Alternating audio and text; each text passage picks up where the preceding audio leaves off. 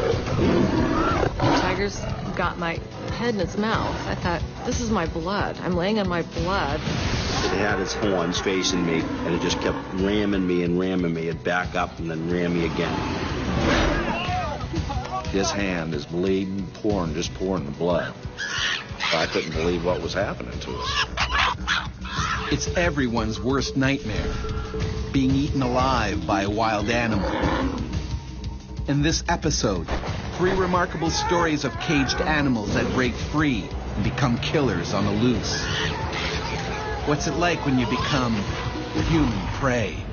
There it is.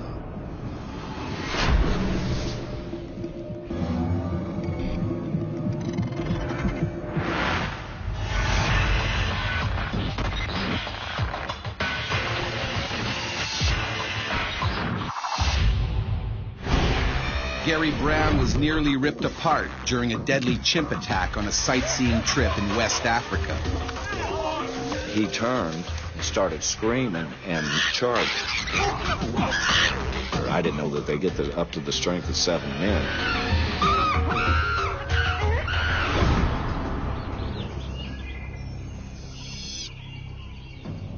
On the west coast of Africa, deep in the Sierra Leone rainforest, a large captive colony of chimpanzees lives peacefully on the 100-acre Takugama Chimpanzee Sanctuary.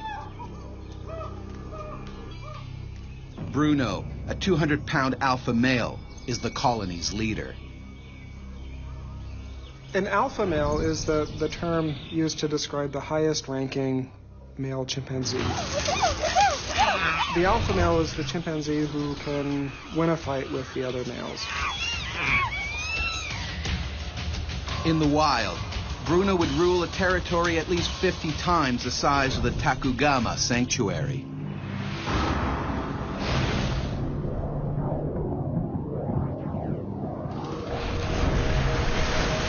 Less than 40 minutes away, Texan telecommunications engineer Gary Brown is enjoying a day off at his hotel. Working here is a dream come true. They're hiring in Africa. Anybody want to go to Africa? And I held my hand up and said, I'll do it. I wanted to work overseas. Yeah, let's do it.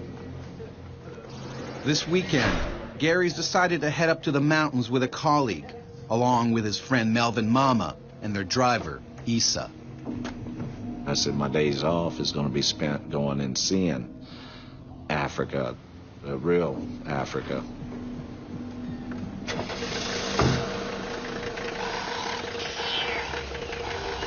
Issa drives them deep in the rainforest towards the Takugama Chimp Sanctuary.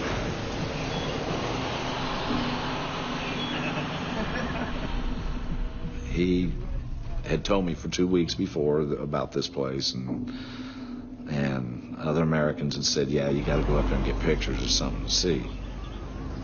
It's the largest chimp refuge in the world. Bruno is the alpha male. He's so big. Yes, I'm from Texas. We grow prairie dogs bigger than any ape. You'll be glad he's behind an electric fence. Yeah.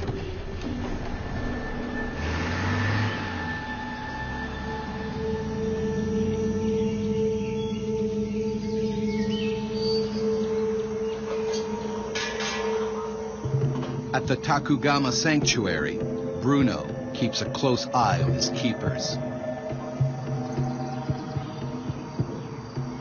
If you're in captivity, you spend a lot of time just watching, and they would see these locks being opened and closed many times a day, and be watching very carefully to see how to get out. The chimpanzees presumably took a rock and banged it against the lock. The chimps in this part of the world know how to use rocks. Very few other animals do that. Chimpanzees and humans are really the tool-making and tool-using masters. No one knows for sure how it happened, but it's a breakout. Bruno and 30 other chimps escape their enclosure and head for the sanctuary's perimeter fence and the jungle beyond.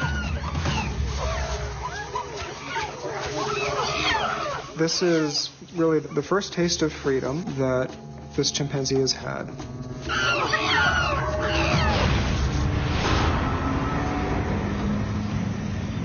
Unaware of the breakout, Gary and his friends continue to the chimp sanctuary.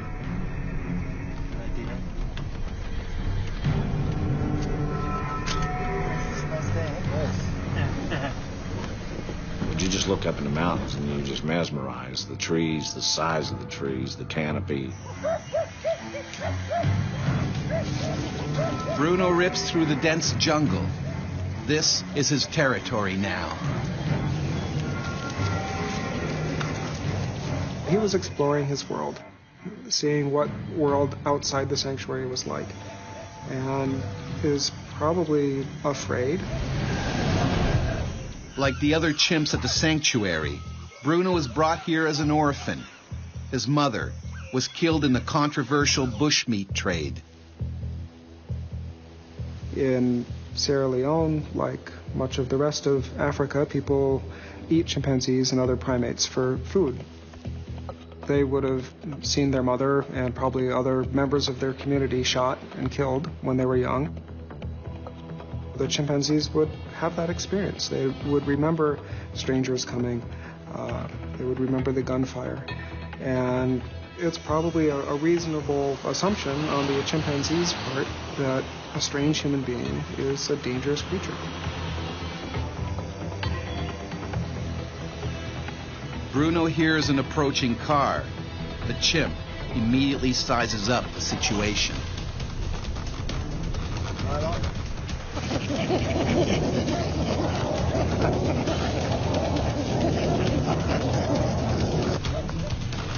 Hey, slow down.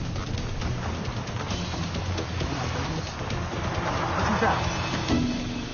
Something moving in the bushes. Hey, what is that? I don't know, man, but I want to get a shot of it. Come on, let's go. All of a sudden, out of the brush, this big black thing jumped out.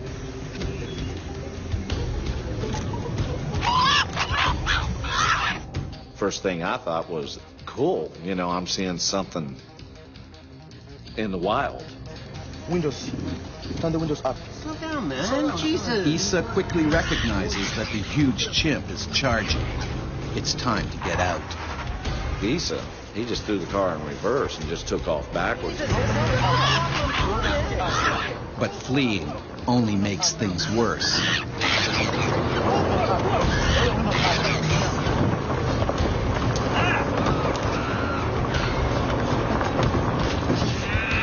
Up and he was level with the front window.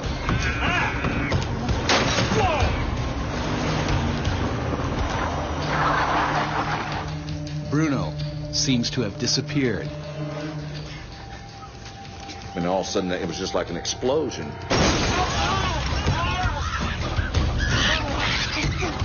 A chimpanzee that's 120 pounds is going to be mostly bone and muscle with not a lot of fat. So you have a very compact and powerful creature.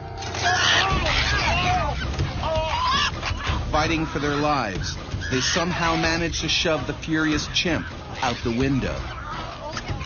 Melvin's hand has been bitten to shreds. Right here, all this was gone. If you run, you're showing that you're afraid of him, you're weak, and he'll take advantage of that.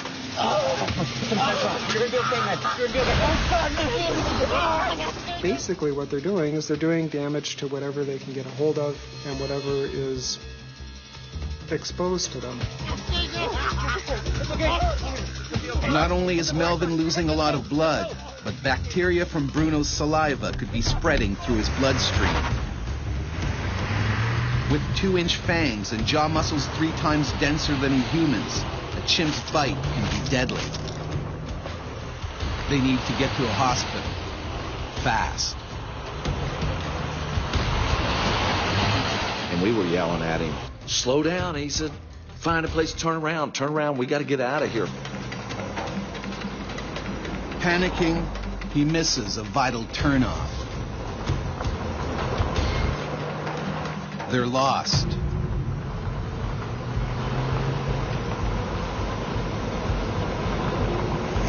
Terrified, they hit a dead end. There was a gate that stood probably 10 to 12 feet tall. With their savage attacker hot on their trail. I couldn't believe what was happening to us. They only have one option.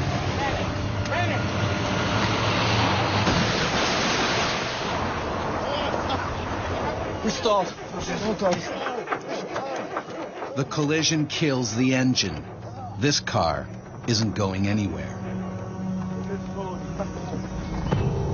We're on the hill. Let's push it, guys. Let's get jump started. But Bruno hasn't finished protecting his new territory. When they tried to escape, that showed the chimpanzee that they were afraid and vulnerable and may well have triggered a chase response. There it is. It's coming back.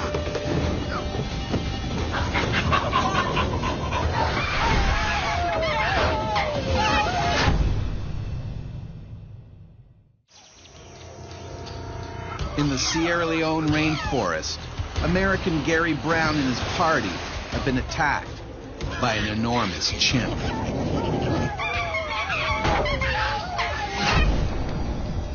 I was blacked out, knocked out, I don't know whatever, but I lost a little bit of time.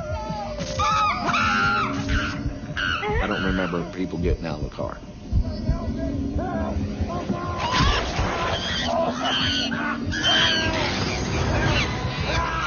Horrified, he spots Melvin on the ground. Bruno is chewing him apart. The chimp takes Melvin's foot in his mouth and bites down. Gary's adrenaline kicks in. I was angry and just mad. Instead of running, I just started looking for a weapon. That's when I lost it. I had enough. And everything that came over me, came through me. All of a sudden, I had total clarity.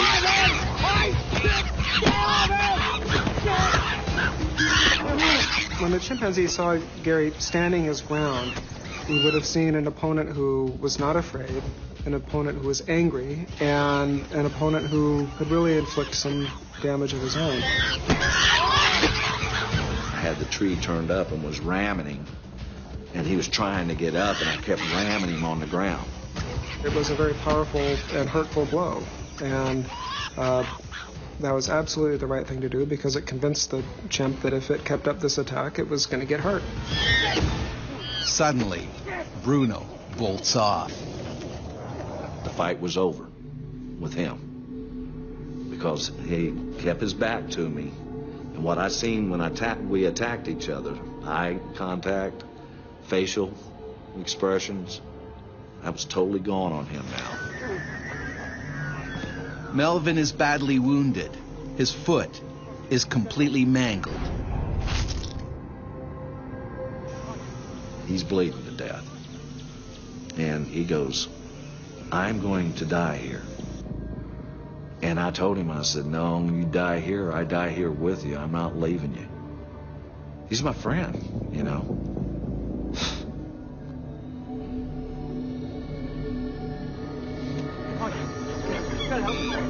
And there's no sign anywhere of their driver.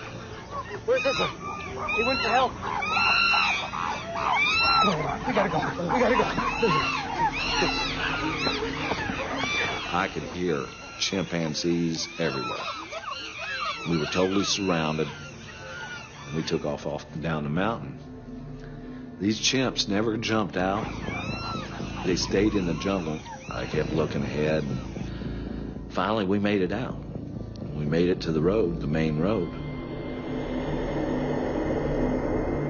More than an hour later, a passing truck picks them up and takes them to a nearby hospital.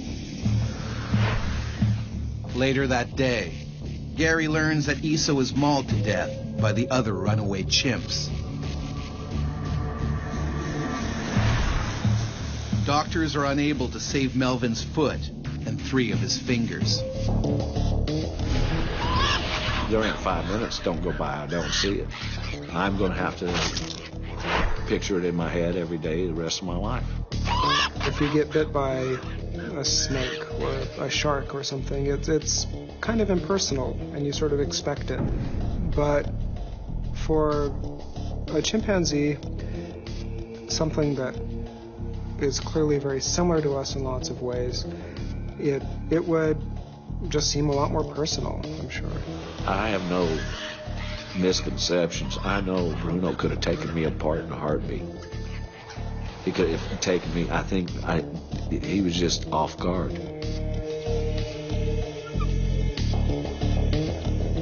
Of the 31 chimpanzees that escaped the sanctuary, 27 were recaptured or returned on their own. 4, including Bruno, are still on the loose.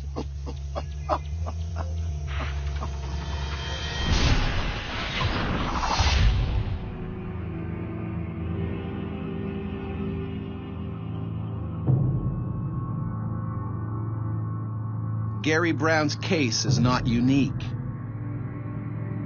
In May 2007, a silverback male gorilla named Boquito escaped from a Rotterdam zoo.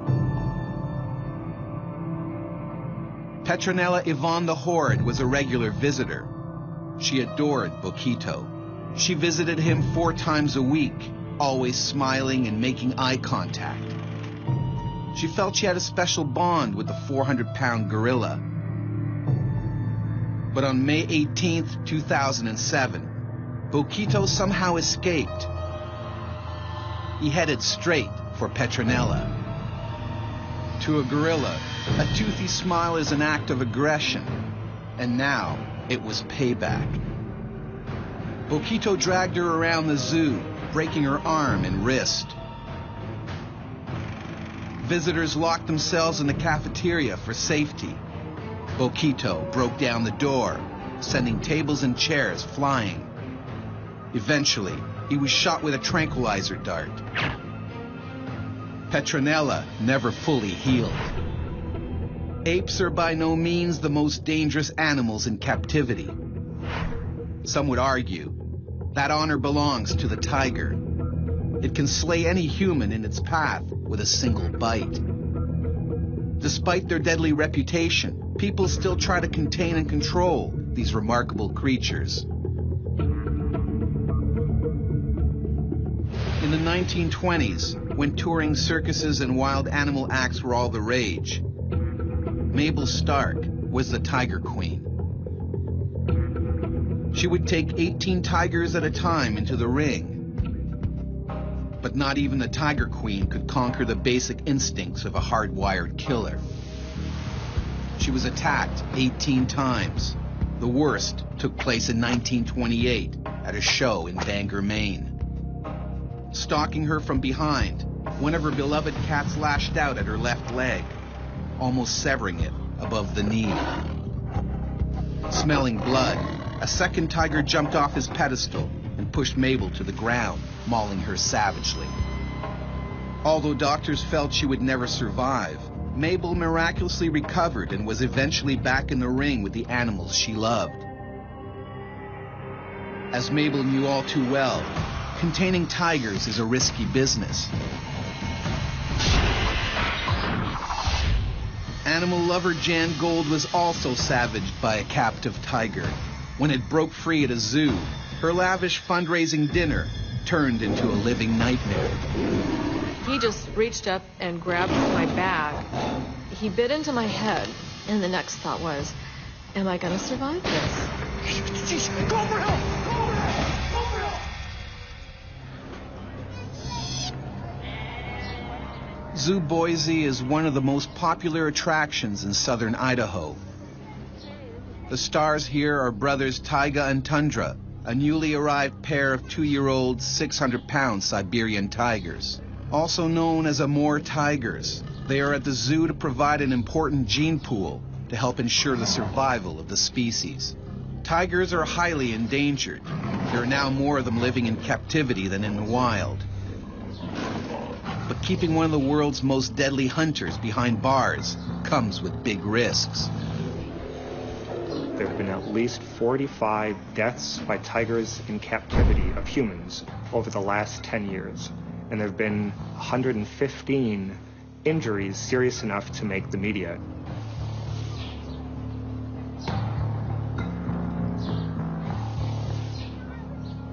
Tonight, Jan is helping to stage a fundraiser called the Feast for the Beast, a name that will soon prove darkly ironic.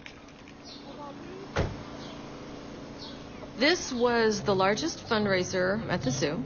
So there was going to be a silent auction, a live auction, some entertainment. All of this was on the park grounds at the zoo.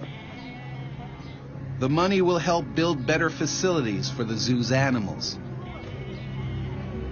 I believe in doing what I can for the animals. I love animals. It's always been a fascination for me. In the wild, taiga and tundra would roam a territory 18 times the size of Manhattan. They are natural-born killers who can never be completely tamed. They can slaughter with a single bite. You can see animals at zoos, for example, that look at children running back and forth in front of the cages. There is an interest in chasing these children. Nearby in the tiger enclosure, taiga and tundra are getting increasingly hungry.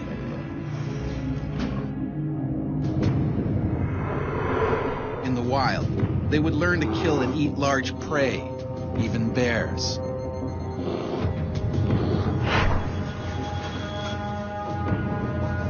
But on the menu tonight is 10 pounds of raw horse meat and vitamins. While the tiger's meal is being prepared, Jan takes care of last-minute details. I had to run some errands and pick some items up for the auction that was going to take place that evening, and it was just kind of setting things up. Around the zoo, workers are finishing off their chores. One of the tiger cages is accidentally left unlocked, but no one notices. Hello, everyone. Alice, it's wonderful to see you. You enjoying yourself? Excellent. Well, the barbecue should almost be ready, and then it'll be over for you. Excellent. Nightfall, and the zoo's social event of the year is underway. It's a good turnout. Dinner was kind of buffet style, and then sitting under a tent, and there was a little bit of entertainment, and then we went on to the live auction.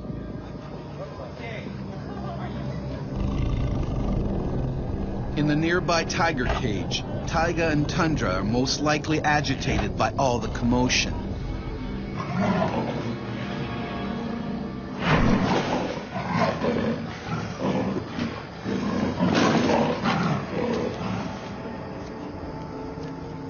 Unlike the tigers, Jan and the others at the party have already been well fed. And now, it's time to stretch their legs.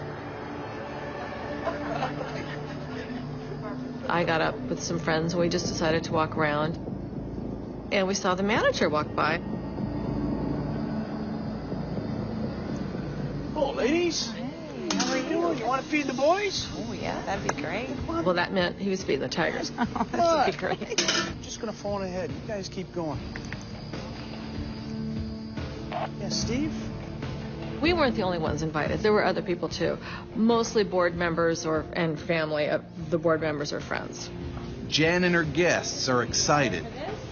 They can't wait to see the big cats feed. Here we go. As I walked down the hall, there was 3 cages on my right.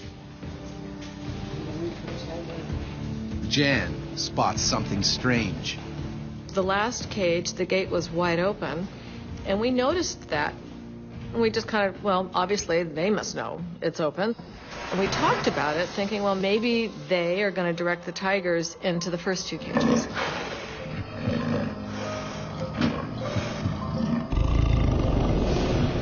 Instead, one of the tigers is now heading towards the third open cage.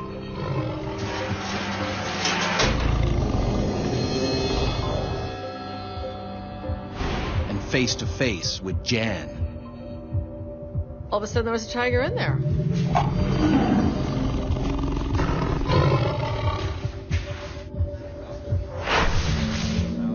Oh, ladies.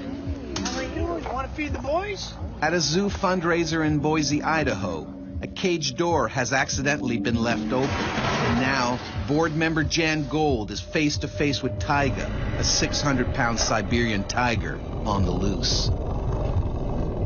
It probably never had the door open before. It didn't know what to expect, but it moved forward, and it could keep moving forward.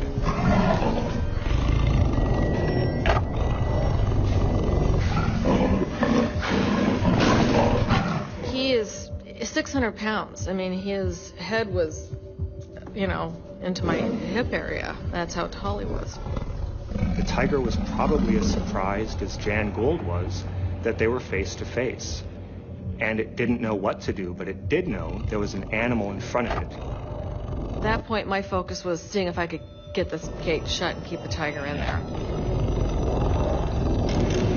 But that's easier said than done. Taiga's still not sure how to react.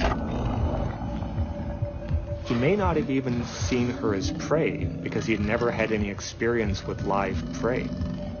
She was just a moving object. But something deep inside said, this is what I'm supposed to be doing. He's moving toward me. I mean, it's a force moving toward me. It was like a few conscious, slow steps because he wasn't stopping, and he was right there.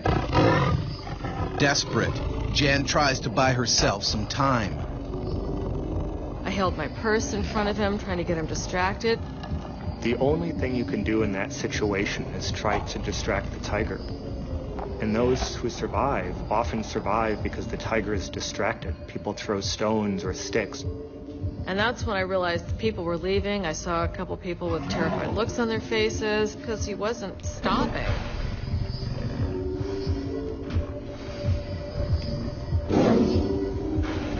The tiger hasn't attacked yet, most likely because Jan's looking it in the eyes. You want to look big. You want to face it. In the wild, tigers prefer to attack their prey from behind. Without realizing, Jan makes a tragic mistake.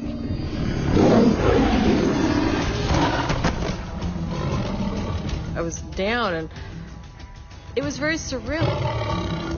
When she turned around, she provided the framework for the tiger to see, aha, this is prey. And it was at that point that 10 million years of evolution kicked in and it tried to be a tiger.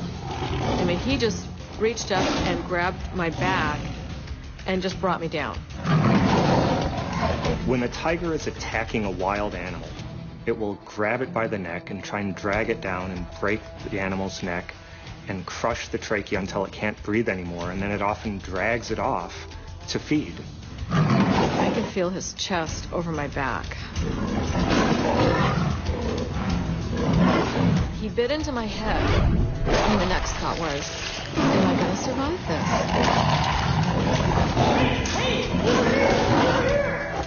His powerful 4-inch canines can easily puncture Jan's neck vertebrae, forcing them apart, eventually breaking her spinal cord. He had no experience. He didn't know where to bite, but he bit, and he grabbed her head, and he kept on going. All the others can do is look on in horror. I thought he actually bit through and crushed my skull, and it was so loud. And then he came to a point and just stopped, and he held me there. He just sort of held me. A police officer hired as security for the event takes aim. Shoot the tiger! Shoot the tiger! Get over! Hey! For the veteran cop, it's tricky getting a clean shot. He fires slightly over Taiga's head just to scare him off.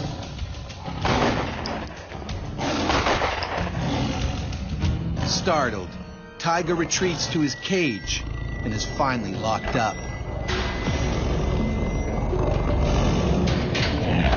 The bullets was enough to surprise the tiger to move back. It had never experienced something like this. Unfortunately, in the shootout, a bullet has accidentally struck Jan in the hip, shattering the top of her femur. I'm laying on the ground, and I can't move from the waist down, or I can't feel anything. Jan is rushed to the hospital. Her injuries are horrific. They didn't know if I'd walk again. I had so many nerves that were damaged because that bullet, when it hit my bone, it exploded. And so I still have lots of shrapnel in there. My hip had to be rebuilt and a lot of nerves were severed. I've lost probably about a third of the nerve and muscle activity in my leg. It takes more than 2 years for Jan to get over the ordeal, and there aren't just the physical scars to deal with. There was a period of time where every time I closed my eyes, I'd be reliving it under a different scenario. That was one of the things I had to go through and recover from. The reason Jan Gold is alive today is the tiger was too young, too inexperienced. It didn't know how to deal a fatal blow. But at the end of the day, a tiger is a tiger, and it will not have lost its tigerness. For the last 8 years, Taiga and Tundra have continued to live in Zoo Boise, with no further incidents.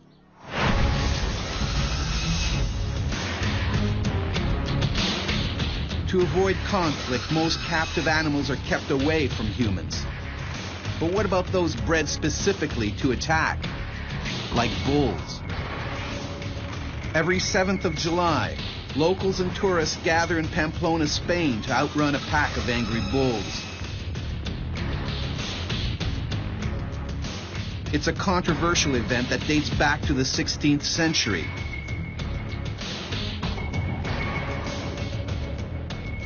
As many as 300 participants are injured each year.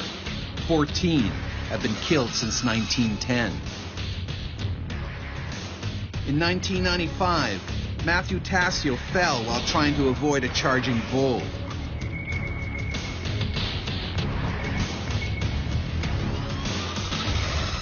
Just 22, Tassio became the first American to die on the streets of Pamplona. Even matadors with years of training can never completely control a powerful bull. In 1947, top bullfighter Manuel Rodriguez Sanchez finally met his match.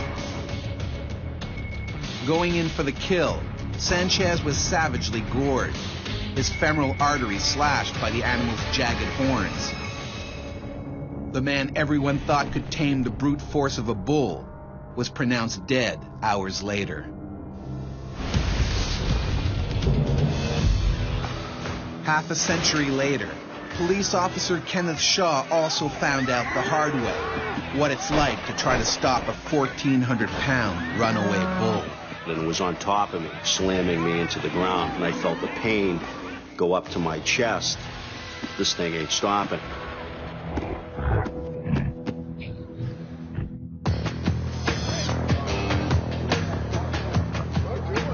Just north of Boston, in Lowell, Massachusetts, a controversial event is underway, a bloodless bullfight. In this version of the event, the animals are not killed. Nonetheless, bulls that are used are much more aggressive than regular farm animals. They're wiry, they're fit, they're athletic, they're fast, they're angry. So their, if you like, threshold for aggression is very different. So it's comparing a Labrador with a pit bull. As this enormous 1,400-pounder waits to face the matador, he gets increasingly worked up. When they're confined, when they're frightened, they get sometimes mean and certainly unpredictable. So stress, fear is really the big danger signal for the bulls that will get them to do things that in nature they would never do normally.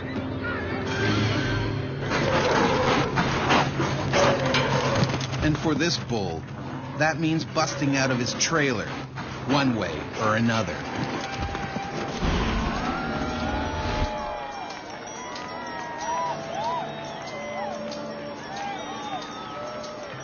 Nearby, Lowell police officers Maggie Malik and Kenneth Shaw are on duty. Basically, your job was to keep the patrons from not coming from the facility with any type of alcohol or anything like that. Gorgeous, hot, bright, sunny day. We had over 300 cars. We almost had to close the gates because we couldn't fit another car in. Maggie's main concern is that she doesn't have to watch any of the fight. I didn't want to see it because I don't agree with an animal to be antagonized and ridiculed, and I felt this was inhumane.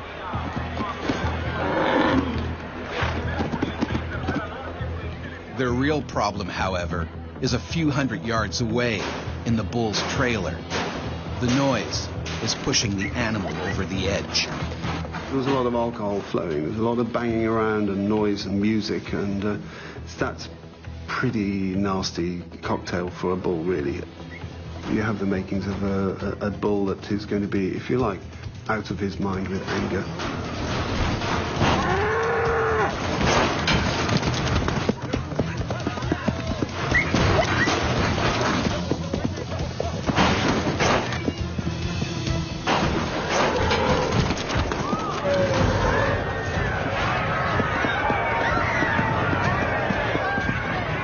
Suddenly, panic rips through the crowd milling around outside. All of a sudden, I see people start to run and start screaming. Kenneth races around the corner and comes face to face with a half-ton nightmare. Somehow, the angry bull is broken loose. Now all of a sudden I'm in a situation where I have to deal with that animal that's running rampant. There's no truth in the belief that red specifically is antagonistic to bulls. Movement is the biggest single factor which triggers a bull attack. The bull zeroes in on a target. The gentleman was basically with his back up against the bed of the pickup truck. And the bull just kept slamming him into the back end of the pickup truck. The strength of this animal was truly amazing.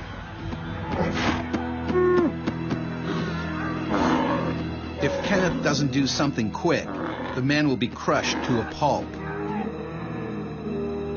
The diamond-like tip of the bull's horns can easily gore into soft tissues. I just started to basically make noises, waving my hands, trying to get its attention.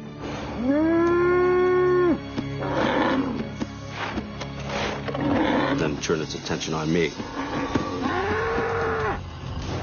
My adrenaline was just, it just all came so quickly. Charging at full speed is a wall of muscle. It was a scary sight. Nearby, Maggie is unaware that a furious monster is gunning for her partner. Everybody's screaming, there's music going on, you can't really hear anything. It charged me, and I jumped on a vehicle that was close. It slammed off that vehicle and then just bounced off. But I knew it could pack a wallop, so I didn't want to get hit with that. There is no protection against an attack by a determined bull, especially a bull of that breeding, of that degree of infuriation, of that degree of temper. Finally, Maggie spots her partner. Kenneth has nowhere to go. They can really hit like a battering ram. Nothing is going to stop them, really. And you'll be punctured. It'll go through your rib cage or some other part of your anatomy. They basically threw my body from the side onto the hood of the vehicle to get away from its wrath. And that made the bull mad. Don't frustrate him and don't antagonize him, because you always know that he can pull all the shots. It's frustrated. It looks for something else to demolish. It spots Maggie. He came with a run. He came with a snort. I don't know how to play like that. It's like, oh my God, what do I do with this bull? She zigzags, desperately trying to lose him, but he sticks to her like a shadow. They have this real benefit of almost 360 degrees coverage, so it makes them able probably to react more quickly than humans.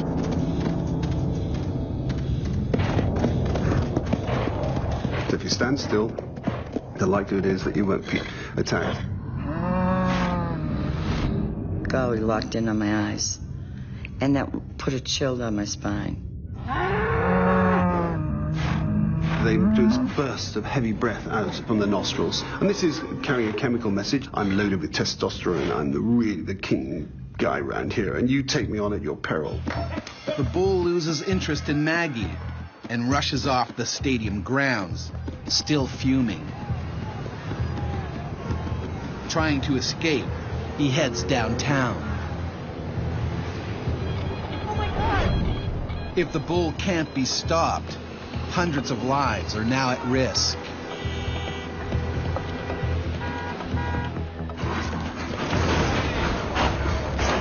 At a bloodless bullfight in Lowell, Massachusetts, a half-ton bull is on a violent rampage.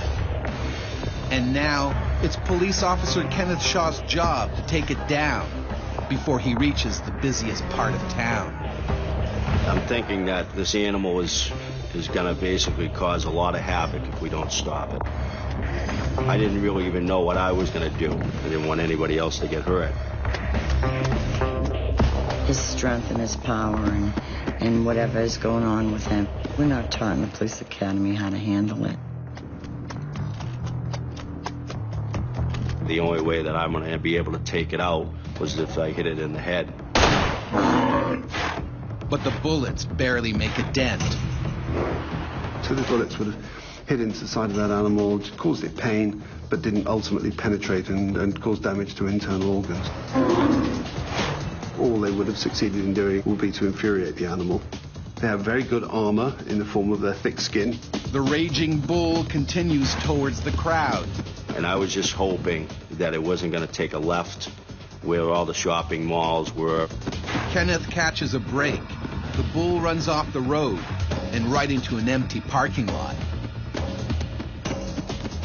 In an ideal situation, they would have just tried to contain or keep it in that parking lot, let it calm down.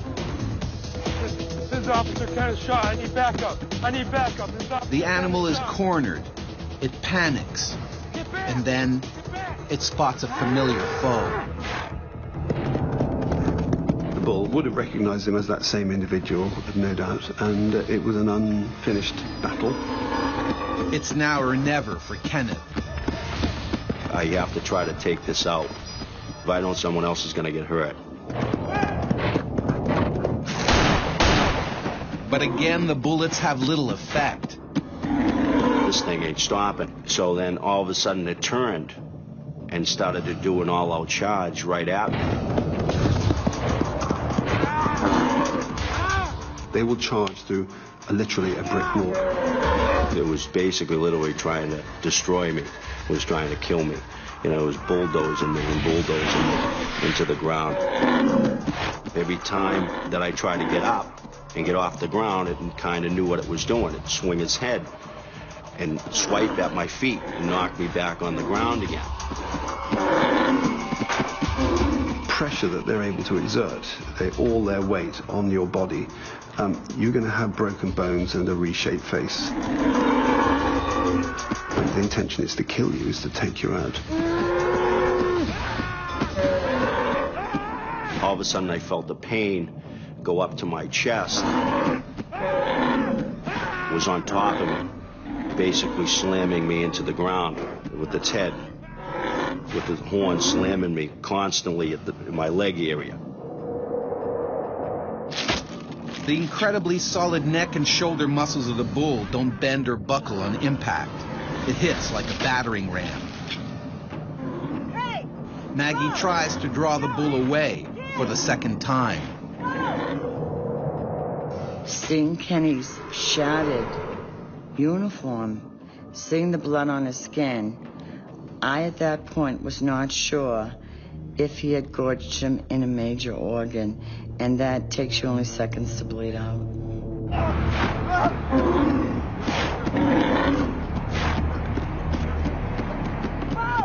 The bull is momentarily confused by Maggie's shouts, buying Kenneth just enough time to crawl for cover beside a car. His knee is gorged. It looked like prime rib. And I know there's a lot of grout and dirt and soot. It needs a lot of cleaning, a lot of room for infection, tendon repair, maybe fractured bones. Kenneth's in bad shape. Time is ticking. Maggie needs to act now. But the bull still wants a piece of Maggie and takes dead aim. So I said, come on, let's bring it on. Let's go get him.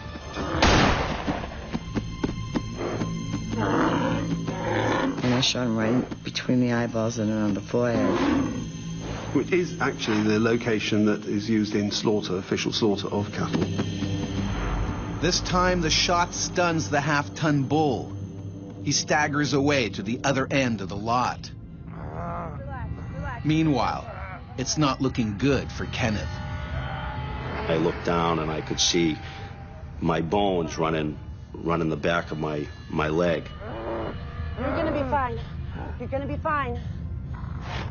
The bull is finally put down when police backup arrives at the scene.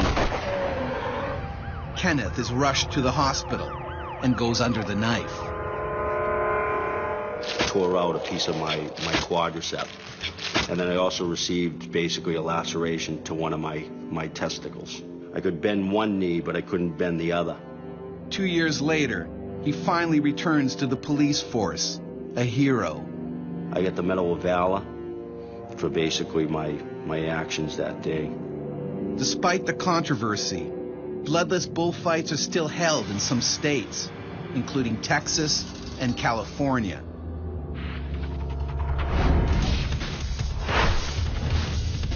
Preservation is the main argument for keeping dangerous animals behind bars.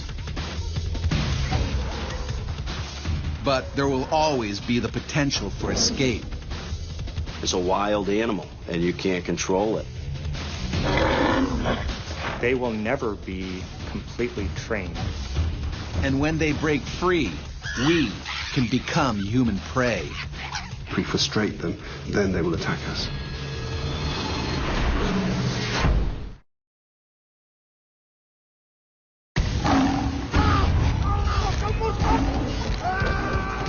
She had already had her mouth over my head. She would have killed me. She was looking for a death bite. They go through bone like you and I go through a candy bar. It's everyone's worst nightmare, being eaten alive by a wild animal. In this episode, 3 horrific stories of people who've been attacked by predators of the African savanna. What's it like to become human prey?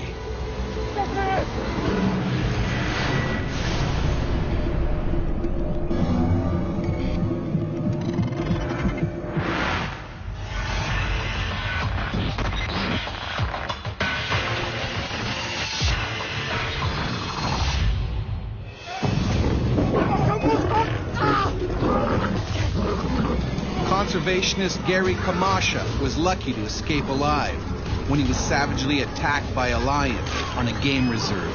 And I thought that this was it. I thought this would be the end. The African savanna, home to one of the most feared predators on Earth, the lion.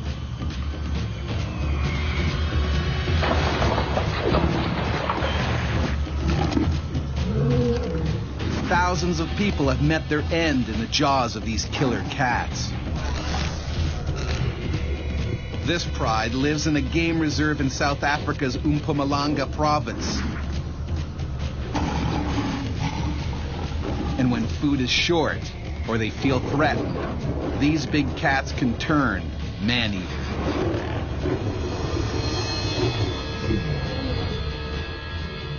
With lions around, no one can afford to be off guard.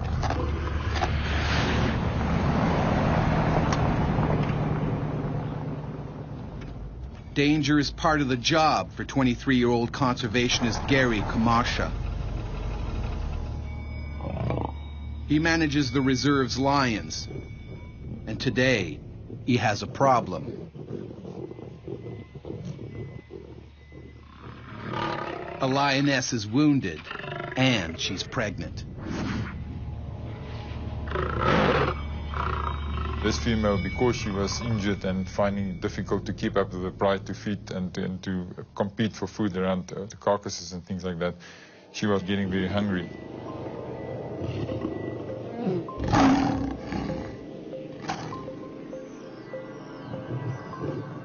If Gary tries to treat the lioness, the pride can tear him apart.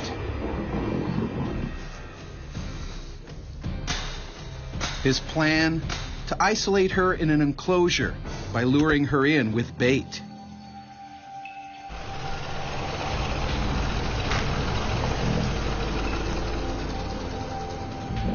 But the dominant males get to the meat first.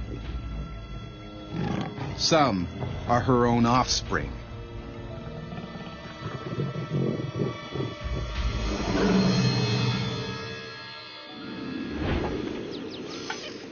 Here we go. Home style break. Days later, Gary is still waiting. He relaxes with friends and makes a dangerous mistake. 24.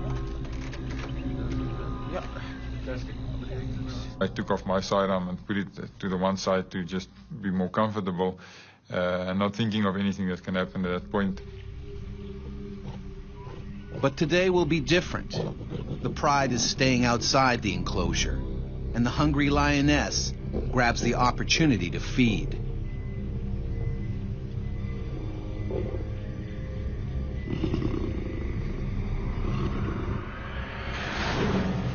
She's in the enclosure. Gary is delighted she's finally taken the bait. I'll be back in a couple of minutes. I just want to close the gate. Now he can treat her injury. 5 minutes. Come, let's go. I basically thought, okay, this is what we've been hoping for. Let's quickly go and close the gates and make sure that she's constrained inside. But in the rush, he's forgotten the one thing that could protect him in an attack.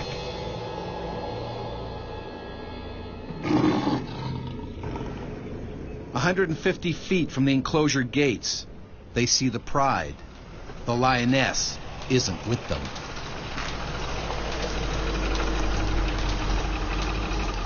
There she is, behind that bush. Oh. Gary is relieved his plan is finally working. But something is wrong. She's not alone.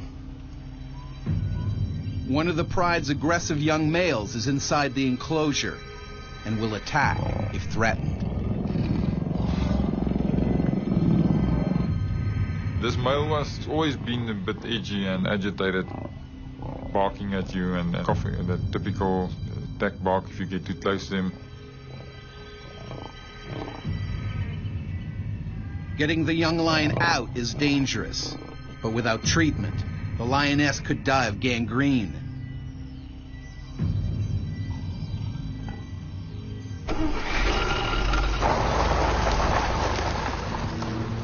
Gary's plan, forcing the young male out by using the truck. So we went into the gate and I tried to get the vehicle between the male and this female and then push him out so that he could be running out. And once he would be outside, we could close the gates. But the young lion isn't easily intimidated. He's not leaving. I think what happened at that point, he was looking at the movement in the vehicle. So the vehicle and the people inside was posing a threat to him as well as myself. And instead of him running for the gate, he was just seeing himself being crowded by this whole scenario. I was worried that he might start getting agitated, running up and down, psyching up the female as well, the rest of the pride. Forcing him out with the truck hasn't worked. All Gary can do now is try to flush the lion out himself. Just gonna have to go in there and chase him out.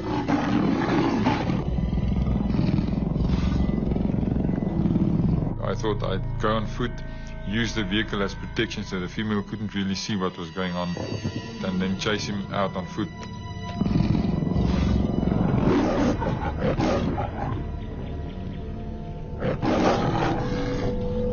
It's a risky move, especially as Gary still hasn't realized he's forgotten his gun.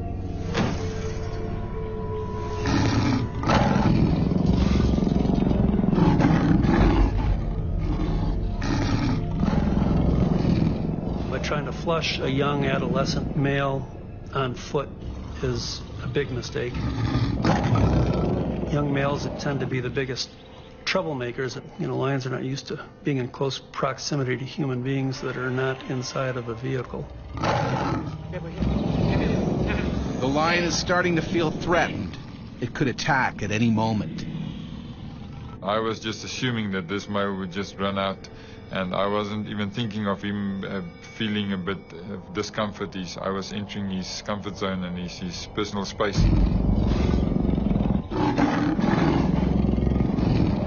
He was essentially cornered because he was in a fenced-in area, so that's the time when an animal will react out of fear. Instead of diverting his direction towards the gap between myself and the vehicle, he was actually zooming in on me.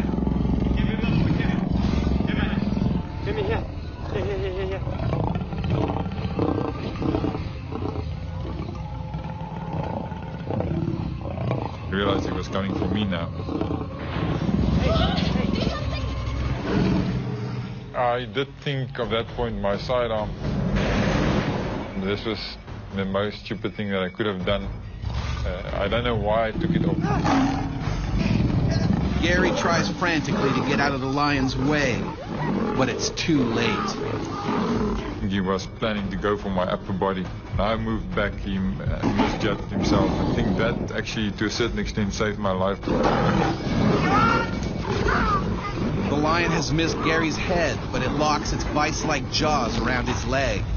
His friends, also unarmed, can only watch in horror.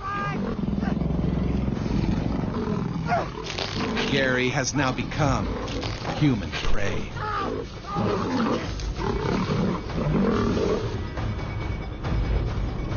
A lion has savagely attacked conservationist Gary Khomas. Unarmed, he must now fight for his life with his bare hands. And I had my hands trying to push his head down and away from me and keep him down. It was like an iron vice, a big vice just clamping around my leg. A lion's jaws can bite with nearly 900 pounds of pressure, enough to snap the spine of its prey with ease. The lion certainly was trying to control him and immobilize him and get him to a point where he could access a more vital area.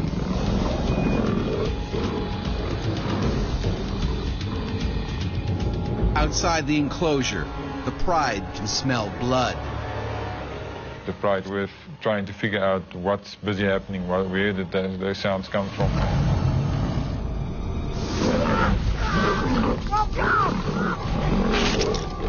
The pride is becoming restless. If they join in the attack, Gary is finished.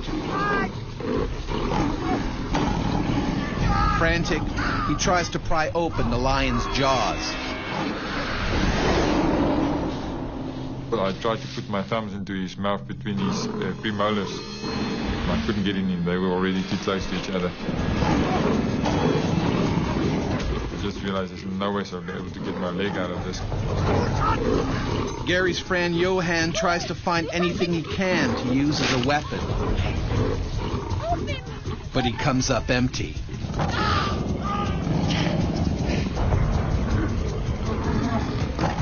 The pride is getting agitated. They can sense a kill. Some lions are dedicated man-eaters, using humans as a regular part of their diet. The hunting instinct kicks in. The attack is on. The rest of the pride was already coming in, and I shouted to my friend, keep the rest of the pride away, keep the rest of the pride away. And knowing that if they would come in, it would have been the end. Keep the freaking pride away! I thought that this was it, with the rest of the pride coming in to assist. I thought this would be the end. I wouldn't be able to fend off the rest of the group, so I was shouting at him, and he jumped out of the vehicle and started throwing pieces of branches and rocks.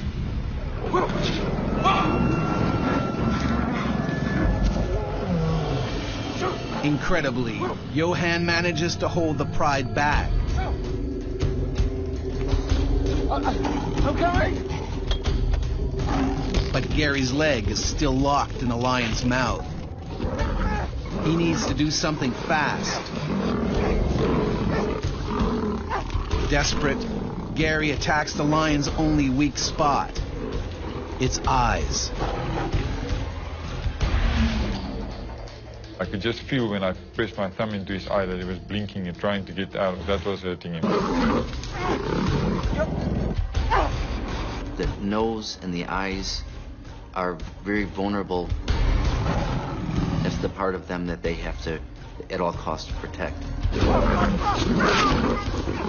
But the lion won't let go. It fights back with razor-sharp claws. Or not only did they shred your flesh like a hot knife through butter, but the infections caused by those claws are also very septic and can lead to rapid infection and death. A lion's claws carry deadly bacteria that can cause tumors, inflammation of the heart, and kidney failure. I still remember the sound of ripping flesh. And I could see the skin stretching, and then could feel the skin ripping. Time is running out. Don't keep them back any longer! Go! Johan has nothing else to throw at the lions. If the pride attacks, Gary is unlikely to escape alive.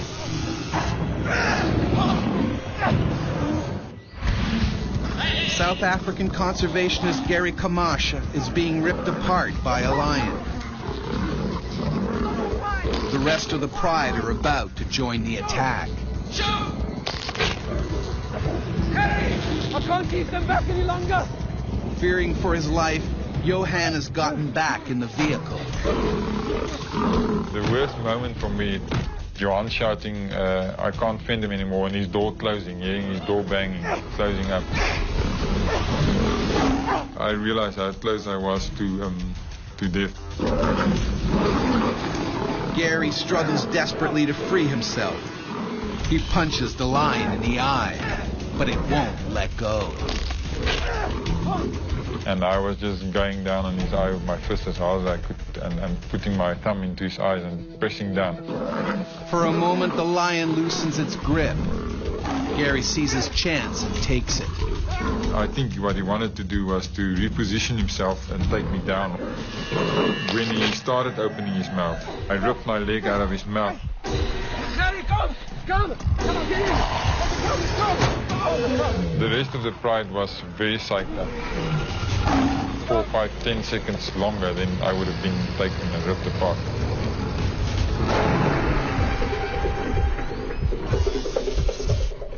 Adrenaline is coursing through Gary's body.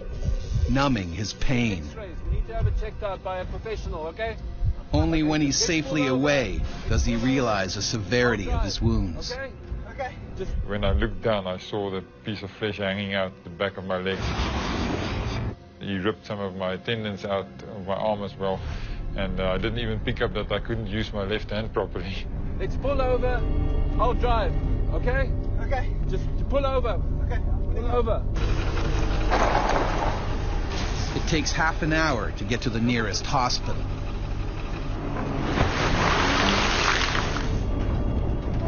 On the road down to the doctor, I remember I started feeling very awkward.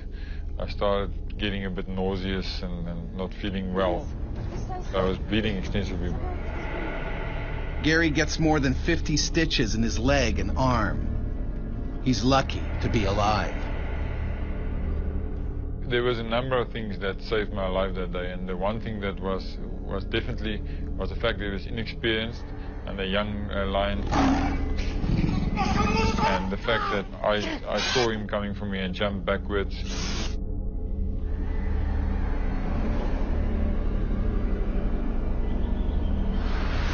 Just a few weeks later, Gary returns to work on the game reserve. In the meantime, the lioness's wounds has healed naturally, and she's given birth to a healthy litter. Gary's close brush with death has made him realize that on the savannah, you can never drop your guard. I think what it did cause me to be way more cautious than I was at that point, because I can remember I was getting more and more complacent with these animals.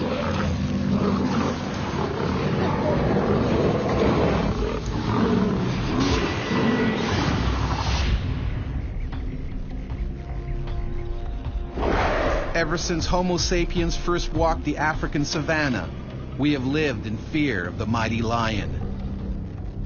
These superb predators have ruled their territory for over 1 million years. Unarmed, humans stand little chance. Even today, more than 100 people every year are killed by lions. Humans have always been on the menu of lions throughout history, throughout our coevolution with them. But lions are not the only man-eaters here. The hyena is just as deadly.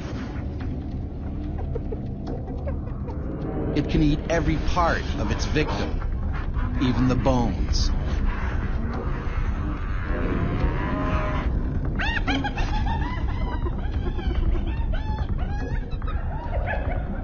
Hyenas are despised because they dig up graves and eat human remains. And feared because they kill the living.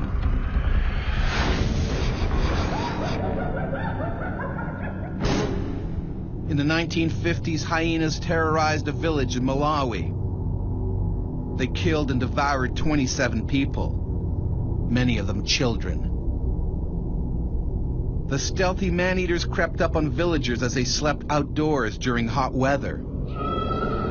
They grabbed their victims by the head and dragged them off into the bushes to feed. There was little left for devastated families to bury.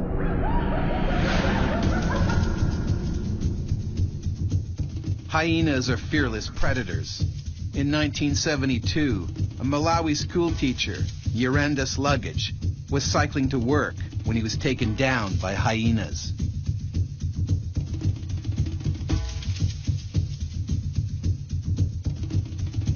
He knew there'd be nothing left of him if they dragged him away. He fought as hard as he could, screaming for help. By the time villagers rescued him, he was barely alive. People forget how deadly hyenas can be. Danny Tail Blanche wasn't scared of them until one tried to eat him alive. And I thought, I'm going to die now.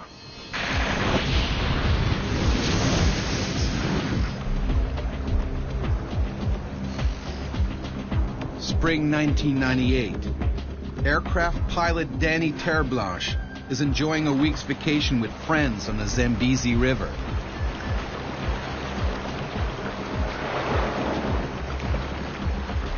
Every year, the group heads off into the wilderness for a taste of adventure. All the time there's exciting moments because there's a lot of hippo. There's crocodiles, lions, and of course, hyenas.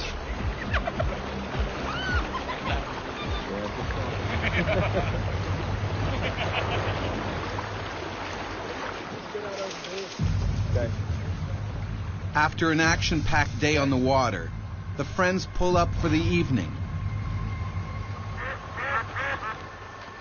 A ground crew has set up camp and cooked a hearty meal.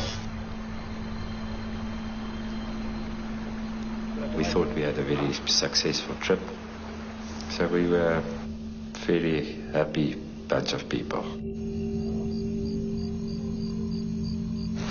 Great 6 days.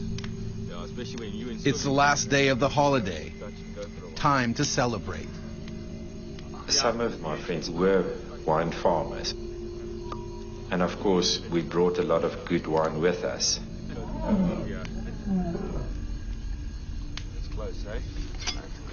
We had lions every night. We knew there was quite a lot of lions, but nobody had a gun. Are you sure you're still going to sleep out here tonight? Yeah, man. Predators are nearby, but Danny won't sleep in a tent. A big mistake. There's a recipe for hyena attacks, and the recipe would be sleeping with your door open, sleeping in your sleeping bag on the ground outside of a tent. Oh, I think you're welcome. I'm going to call it a night. Good night, gentlemen. Yeah, sleep well. All right. Yeah, you too. Thanks to you. Every night I slept outside, yes. But with some protection, I had chairs around my mattress.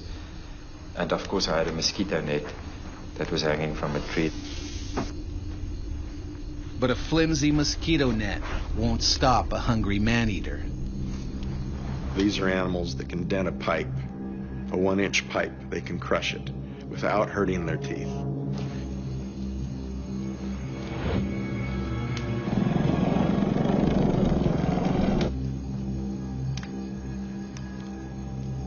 At night, the hyena has a huge advantage. It can see in the dark. Hyenas, like all nocturnal hunters, have incredible ability to see and smell at night. Night vision is excellent.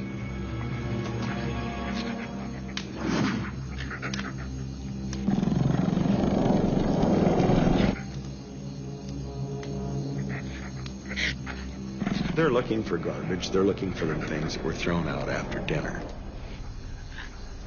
And they come onto something like a person laying there sleeping. That's a carcass to a hyena. You are a large meal for them. They're not going to check your pulse before they go ahead and grab you.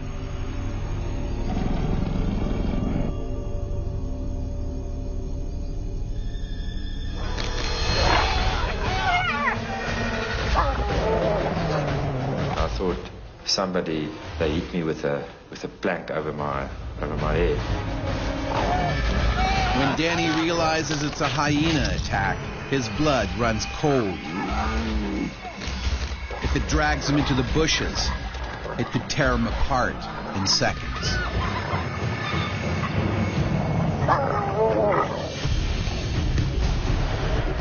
Danny Terreblanche is on a kayaking holiday on the Zambezi River when he is attacked by a hyena. I've got no weapon, and I think my way of protecting myself is to pull a thick blanket over my head. It doesn't bite my head off. A hyena's bite can exert a force of up to 1,000 pounds. They have particularly large teeth, premolars to crush bones, and carnassials at the back of the mouth, which slice up meat like scissors. They have the strongest bite of any predator on Earth. Stronger than a lion, stronger than a bear. They go through bone like you and I go through a candy bar.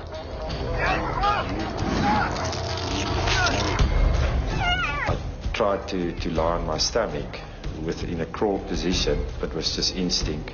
Then it grabbed me by the neck and it dragged me. A few feet further into the bushes, and he could be ripped to pieces by the hungry hyena. He will proceed to drag you off and start eating you. That's what would happen.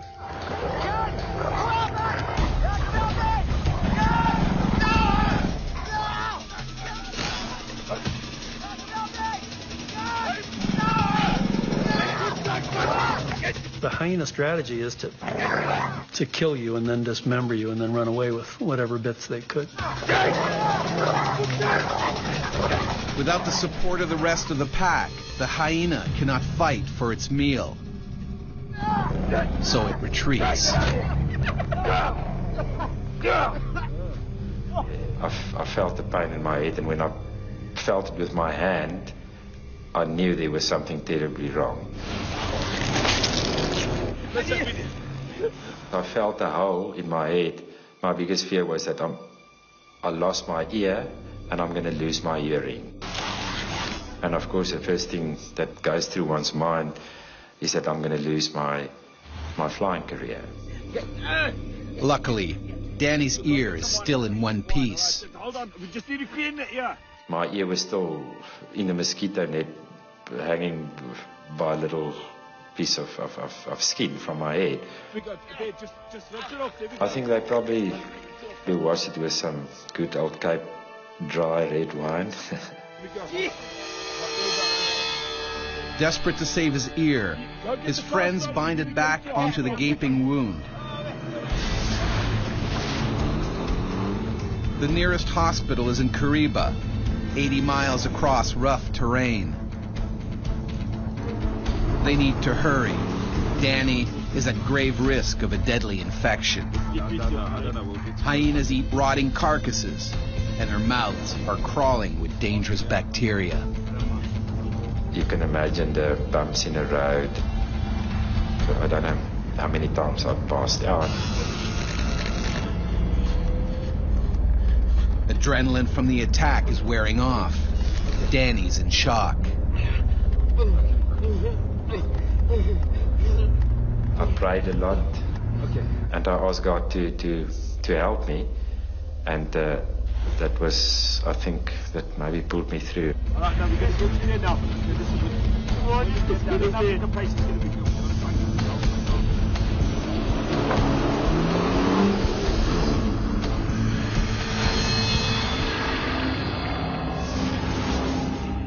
It takes them nearly 9 hours to reach Kariba. The town only has a small basic hospital. The doctor does what she can to save Danny's ear. She had to stitch it back onto my head, but there was no anesthetics. My friends had to hold me on the table while she did the job. That was very, very painful. Danny is then flown back to South Africa, where a plastic surgeon performs 3 painful operations. His ear is finally restored, and he can resume his flying career.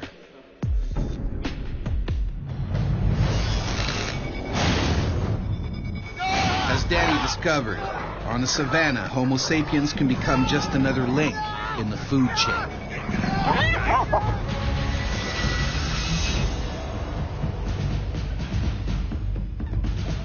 Humans aren't the usual prey for hyenas and lions.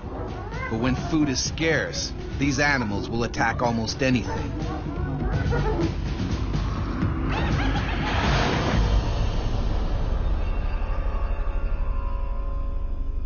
In 1898, when an epidemic meant other prey was in short supply, 2 hungry lions launched one of the worst series of attacks ever recorded. The man-eating pair are thought to have killed more than 100 railway workers in Kenya. The lions may have begun by scavenging graves. Then, with a taste for human flesh, they began a bloody rampage, that lasted 9 months.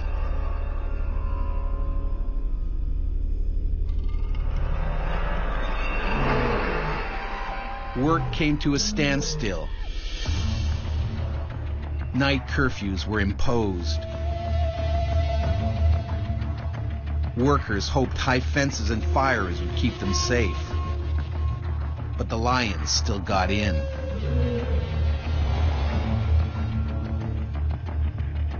They pulled their prey from their beds and dragged them off into the bushes to be devoured. Chief Engineer Lieutenant Colonel John Henry Patterson knew he had to kill the lions if the railway was to be built. He tried for months to catch the savage predators. Then, finally, on the night of December 9th, 1898, he managed to shoot the first lion. 20 days later, he killed the second. Patterson became an instant hero.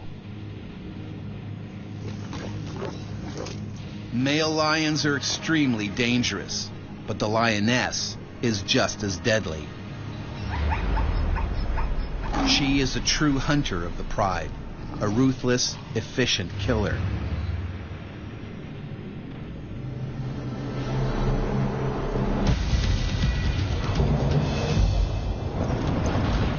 When Bruce Meekall had to hunt a rogue lioness, he soon found out why these predators have such a terrifying reputation. She had bitten down from the top of my head, and I was fighting for my life. Limpopo, South Africa. This lioness is a loner. She's old and hungry. Local villagers are terrified she might start preying on their cattle or on them. The lions are usually persecuted by people because they pose a threat. Usually that threat is to their livestock, to their goats or their cattle. Professional hunters are called in to put her down. Leading the team is conservationist Bruce Meekall. He's sad to have to kill such a magnificent animal. Doing the job humanely is his top priority. It's your responsibility to make sure that things are done properly and as ethically as possible. You got the rifle? Yeah. You know, make sure that the animal goes down, you know, in a clean sweep. We had been notified by one of the trackers where the lioness was, so we headed up in our vehicle to that area. There's quite a few things to take into consideration when hunting a lion. Wind direction, the vegetation around you, and obviously the fact that you've got to have a clear visual around you. You don't want to be in really dense bush where you can end up in a bad situation.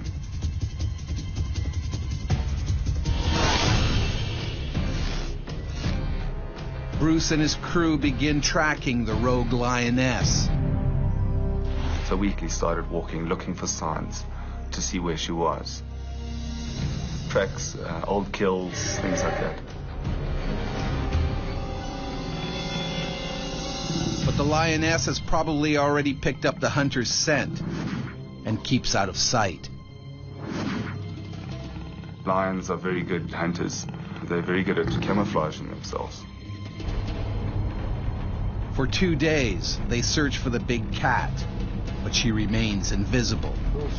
The longer it takes to find her, the greater the danger to local villagers.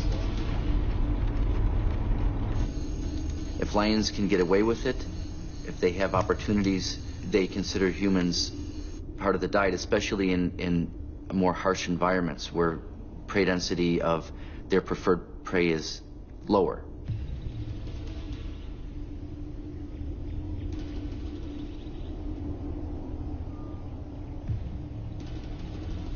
Finally, they work out which way the animal is heading.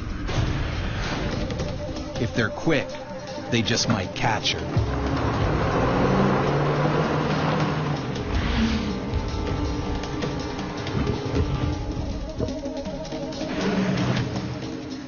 later that morning, we had actually bumped into her purely through tracking. That enabled us, obviously, to get set up to take the shot. Bruce wants to take the lioness out with a single bullet. If he only wounds her, she's likely to attack.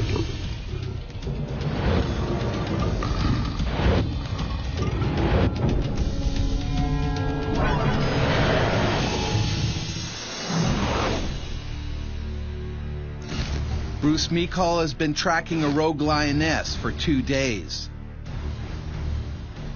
He now needs to put her down with a single bullet.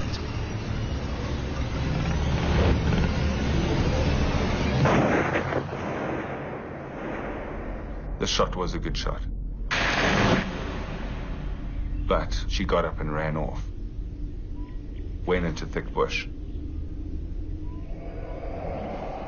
Something has gone very wrong. The bullet hit the lioness, but hasn't killed her. If the bullet hadn't done what it was supposed to do, the bullet opens up and has a hard impact in order to make an instant kill. In this situation, it basically just went straight through.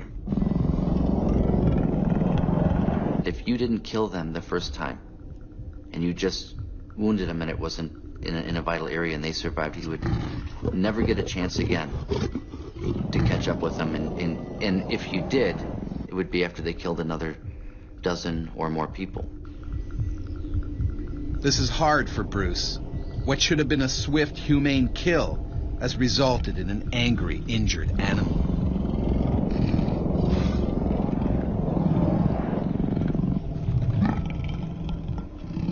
The animal's adrenaline is up, and by walking in there immediately, you basically putting yourself into a situation where she's going to come out and attack you. Just have to be very careful. They decide to give the lioness a chance to calm down. We had back as a safety precaution and got in our vehicles.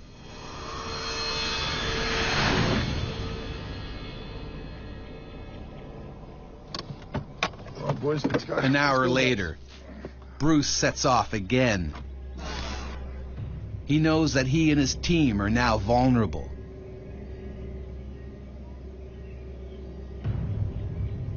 The lioness is on the defensive and could strike at any moment.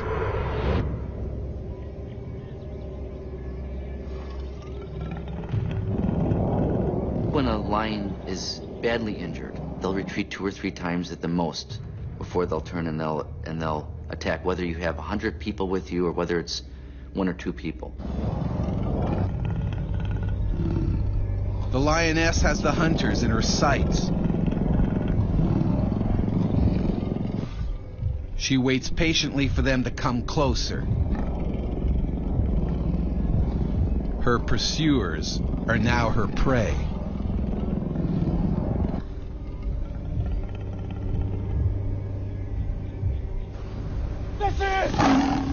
The lions will cover a distance of 100 meters in about 6 seconds. So there's not much chance to get into any position. So you basically turn, point, and take your shot. By the time I reloaded to take the second shot, she had jumped onto me. The attack is savage. The lioness goes straight for Bruce's head. The main thing that they go for is the most vital spot and the most vulnerable spot, and that's the neck and the head. As we came down towards the ground, she had already had her mouth over my head and bit me on the back of my head. With the impact of us hitting the ground, my head bounced out of her mouth. To see teeth and saliva and hair, and I mean the sound that they make is incredibly loud. The others can't fire. They could hit Bruce. They fling you around like a rag doll. With their strength and power, every time they hit you, your whole body is being thrown about. She would have been feeling for his vertebrae so she could puncture and sever the spinal cord. The wounded cat is in a frenzy. You don't know what's happening. You're just trying to get a grip of the whole situation around you and what to do in order to survive. The lioness is much stronger than Bruce. The moment he weakens, she will kill him.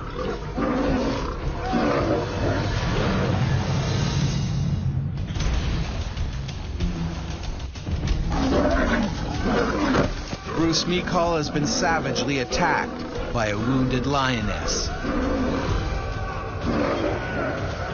His team can't shoot her because they might kill him. He's become human prey. Once they go into attack mode, they don't turn back. And then they're going to press that attack until either you're dead or they're dead. All you're thinking about is trying to survive. Trying to get yourself into a position of maybe having an inch of control. He must try to keep the lioness from moving long enough for his team to shoot her without hitting him. Bruce is an experienced hunter. He knows the lioness will try to gut him with her back claws. My natural instinct was to pick my legs up so she didn't disembowel me. And when she came for my face, that's when I stuck my arm in her mouth. Bruce has disabled 2 of her deadly weapons, her teeth and back claws. He hugs the lioness tight to immobilize her.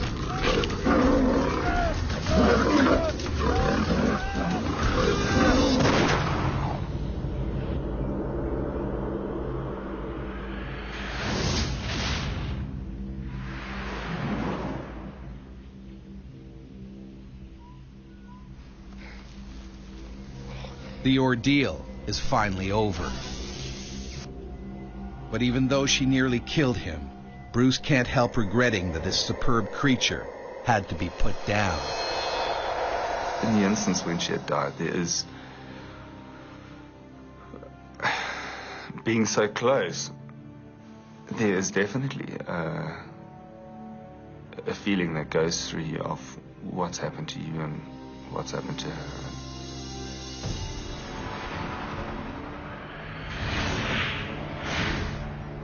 Shock sets in quickly. Bruce needs urgent medical attention. He has torn veins and over 40 lacerations. His injuries are life-threatening. A lion's saliva carries bacteria, which can cause terrible infection and internal bleeding. I spent 5.5 hours in surgery. I came out of hospital after 1.5 to 2 weeks. You know, then it's a long recovery, I think, from there, mentally and physically. Within a couple of months, I'd healed up. I was able to use, my arm again, and a bit of therapy that, that helped. On the mental side, I think you've got to accept what's happened to you and move forward.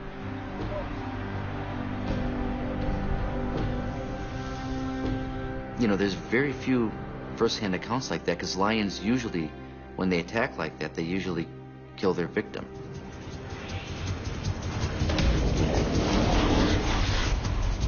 Bruce is lucky to survive. Despite his close brush with death, he goes back to work as a conservation manager in a savannah. But he's given up hunting for good. It's hard to go back to doing what you were doing after an incident like that. There's definitely a sense of respect and a sense of fear.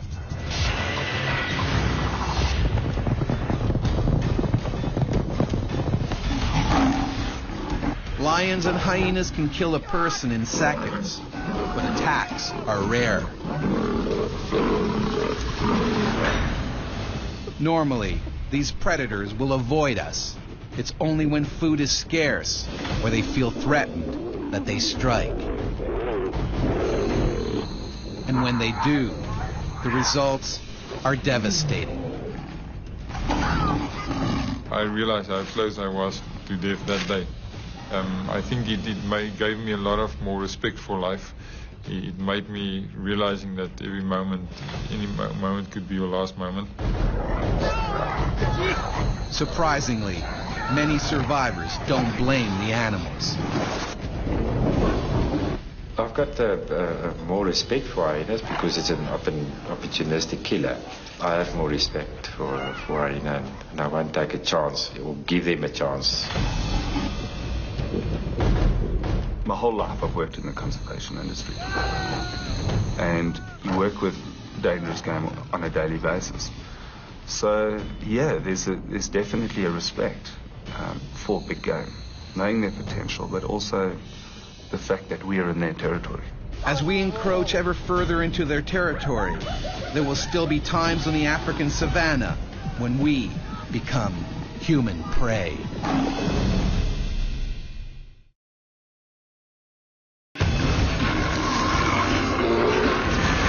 My whole head was in its mouth.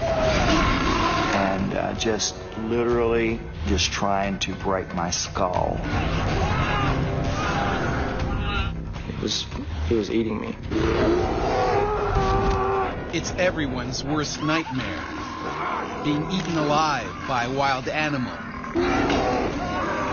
In this episode, 3 terrifying stories of people who've been savaged by bears. What's it like to become human prey?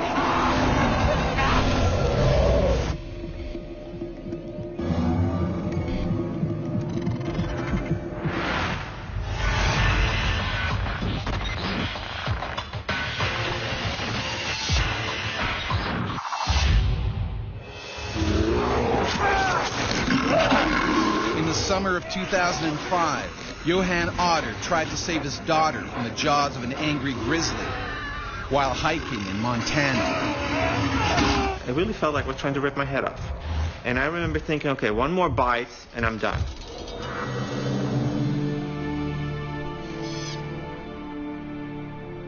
Glacier National Park, one of America's last great wilderness areas. It's home to the nation's most feared predator, the grizzly bear. Every year, grizzlies claim the lives of people who get too close.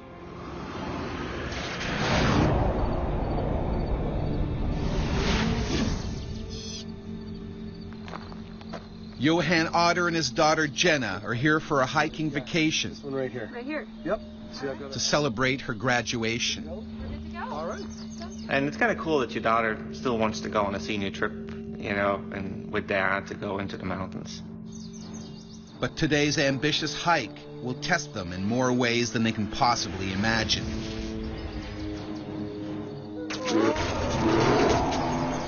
Survival in this wilderness is brutal. This female grizzly is dangerous. She has 2 cubs and will attack anything that comes near them.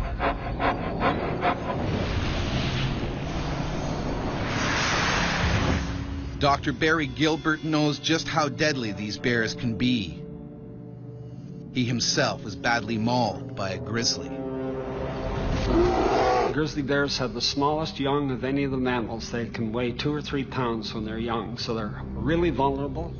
This is what has caused the female to evolve into being suicidally aggressive. She lays out her all for those cubs. It's too early for other hikers to be on the trail. I sort of had this underlying nervousness. In the morning and the evening hours are the prime feeding times for animals, so that's when they're going to be out and about a lot more. I gotta take a video of this. It's beautiful. Wow. But Dad, we've got a long way to go. Let's keep going. But Johan and Jenna are seasoned hikers. The precaution I knew when hiking was just to make noise. We knew to not be too quiet, although we didn't know how loud to actually be. We talked continuously during that time, and we made sure we looked around as much as possible. Mornings, you can run to work and then take a shower then. So your mom wanted me to have a talk with you about keeping to your studies. They also carry a can of bear spray.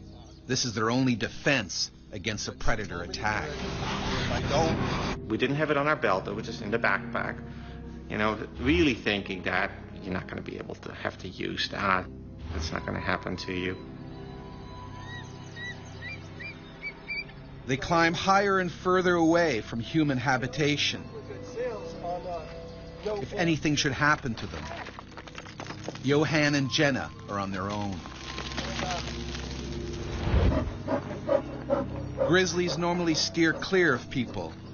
They can pick up a scent from over 2 miles away. But the wind is blowing down the mountain, away from the bear. And that would just negate the bear's best warning system, which is its nose, its sense of smell. And that's almost a perfect storm scenario. The grizzly is now on a deadly collision course. A surprised bear is an angry bear, and an angry bear is an aggressive bear and a dangerous bear. So do you honestly think that you're going to be able to keep up with, practice and dance? Look at this. High above the lake, the view is spectacular. Johan and Jenna fall silent, a mistake that could cost their lives.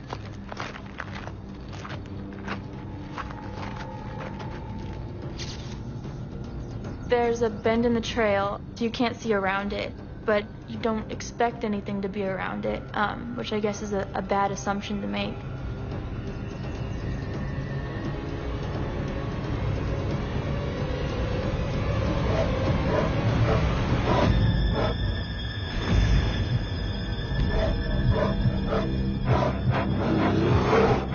In front of me is a mother grizzly bear, followed by 2 cubs right behind her.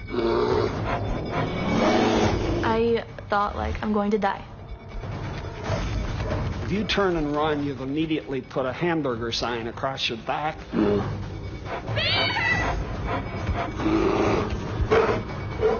To save his daughter, Johan puts his own life on the line. And it's something instinctual. It's not something you actually think about. It basically went into my thigh. The bear bites deep into Johan's leg, again and again, right down to the bone.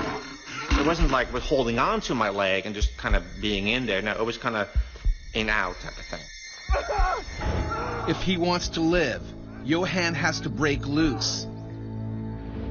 But there's only one way out. Down. I decided to jump off the trail. It was about 20, 25 feet into some bushes.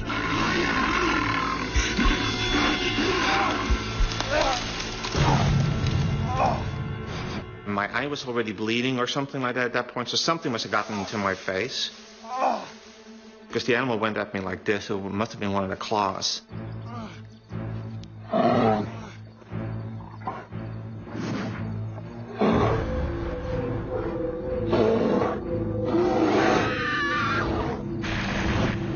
Then I see the can of bear spray that my dad had in the side pocket of his backpack.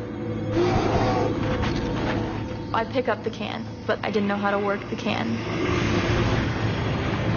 And you can't really stop and read instructions at that point. Out of time and options, Jenna leaps into the unknown.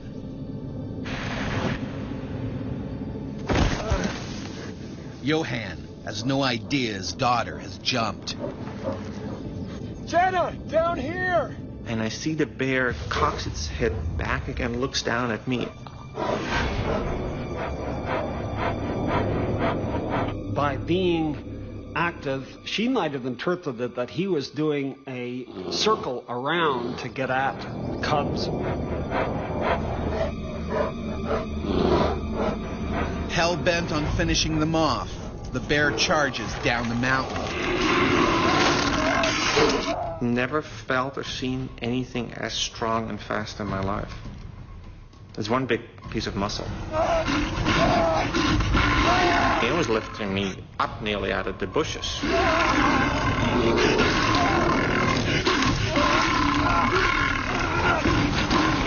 Bears will sometimes try to flip people over to get at their face when they're going after people. It was like, I need to keep this animal with me, away from Jenna, basically. Next thing I remember, falling around a good steep fall, I said 30 feet or something. Johann's luck holds. He's cheated death once more. But by chance, Johann has landed on the same ledge as Jenna. And then when I landed down, and here's that bear, it's still, with me. Trying to protect his daughter, Johann has brought the angry Grizzly straight to her. Now the bear moves in for the kill.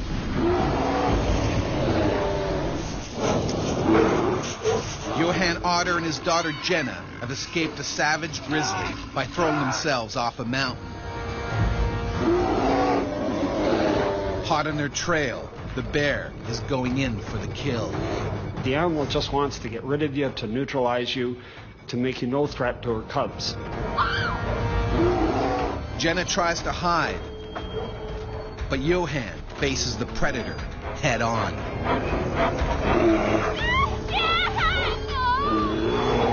But I just wanted to make sure it was, away from Jenna.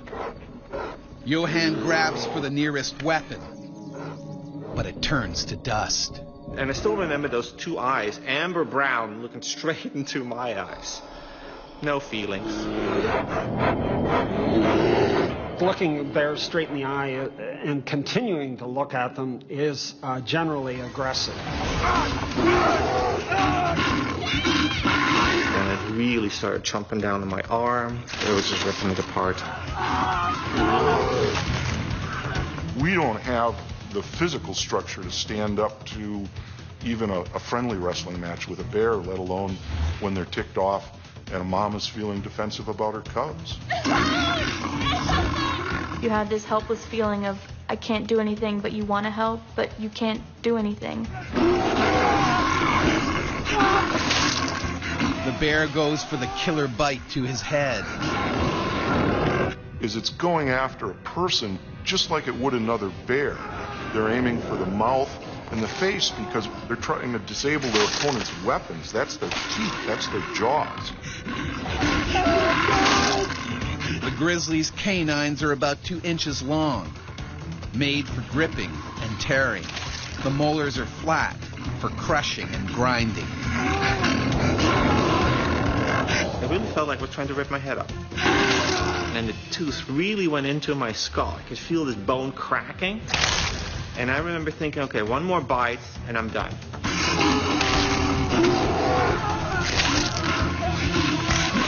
And then I looked down and I'm like, oh, one more fall and I'm dead. But I also knew that if I would stay there, I would be dead. Determined not to die, Johann breaks free and leaps into the void once again.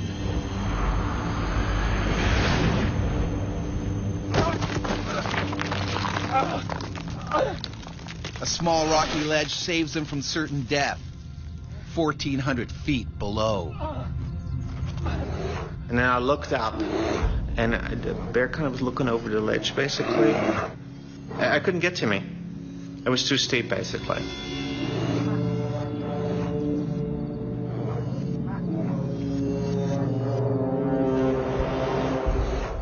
But the grizzly isn't done yet. It can still smell human flesh.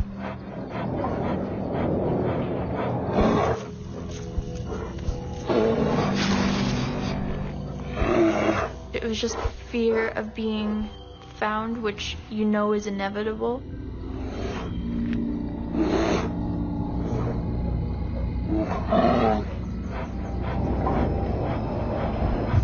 I heard heard the bear breathing and sort of like that stomach churning, like, oh no, kind of feeling.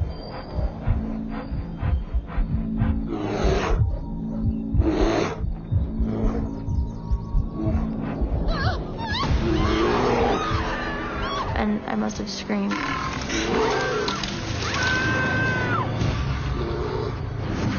Jenna. Worst sound in the world. You've tried to keep this animal with you as long as possible to keep it away from your daughter, and still. Jenna is trapped.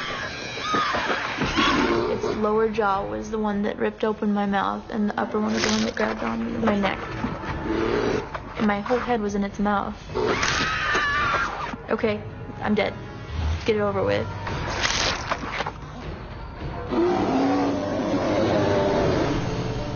This could be the end of the line for Jenna.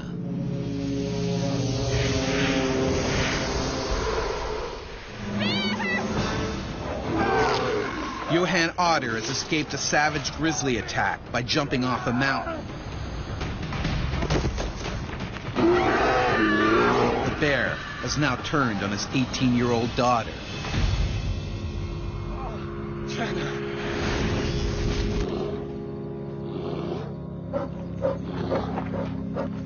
Face to face with death, Jenna takes a huge gamble.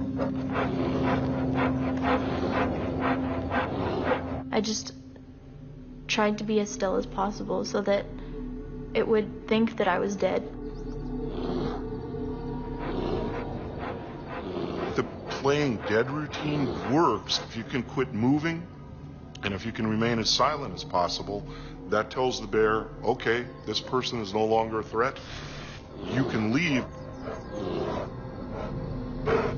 Jenna keeps completely still and silent.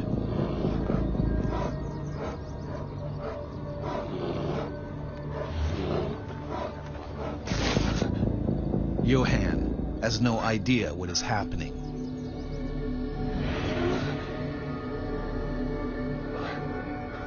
I don't hear anything anymore.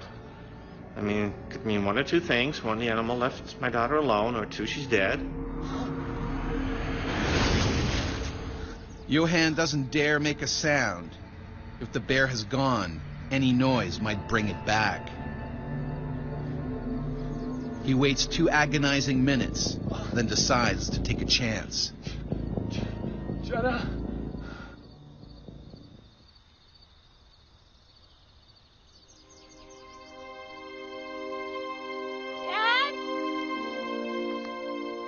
That's probably the best feeling. I'm sorry. It's still get a little emotional. Are you okay? I'm okay. Her voice was very strong, sounded very healthy. Oh, I think I'm banged up pretty bad. And it was going for my head, and then all I feel was just bone, bone, bone, bone. Like, okay, I'm not going to feel anymore. That's not good.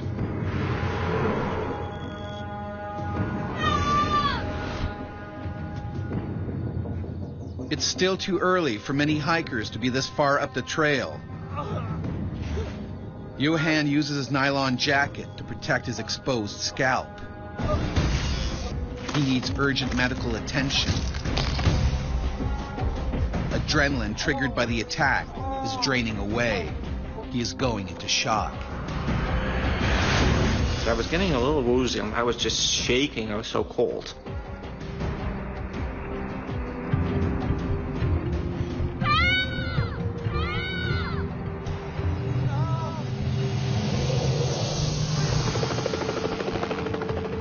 Johan and Jenna's cries are finally heard by other hikers. 2 hours later, they're airlifted to the hospital. Johan's spine and neck are broken. His scalp needs a skin graft.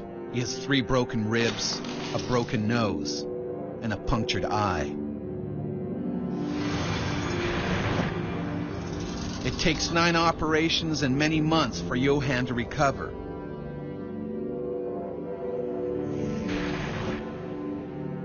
Jenna also requires surgery and begins university wrapped in bandages. Yeah, you kind of feel guilty in a way, you know, because you've taken your daughter into a dangerous area. Shouldn't have done that. That's when you get a little emotional, like, you know, shoot, I'm doing this to all these people. I guess folks didn't care. They were happy I was still alive. So. After the attack, experts agree the bear was acting naturally, trying to defend her cubs. They thought she posed no further danger to people, so she was not put down.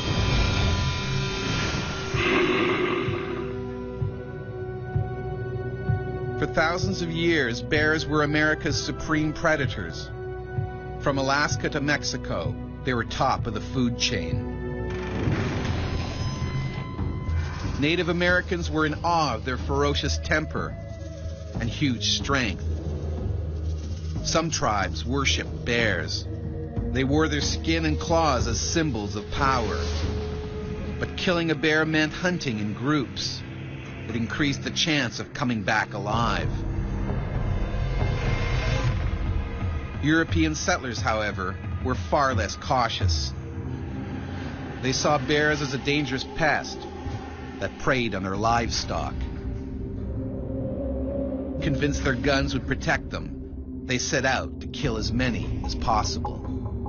And this was the age of the homesteader. And for those people, if they lost a cow, if they lost a couple sheep, you know, it was a huge cost for them.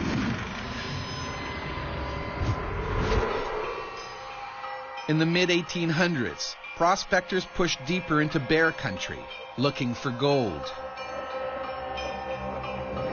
Scavenging bears soon learned that where there were people, there were food scraps. Very occasionally, bears also developed a taste for human flesh.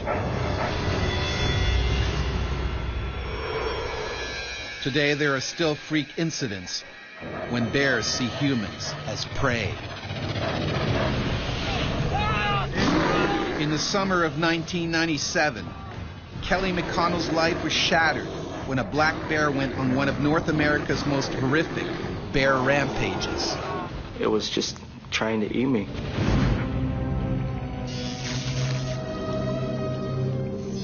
Liard River Hot Springs, British Columbia, a popular place to relax and unwind.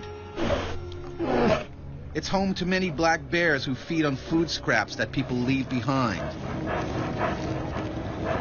In rare cases, they can take that terrible next step. It's bears that have been both habituated to people and then food conditioned that have injured or preyed on people.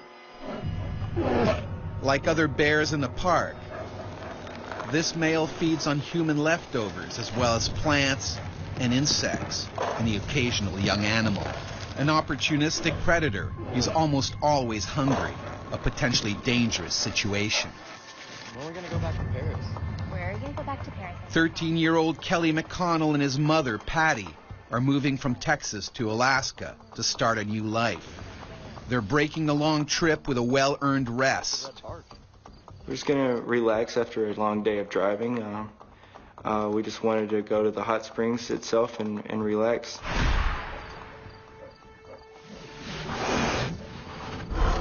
Even though they know there are bears in the area, Kelly and his mother decide to explore the park. And I actually did comment at that time, I wish that I could see one. And then my mother corrected me and told me that I did not wish I would see one. But Kelly and his mother have no idea of the danger they're in. It's so rare. Are going to the bear can smell prey, and it's closing in on them. A predaceous attack, by and large, is a slow approach toward you, constant following of you, if you like, waiting for its tactical advantage to come in and get on you.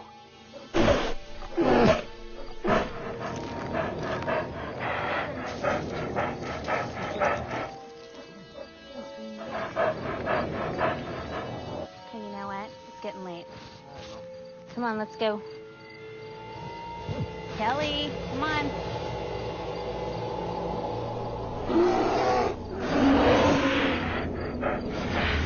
Patty and Kelly have walked into a death trap. Frozen with fear, she has no idea what to do. Kelly, All right, Mom. there's a bear. Yeah, right, Mom. I didn't believe what she was saying. She's always fooling around. I didn't know what to believe. Kelly. Kelly. But it's no joke.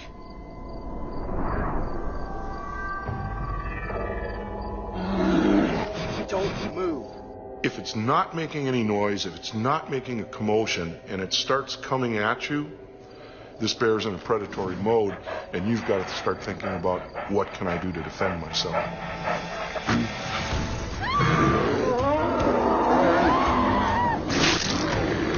The 400-pound beast viciously attacks Patty. Both she and Kelly are staring death in the face. This bear could rip them apart in seconds.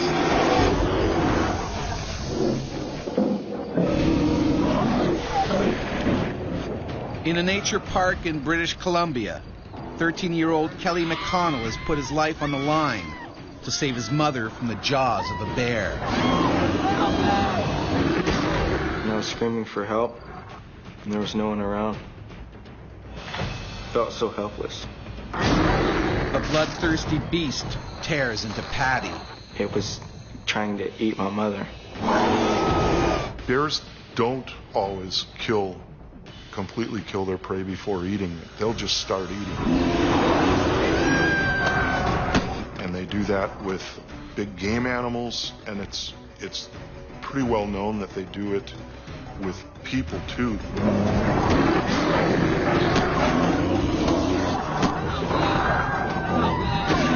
Kelly desperately tries to save his mother. But then, in a heartbeat, the bear turns on him. I can just remember thinking, I hope that I saved my mother's life, but I remember thinking it was all a nightmare. Kelly has become the beast's next meal.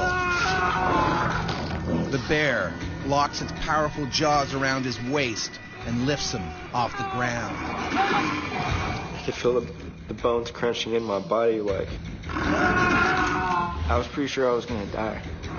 Kelly's about to pass out, but suddenly the animal drops him. He falls on his front, keeping his vital organs safe from the bear's teeth and claws. They just began mauling me from the backside. It would just bite into my back and just tear my skin. It was eating me.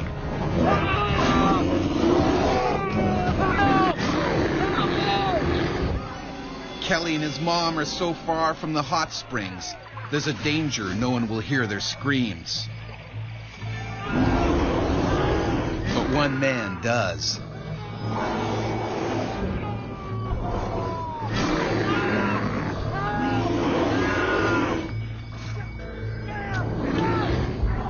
Ray Kitchen, a truck driver, races to the scene and heroically takes on the man-eater himself.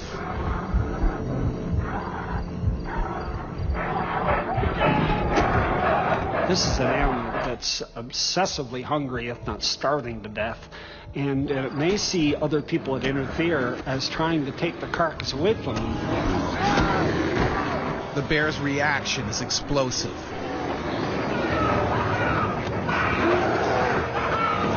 It turns on Kitchen and begins to eat him alive. Bears sometimes go into what they call surplus killing. They get into a herd of sheep, and it's so easy to kill them, they just knock them over left and right, way more than they're ever going to be able to eat. Kelly is too badly wounded to do anything to help. Kitchen is pinned beneath the raging animal. He can do nothing to stop it ripping him to pieces.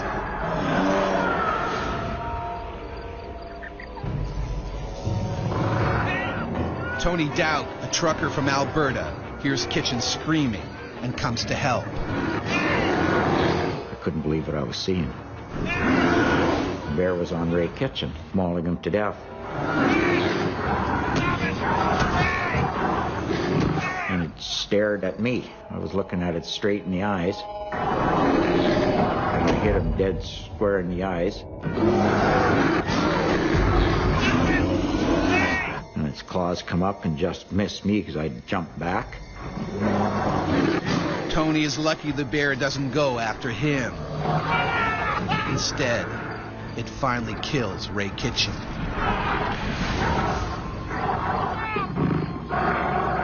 I heard Ray scream his last few, or try to scream, the last few thought or sounds that his voice could make.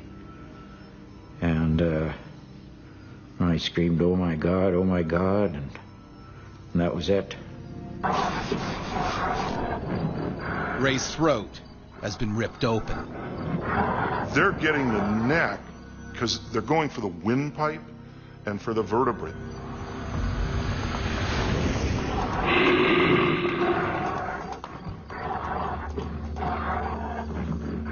Kelly's wounds are so bad he can't move. Patty is alive, but very weak. She told me that I should take care of my sisters. And then she told me she loved me. Patty loses consciousness.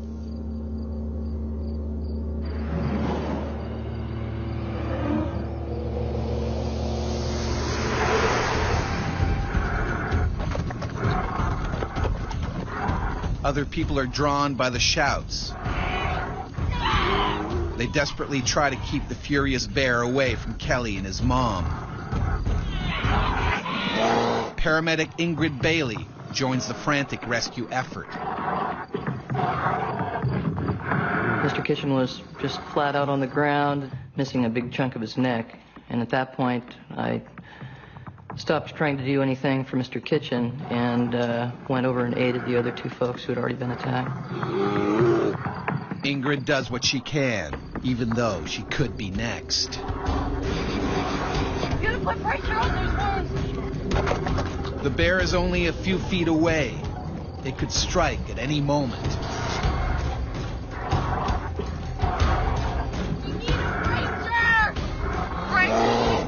The only way to end the carnage is by killing the bear. Keep putting pressure on that wound.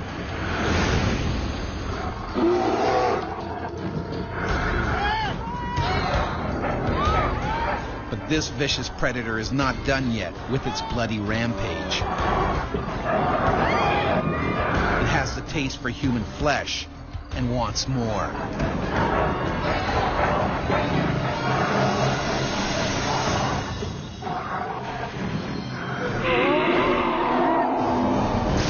A black bear has savagely attacked Patty and Kelly McConnell and killed the man who tried to help them.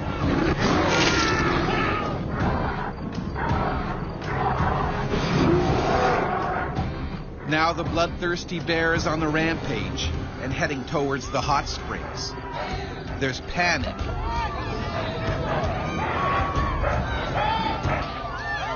But running bodies trigger the bear's killer instinct.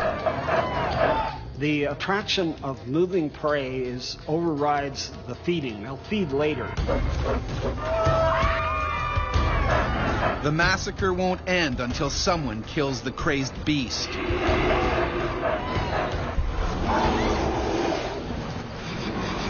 Ingrid Bailey is still trying to revive Patty when the bear attacks another victim. He caught up with a group of college students, and the last student in line slipped on the boardwalk, which was a little damp from the light rain, and the bear caught up with that person and mauled him as well. Finally, someone arrives with a gun. The bear is shot dead. Lots of pressure. He's losing a lot of blood. But it's too late for Patty McConnell. She dies of her horrific injuries. Her 13-year-old son, Kelly, just manages to pull through. Both my lungs were punctured. They said there was over 100 centimeters of stitches. I had suffered a few broken ribs. 3 of my vertebrae were broken. An attack like this is very rare. 2 people are dead and 2 seriously injured. But incredibly, Kelly doesn't hate the animal that took his mother's life. I feel like the bear, it didn't try to do anything that wasn't normal for it to do. I mean, normally bears don't attack people, and then probably had no choice but to attack or else die from starvation itself. The horrific events at Liard Park show just how helpless we are when these predators turn on us. Without a gun, the death toll could have been much higher.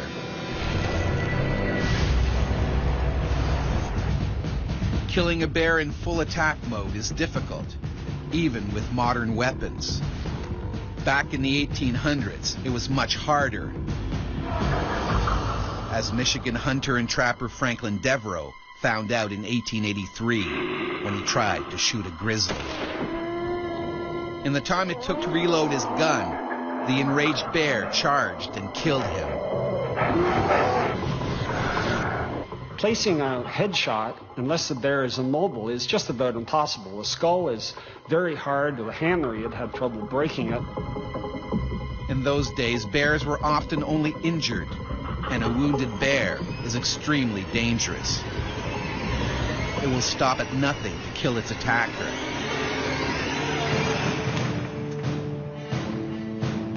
The invention of the repeating rifle finally gave man the upper hand. When we went from single-shot muskets to lever-action repeating rifles, that was a huge blow to grizzly bears.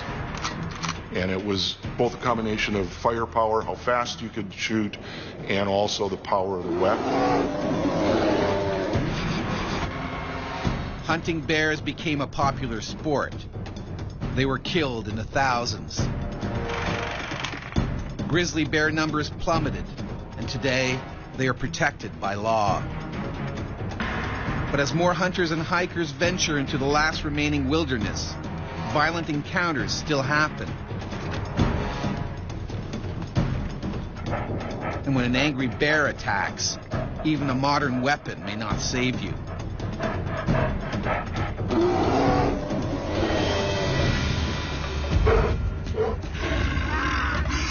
In the summer of 2001, Pastor Johnny McCoy found a gun wasn't enough to protect him from a furious grizzly, determined to see him dead. And she was literally just trying to break my skull.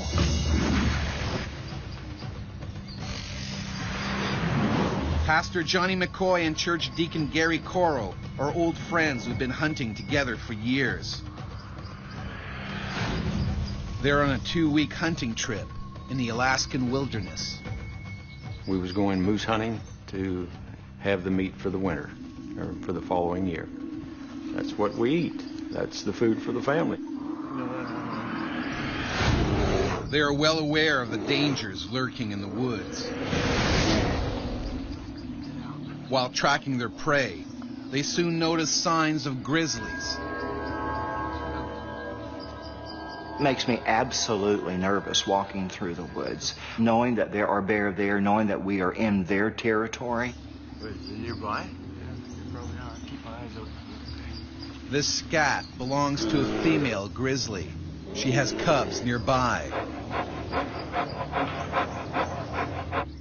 McCoy and Khomas trek further into the bear's territory. Unlike hikers, they make as little noise as possible.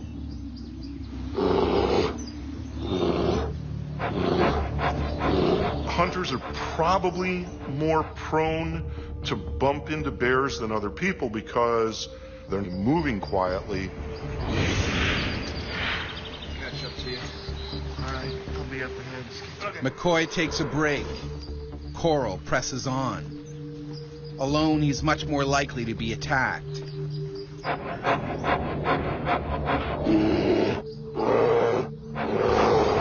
Coral is walking quietly. The grizzly won't see or hear him until it's too late. It was probably just out there with its cubs. All of a sudden, here's these people. So to Ma Grizzly, you see that as a threat. McCoy, meanwhile, hurries to catch up with Coral. Suddenly, something tears out of the trees. It's racing towards Coral.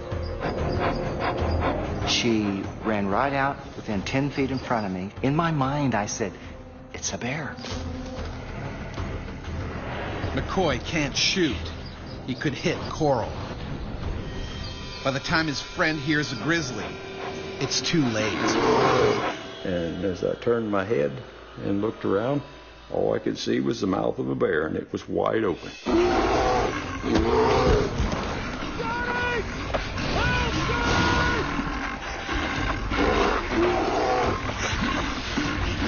I just thought that the bear's going to kill me. Today I'm going to go be with the Lord. At first, Coral's backpack shields him from the deadly claws.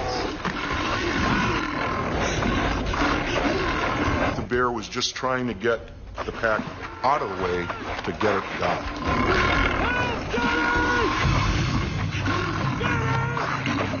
I'm thinking my buddy is, my best friend is going to be killed. So I'm saying, God, what do I do? But Coral doesn't panic. Incredibly, he pulls his gun out from under him and points it blindly over his shoulder. It wasn't an easy thing to do. I squeezed the trigger and boom.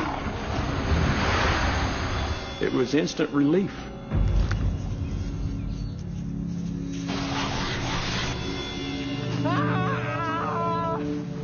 But a second later, Coral hears a terrifying scream.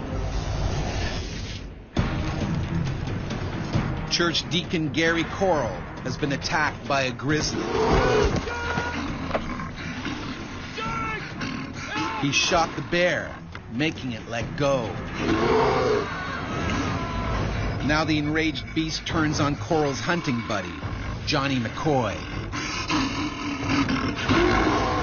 When bears are injured during an attack, it seems that pain is a stimulus to attack harder. McCoy reacts with lightning speed. And I just took my gun, I thought, oh my goodness, and shoved it in her mouth. The grizzly bites down. When I shoved that gun in her mouth and pulled the trigger, there was nothing. Absolutely nothing. And then she just swatted out of the way. The grizzly leaps on McCoy with a vengeance, biting deep into his arm and shoulder. And I've never heard any more agonizing screams of horror than the screams that I heard him put out.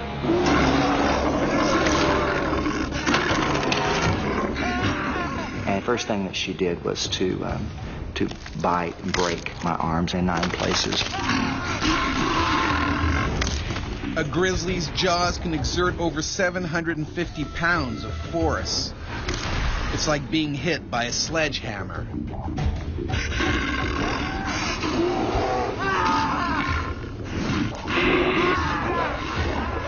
Coral can't shoot in case he hits McCoy.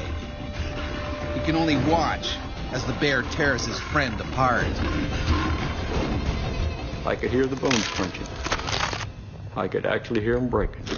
I seemed to even be able to hear the flesh being ripped off of these bones.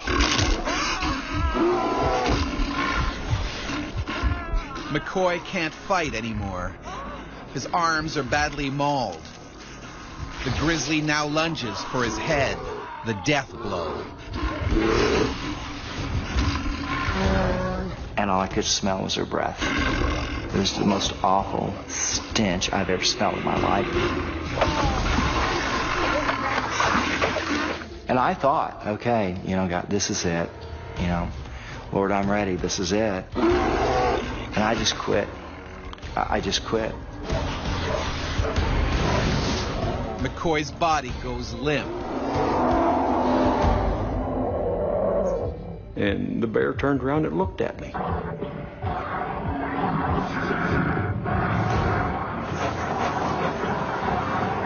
Suddenly, the bear runs off.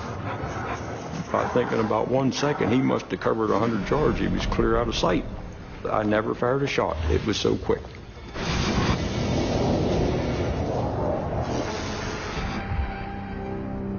McCoy is in bad shape. I'd already resigned the fact that I was not going to make it. I could have bled to death. Johnny. Both his arms are badly injured. His scalp is shredded. His ear is torn off. One eye hangs from its socket. Talk to me. Coral must act quickly to save his friend. Well, we had lots of game sacks. So I took the game sacks and put his scalp back on as good as I could and put his eyeball back in his head and stuffed his ear up in there and tied the game sacks on him. And when I got done, I looked at him and I thought, oh my, how am I ever going to get him to stand up?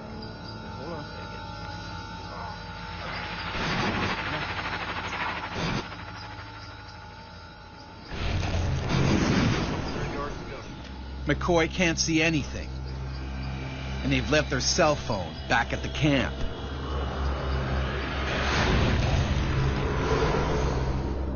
It takes the injured hunters 3 hours to get there. Eventually, they are airlifted to the hospital.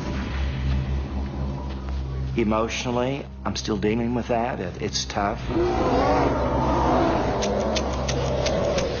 If I'm under a lot of stress, my wife has to wake me up because I'm fighting with a bear all over again.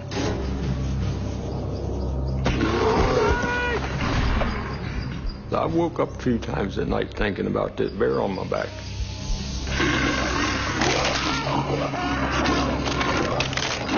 With the bear tearing him apart, and the bones crunching, sure, you don't ever forget that.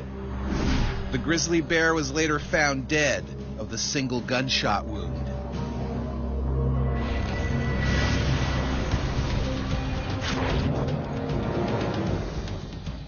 Thousands of people encounter bears every year, but attacks are unusual.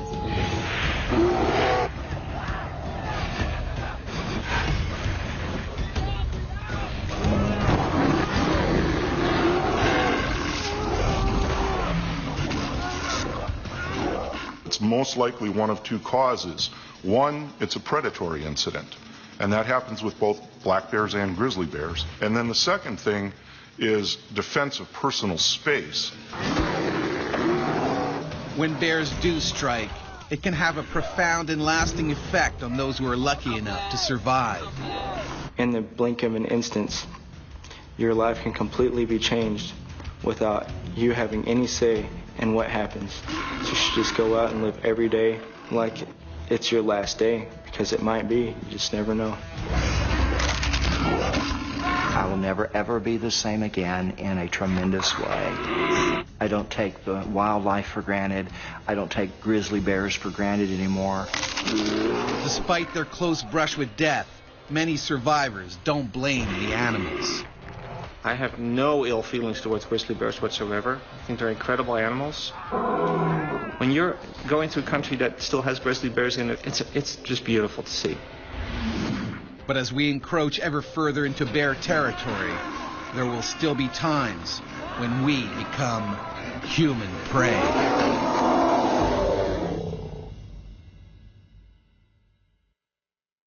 I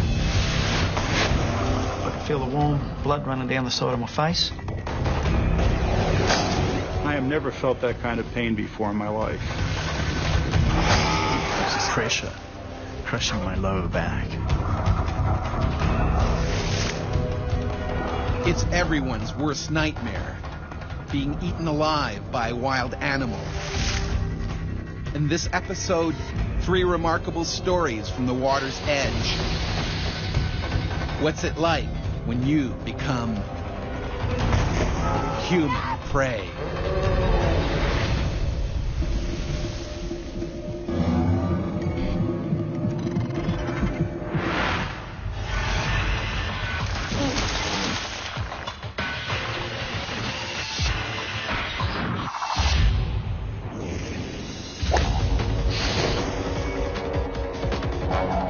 Monreal was nearly killed when an angry gator savagely attacked him in the water hazard on a Florida golf course.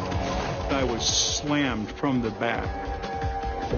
My shoulder wasn't attached anymore.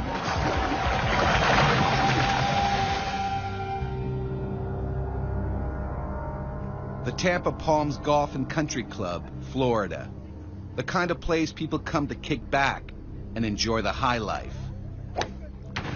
But its ponds and lakes are also home to creatures that have barely changed since the dinosaurs. Alligators are very common in Florida, and almost any freshwater system can have alligators in it. And that's one of the things that people need to be aware of, is that just because they haven't seen an alligator in an area doesn't mean there isn't one right now. The lake by hole 13 is the territory of this 7-foot alligator. He's always hungry, and he's not too picky. As long as they can catch it and eat it, almost anything is potential prey. And they'll take things as big as deer occasionally. Golfers on this course are always in striking distance of gators, but no one has been attacked yet.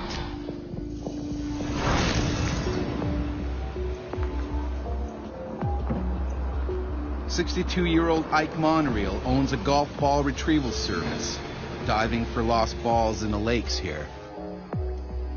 He normally pairs up with one of his sons, but today he's working solo. Well, I get as many as 12,000 balls in a single day.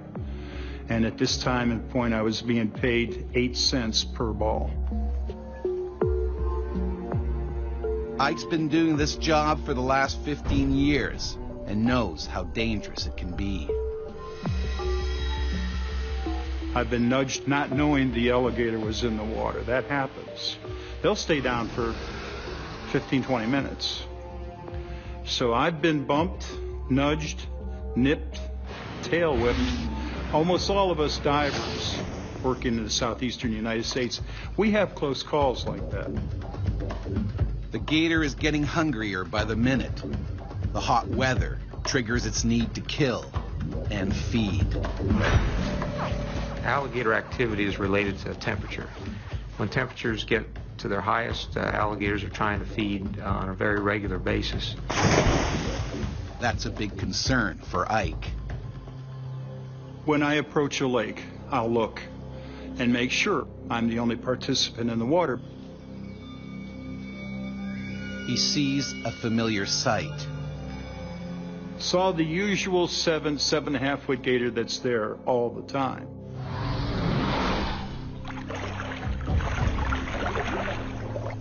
Ike keeps a close eye on the reptile.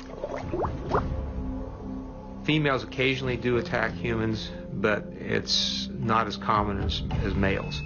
Males get a lot bigger than females. The coast seems clear, but Ike is yet to notice that another gator is also in the pond.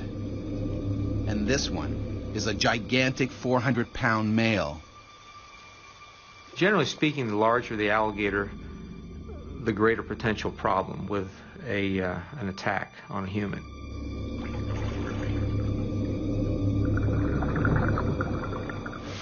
Ike gets on with his job. The limited visibility means he can't see the 10-foot gator coming straight at him. A gator determined to protect his new territory.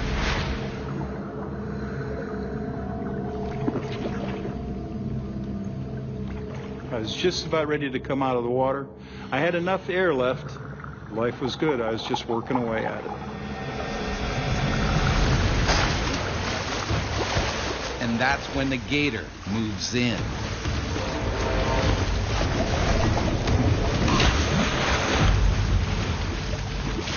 All of a sudden something clicked at the alligator and it says, I'm going to go ahead and give this a try. Searing pain shoots through Ike. The horrific force, the slamming effect, the excruciating pain, and I knew it was going to be life or death. Like a sledgehammer, the gator's jaws slam down on his shoulder with 2,000 pounds of pressure. Teeth are very sharp and they can lacerate and tear, but they don't actually sever like a shark's teeth will do. So an alligator's teeth are mainly meant for holding on. The pain, in all honesty, on a scale of 1 to 10 was an 11. I have never felt that kind of pain before in my life. If the prey item's too big to swallow whole, they'll try and spin off pieces. Ike sees his left shoulder disappear into the gator's jaws. One quick spin, and his arm could be ripped right off. I couldn't bring my arm back to me, so I thought I had already lost my arm. Ike stares right into the eye of a monster. That big, lifeless, dead eye, that look, that eye was right here. I tried getting up and going for the bank. Incredibly, he crawls towards shore with the alligator still latched onto his shoulder. Seeing two golfers nearby, he desperately tries to get their attention. They can barely believe what they're seeing.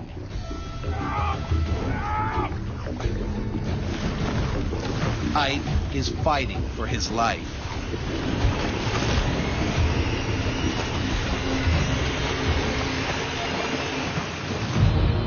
I said to myself, you have got to keep your head together here. Hey! Over here! Ike can't last much longer, and he knows it. As well as being ripped apart, he could easily drown.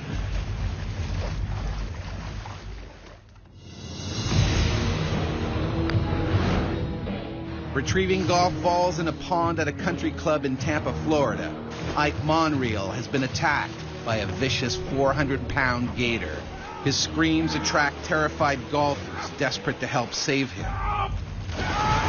The shore is only a few more feet away.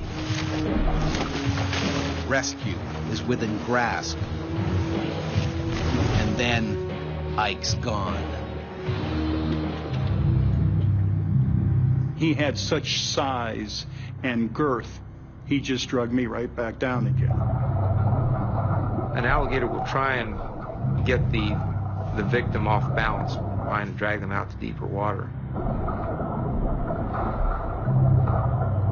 And once it's drowned, then they will dine on it at their leisure.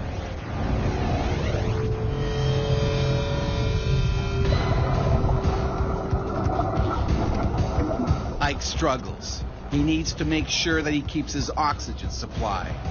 Without it, he will die in minutes. I said to myself, you pass out, the regulator falls out of your mouth, and you're going to die here.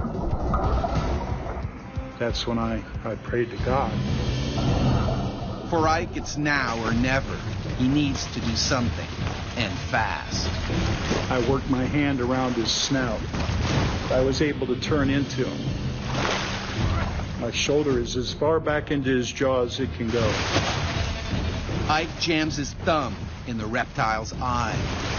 The most vulnerable part of an alligator is probably its eyes. Everything else is pretty well protected. But the move barely phases the gator. An alligator might expect to have slight pressure to its eye if it grabs a large prey item. Ike could be seconds from dying. He reaches back with everything he's got. That's when I stuck my thumb as far back into his eye and as down as far as I could. The move stuns the gator. But then when he went further in, this was something that was totally unexpected by the alligator. He just went ballistic. The bite got worse, and that's when he tried to roll me. They will grab a hold of an appendage and then spin in the water to try and get that appendage torn off. He's in so much pain, Ike can't keep his thumb in the gator's eye socket. I was thinking that it was, you know, the demise. The end was there.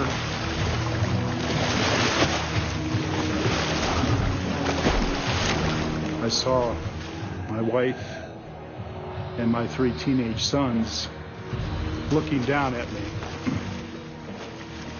And I said, that's not going to work. I said, I'm not going to die out here. I am not going to give up. Whatever it takes, I'm coming out of the water. Luckily, the fight takes them into the shallows. At last, Ike can get a foothold. Now he can stop the gator from rolling him. I was not going to let him kill me. I was not going to let him drown me. And then Ike goes in for another attack.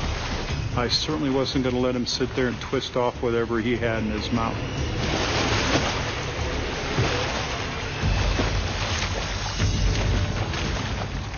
I took my thumb again, took a deep breath, and slammed it in his eye socket, and I swear I got halfway to his brain.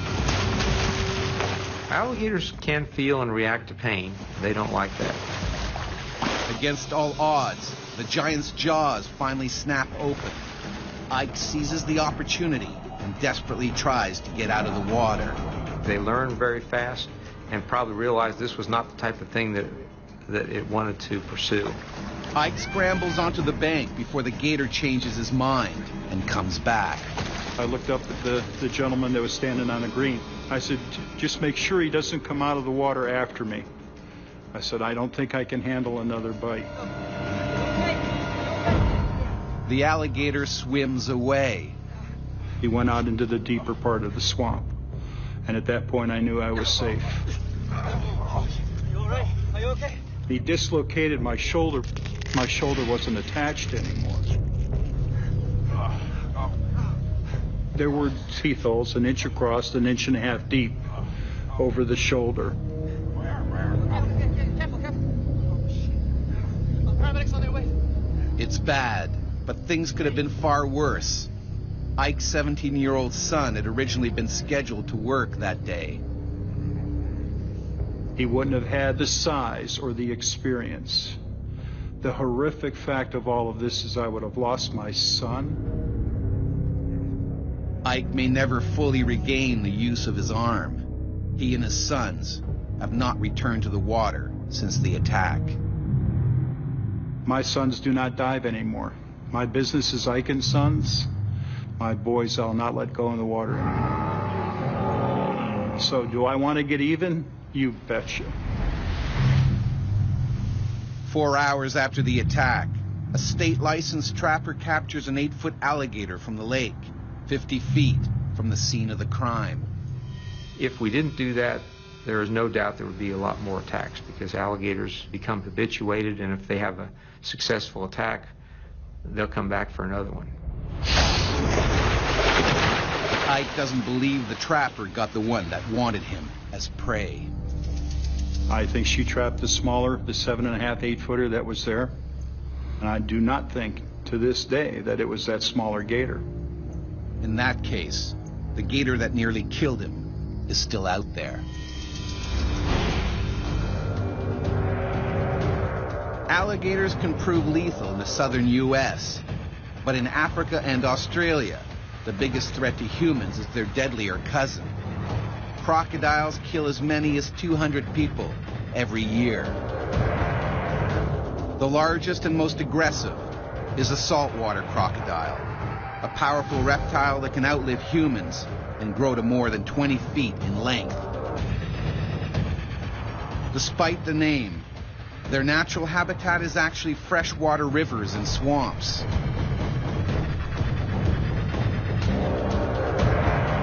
What makes them so deadly is their uncanny camouflage.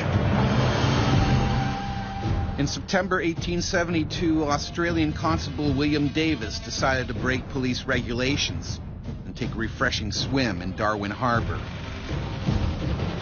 Davis spotted a log floating some distance out and swam over to it. Suddenly, the log started swimming towards him, very quickly. Davis soon realized it was a saltwater crocodile that had left a river and headed into the harbor. But it was too late. As Davis started to swim away, the croc zeroed in, its jaws crashing down on his head. Constable William Davis became the first police fatality in Australia's Northern Territory. More than 100 years later, amateur diver Jeff Tanswell was also savaged by a saltwater croc. It turned a snorkeling trip into a bloody battle for his life. And a little screamy, don't let him eat me, just don't let him eat me. Dad, come on, grab my hand. Northern Australia. Protected by law, the saltwater croc population has swelled nearly 5,000% over the last 30 years to as many as 150,000. They are man-eaters, and no stretch of water anywhere is safe. On a tidal river, this 12-footer is looking for its next meal. Their diet consists usually of fish and crabs, crustaceans, small mammals, that kind of thing. But an 18-foot crocodile can drag down a buffalo if it really wants to. Although he normally hunts in rivers, today he heads out into the open sea. People have seen saltwater crocodiles swimming past oil rigs and past boats just in the middle of the ocean. And so what's this crocodile doing? It's just swimming from one point to another.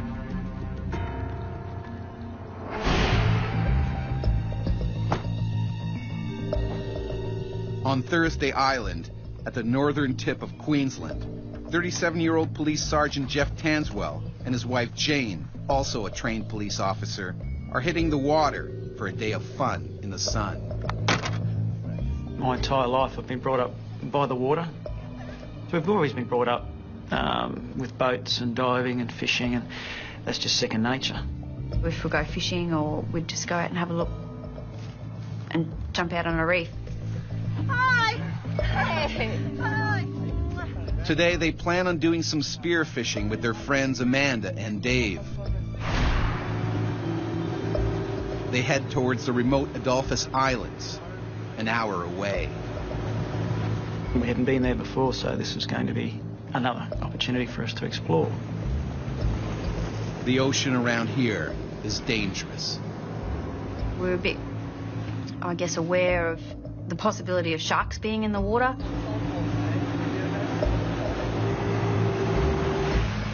It's something that's always stored in the back of your head.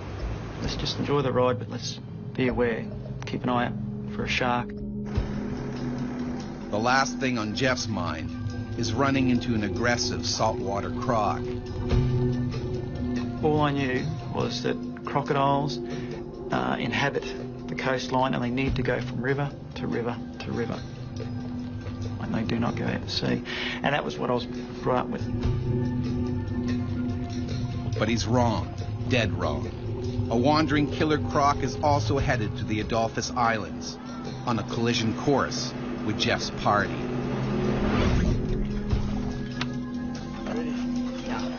They pull into a coral reef and scout for any signs of predators. We were making sure that there was no sharks or anything in the water that was dangerous, but we didn't see any sharks.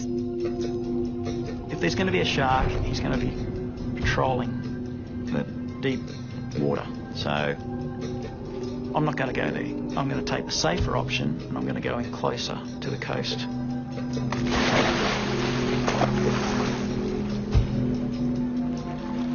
Amanda and Dave are the first ones in. Because they're entering unfamiliar waters, Jeff asks his wife to stay on board.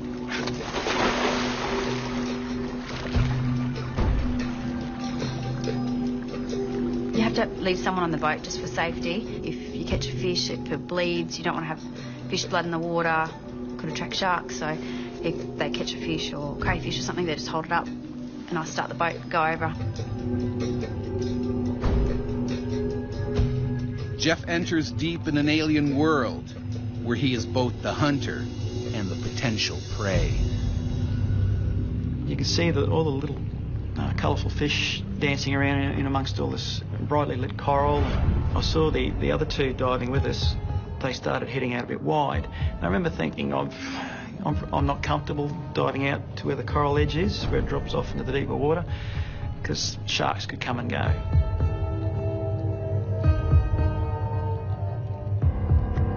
But sharks are not the problem. The hungry 12-foot saltwater croc is closing in.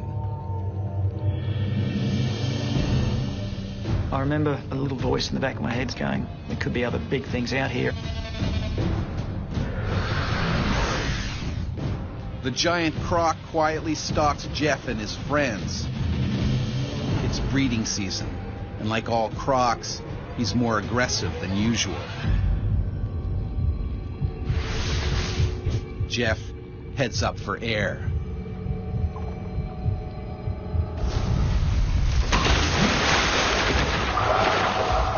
I just thought I'd been hit by a boat. The fear that a predator instills in its prey, it's bottomless. No matter how fast you move, if a crocodile's head is half a metre from you and it strikes, you cannot possibly get away. Jane can't quite make out what's going on. And it all happened within a matter of a split second. I remember staring at that bit of water going, did I just see what I saw, or is that my imagination? The crocodile clamps down on Jeff's head.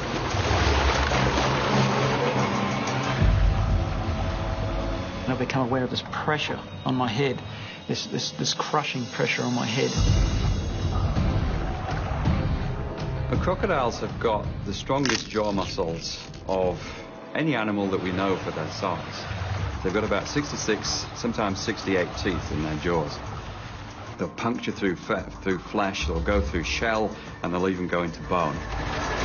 Jeff is dragged down with his head ripped open. He's bleeding heavily and running out of air. He's just gone down with no splash, no screaming, no kicking. Jeff! Jeff! I had no feeling of the water, the temperature, sounds, everything, sight, everything was gone. They've got the power just to shut down your entire system and you don't have a say in it. It was a mixture of just horror as well as just total disbelief. You're on a remote tropical coral island. You're not looking for a crocodile.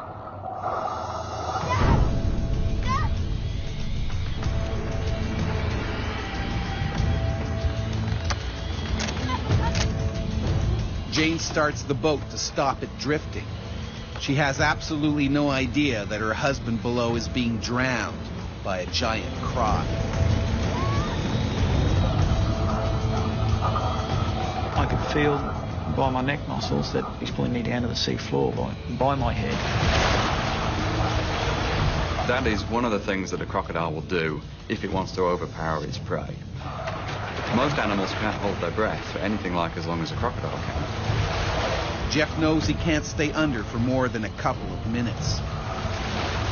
Trying to stop what's going on, but I can't. He's just too big, too strong. I remember kicking madly with my fins. You're just in overload. I don't know if it's adrenaline or what, it's all your senses trying to work overtime to save you.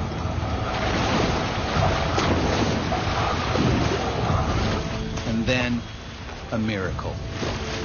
I remember seeing the jaws release and the sudden burst of light, and I just shot to the surface. I saw his head come up and him blow the water out of his snorkel. Jeff has no idea where the croc is and when it might bite again. All that was going through my head was his big block head coming back up and grabbing my legs. And then just behind his head, I thought I saw something moving. The killer Croc surfaces inches away, closing in on his prey. I could feel the warm blood running down the side of my face. He's got the teeth, he's got the scales, he's got the claws, he's got everything. You have nothing.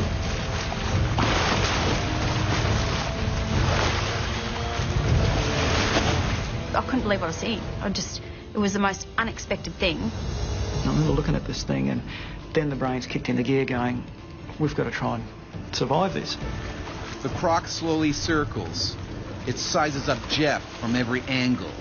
It could rip him apart at any moment. If the prey is large, then it will produce what's known as the death roll. And then it spins its entire body. If a crocodile grabs me on the arm and starts to spin, the weak point here is at the elbow or at the shoulder, and that's where it will dislocate. We all know that these things come back to finish you off.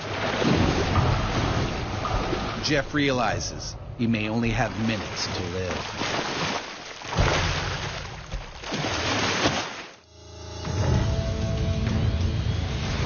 Police Sergeant Jeff Tanswell has been brutally attacked by a saltwater crocodile in Queensland, Australia. And now his wife, Jane, also a trained officer, is desperate to save him before the Croc finishes him off. Straight away, you just think, this is it. Someone's going to die here. I just had to try and get him out of the water. Jeff's frantic movements are only making matters worse. He needs to get back to the boat before the reptile returns for more. If you splash and splash and splash, the Croc can feel that, it can hear it, and it's more likely to attract it back to the place. Stuck my head in the water a couple of times, just trying to see where the hell he went.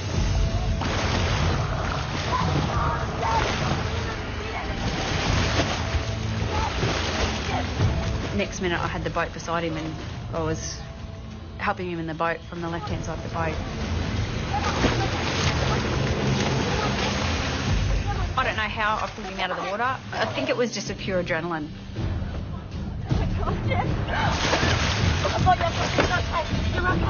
Open your eyes. Look at me. Look at me. I'm right here, okay? Concerned about their friends, Jane swings the boat around to the other side of the bay and finds Amanda and Dave unharmed. But the monster Croc is still somewhere below. Everyone may be safely in the boat, but Jeff's wounds are serious. I got a puncture hole in my left cheek. I got a laceration on my left temple. The left ear was torn. And I got lacerations behind both my ears where the teeth went in, and scratches on my back where his claws went in. It's essential Jeff gets to the hospital as quickly as possible, but they are a good hour away from the coast. He could have a brain injury. He could have some sort of compression on his brain. He could have a stroke. He could also be infected by the Croc.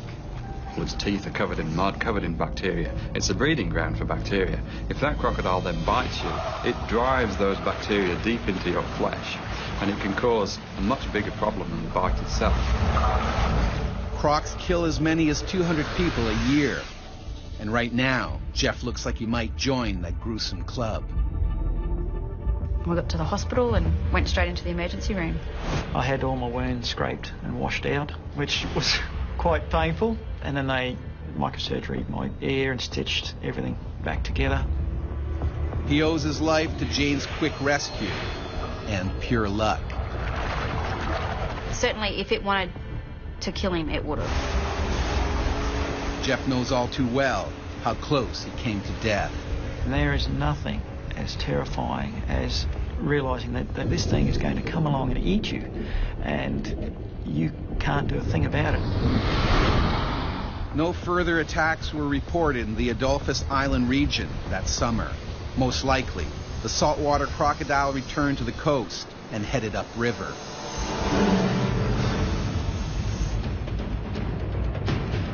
The worst saltwater croc attack is said to have happened in World War II during the Battle of Ramree Island in Burma. Surrounded by British troops, a group of Japanese soldiers desperately tried to escape through mangrove swamps infested with saltwater crocs. The next morning, only 20 survivors were found. Nearly 400 may have been devoured by the hungry crocs. The Guinness Book of World Records ranked the attack as the worst animal disaster in history. But crocodiles are by no means the most dangerous animal in the water. That title falls to the hippo, Africa's most deadly creature.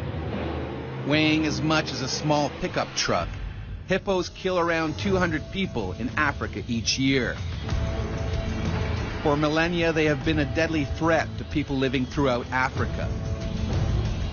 The mighty Egyptians had the most to fear. Hippos used to live all along the Nile, the lifeblood of their civilization. They were a danger to boats and to people working on the river's edge. The animals were considered so powerful, they were associated with gods. Kings hunted them from royal ships. It was a brutally dangerous sport. In around 3100 BC, Menes, the first king of unified Egypt, is said to have been carried off and killed by a hippopotamus during such a hunt, ending his 62-year reign. More than 5,000 years later, while leading a river safari in Zimbabwe, guide Paul Templar also found out just how brutal a hippo attack can be. I had tusks going through me every which way but loose. There was a lot of blood in the water. You could see he'd been quite badly bitten.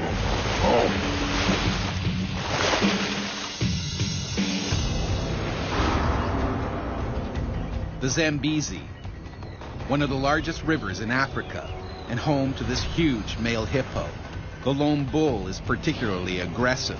It probably recently lost a fight with another male and was thrown out of its pod or herd.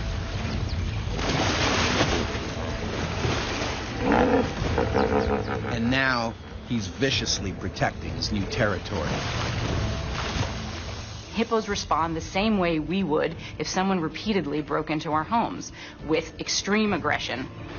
The bachelor bull has attacked 7 people in the last few months, defending its turf. And he's more than ready to do it again.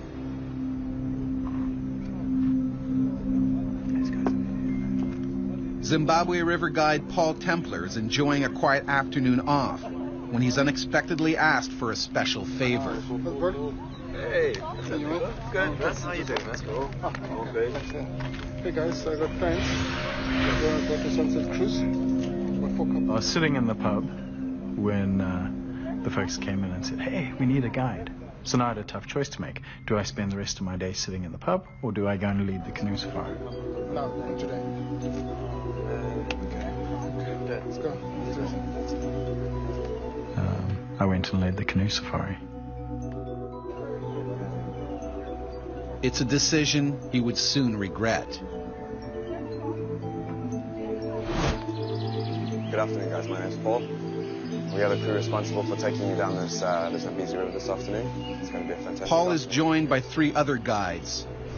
Ben, Evans, and his close friend, Mike McNamara. It's a trip they've done lots of times before. The trip itself is what we call a wine route. It's one of the trips where the guests don't actually paddle themselves. And the idea is that they just relax and watch the sun go down. It's a sunset trip. It lasts about an hour and a half.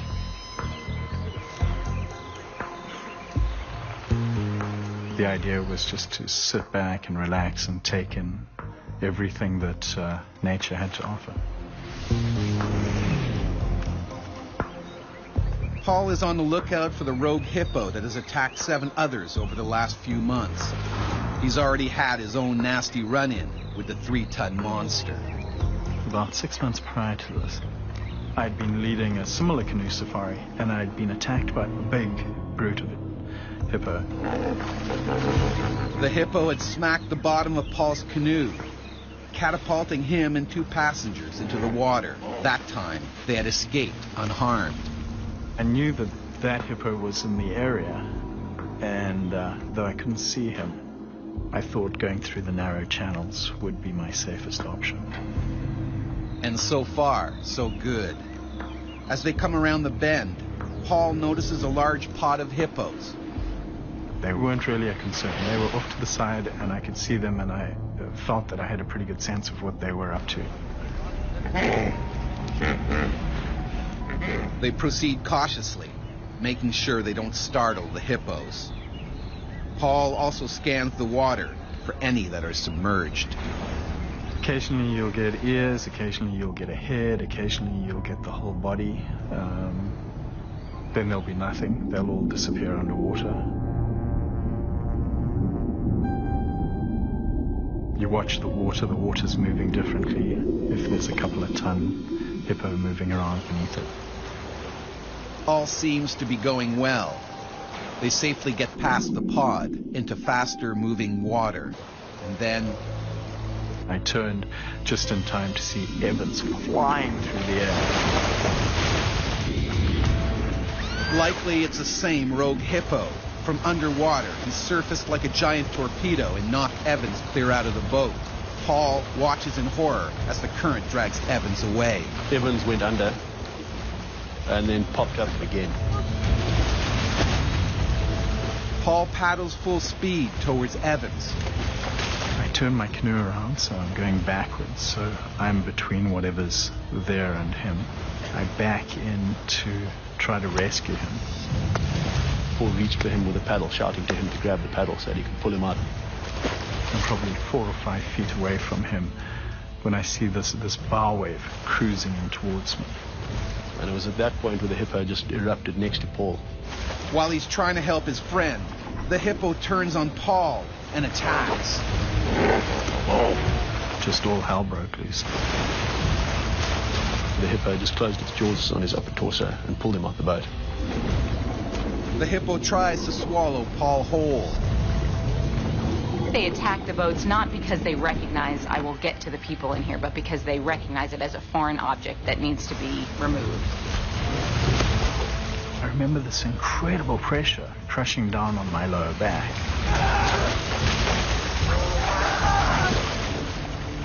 Hippos are not interested in eating the people that get attacked. It's an aggressive reflex of, if I encounter something with my jaw, I will crush it. So the crushing comes from the hydraulic press that is their jaw, somewhere on the order of maybe 1,800 pounds. What the canines do is act as hole punchers. They can go through anything. They are strong, they are massive, they are sharp. Paul is kicking and clawing for his life. He needs to get out from the mouth of the beast. Evans also needs urgent help. He's in danger of drowning in the strong currents. There's nothing fellow guide Mike can do. We couldn't get to Evans because the hippo was in the way. Finally, Paul's aggressive struggling pays off. Pushed and pulled. At one point, the monster loosened his grip long enough for me to escape. I just sucked in a lung full of fresh air, and I came face to face with Evans.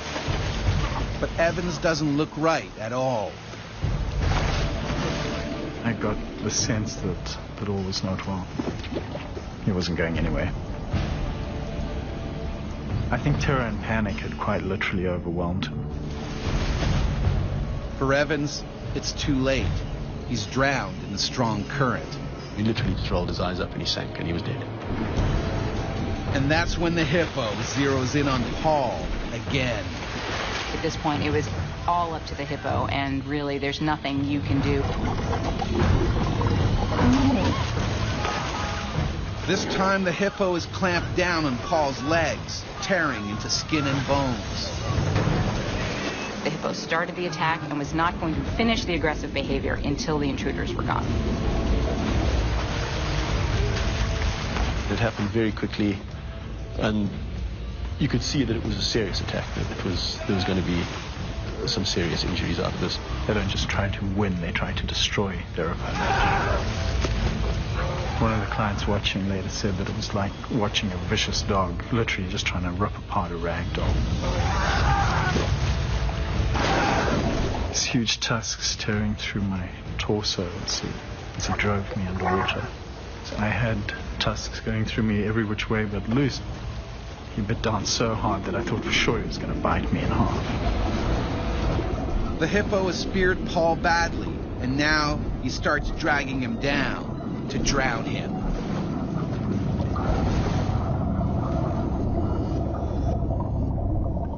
I remember lying on the bottom of the river and looking up. I remember I could see the different hues of green and yellow and the sunlight shining on the water surface. And I thought to myself, I wonder who can hold their breath the longest. Paul is close to death. Most humans can't go without breathing for much more than a minute, while the hippo can stay under 5 times longer. Fighting for territory is just second nature to hippos, and fighting to the death is second nature. They don't hold back at all. I watched my blood mingle with the water, and I just wondered which would happen first, if I'd bleed to death or if I'd drown.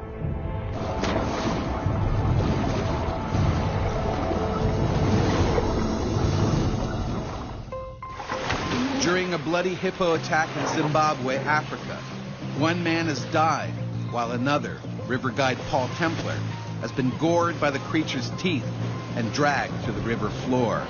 And now, Paul is also drowning. All anyone can do is look on helplessly. The amount of blood that was in the water showed that Paul had been bitten very badly. There's no sign anywhere of Paul.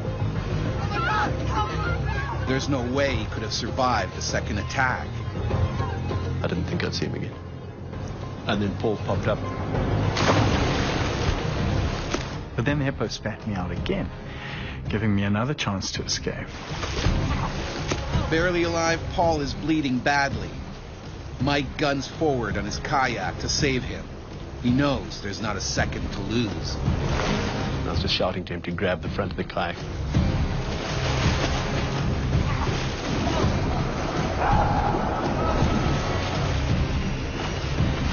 I managed to grab a hold of the handle on the boat's nose.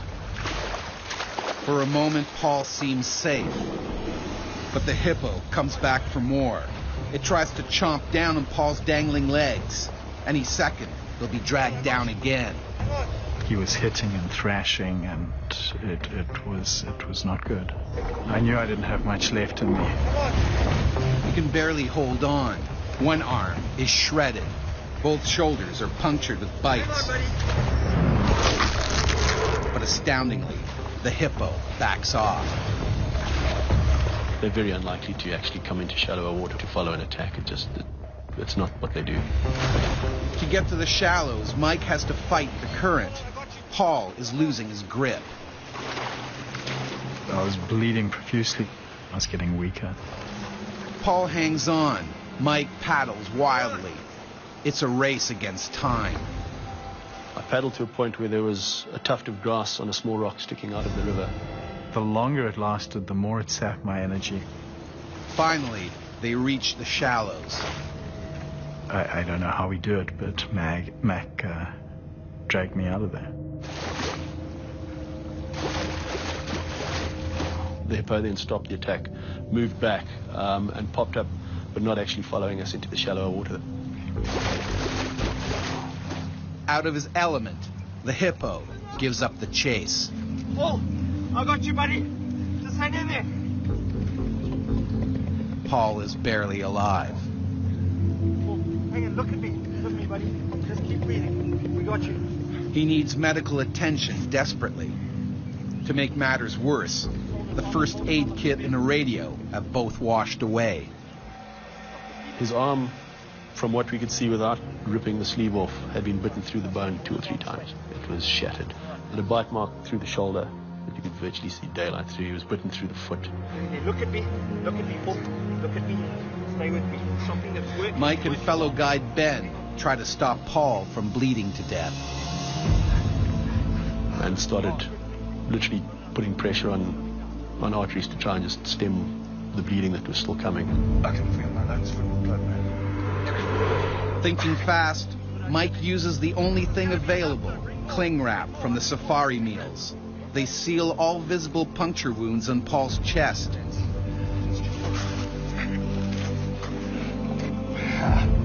Mike and Ben lift Paul into a canoe. When I put him in the boat and sent him off, I thought he was going to die. Hold on. He definitely didn't look as though with those injuries he could survive. The only way out is right through the killer hippo's territory. What we're seeing is an animal under stress. The first time that someone breaks into your house, maybe you won't fight them off. The second time, maybe you'll fight them off a bit more. By the 10th time, you're armed and ready to go. But as we were pulling out and this angry hippo was still there, I thought for sure he was going to come and finish me off. But the hippo chooses to stay put, and Paul is quickly taken downriver. By chance, along the way, they meet a local medical crew conducting emergency drills. There's a shock trauma team who are just practicing. Just go figure, a couple of minutes away. They take Paul on an 8-hour drive to the hospital, where he learns that his arm is beyond repair. They took off part of this arm. They took it off just above the elbow to start with. I got gas gangrene, which meant that my body was rotting from the inside. So they ended up having to chop more of me off. In the end, his arm is amputated.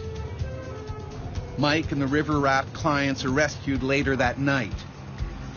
A search party is sent out for Evans. It was a full 2 days before we found his body quite a bit further downstream. It had washed out. The rogue hippo is never found.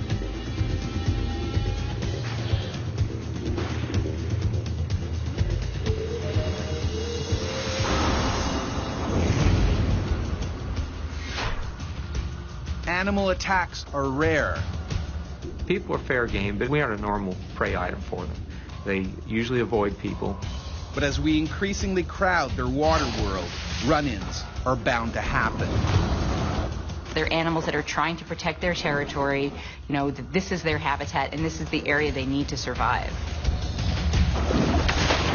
And when these river killers do attack, we become their human prey.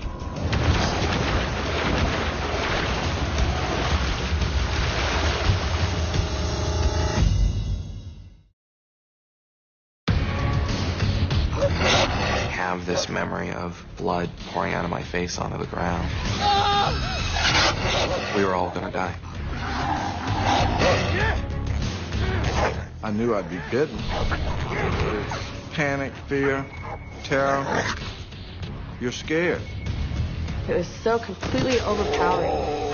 He just ripped my face off. I told myself I'd rather die. It's everyone's worst nightmare. Being eaten alive by a wild animal. In this episode, 3 remarkable stories of people who've been savaged by distant cousins of man's best friend. What's it like to become human prey?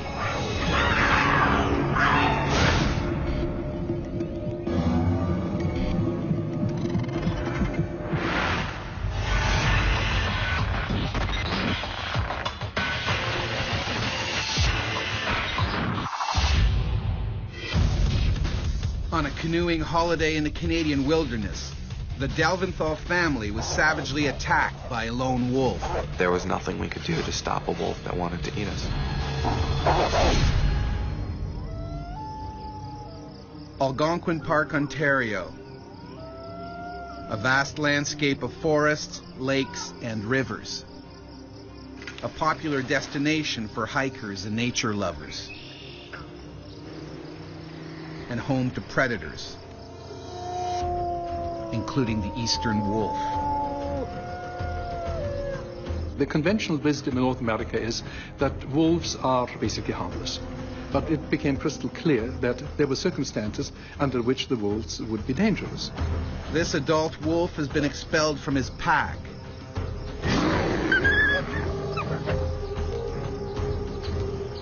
Forced to fend for himself, he's become an opportunistic predator, scavenging kills and raiding campsites.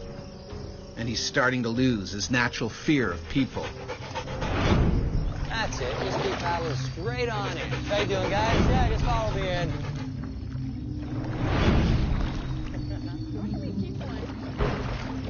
Delventhal family is near the end of a 9-day canoe trip to some of the park's most remote areas. All right, then. We wanted to get away from people, get away from human contact, really get as much as possible into nature to appreciate it as a family. Yeah, dig right in there.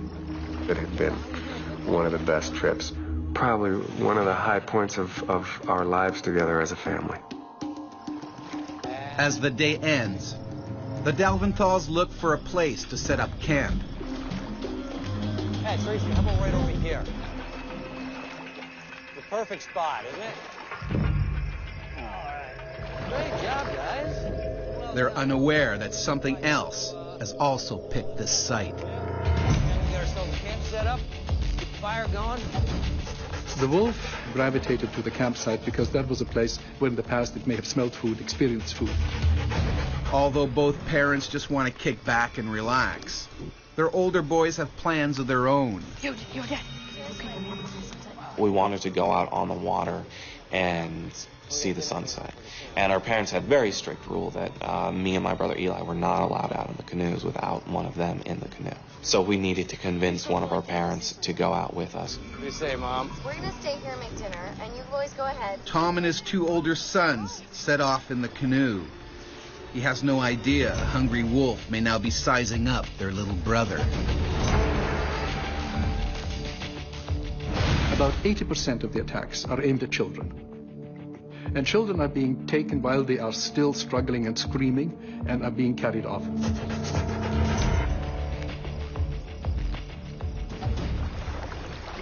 As Tom and his boys paddle further away from their campsite, they bump into other canoeists who tell them about an old Algonquin Park tradition. You ready? Let's do it. The wolf call. We sort of bunched all the canoes together and started howling, you know, more or less in unison, doing our best to sound like wolves. When you howl, you let the pack know that you are another wolf and you're encroaching on its territory. The lone wolf closes in, possibly worried that rivals may attempt to steal his tempting evening meal.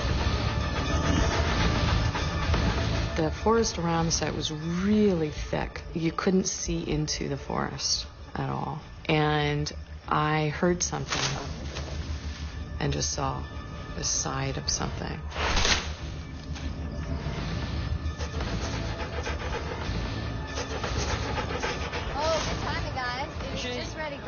Tom arrives back with his older sons. The wolf is likely scared away for now. All right, boys, time for bed. We got a long day tomorrow. It's been such a perfect evening that Tom and Tracy decide not to pitch the tents. The Delventhals will sleep under the stars.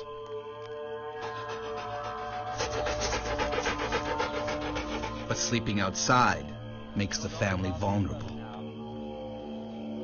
My mom put Willem, who was only 3, in between me and Eli, you know, who were considerably larger than him. Me, Willem, and Eli were down in our own little group. And I am going to sleep like a log.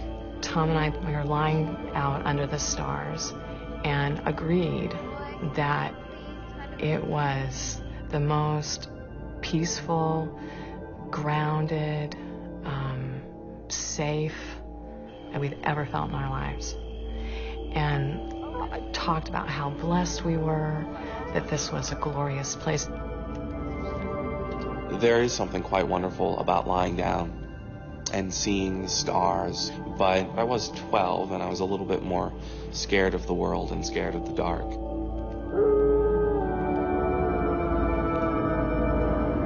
The ravenous wolf bides his time. He waits until the family is still.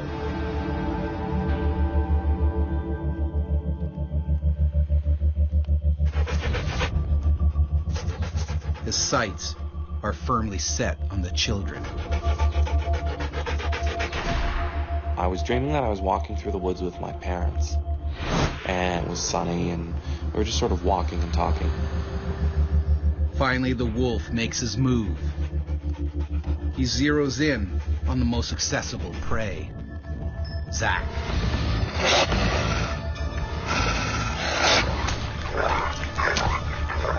While I was dreaming, there was definitely a sensation of pressure on my face.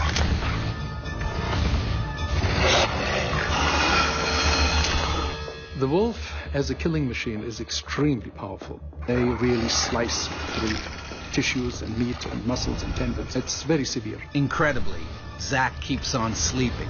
And it felt like I was being dragged. Felt like I was sort of strapped to the front of a jet. Everything started rushing by really, really quickly, and that was the point when I woke up. Startled, the wolf runs back into the forest. It was one long, ripping scream. It was blood-curdling. Zach, what's wrong? What's wrong? What is... He kept saying, something bit me. What happened? Something bit you? But they still have no idea what bit him. It was at that point that my thermals were getting wet and warm. And he started saying, I can't breathe, I can't breathe, I can't breathe. And so I realized that he was bleeding profusely from the face. I sat there trying to gather myself, and I looked through the darkness to where they were huddled together, and then I saw the wolf. Yeah! Yeah! Go on! I was being as big as I could be and as loud as I could be.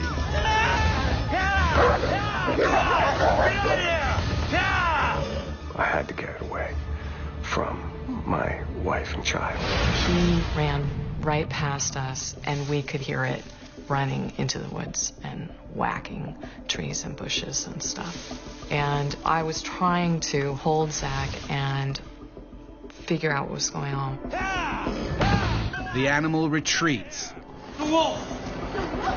And I immediately started panicking. Could kill the whole family. Hey, baby. I kept just pulling him down and whispering, you have to stay calm. We have to stay calm. We have to stay quiet. We have to know where it is. But with only a flashlight, the family has no idea where the wolf is hiding, whether it's vanished or simply biding its time. Wolves have a marvelous tapetum lucidum, which is the technical name for a membrane in the back of the eye which reflects light. And so wolves can see at night much better than we can. The wolf is probably watching the family's every move.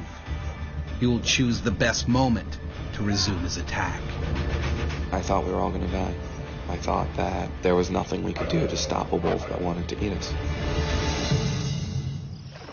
On a canoeing trip to Algonquin Park, Ontario, the Delventhal family has fought off a savage attack by a lone wolf. Go on! Go on! They're terrified it will strike again. First thing I found was my paddle. It was the biggest of all of the paddles.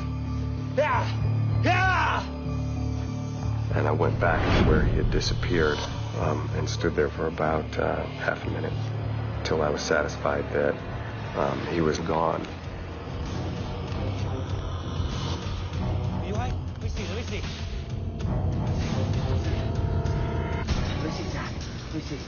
My dad came up in front of me and shone the light in my face. Let me see, Simon. The first thing I saw was the terror and the fear in his eyes. And I could see that his cheek was totally torn through. I just kind of stopped and said, oh my God. I mean, it was slow and it was horrified and hopeless. And it was all there, and oh my God, and the look on his face. And I knew it was worse than I thought it was. Again, the hungry wolf emerges from the forest.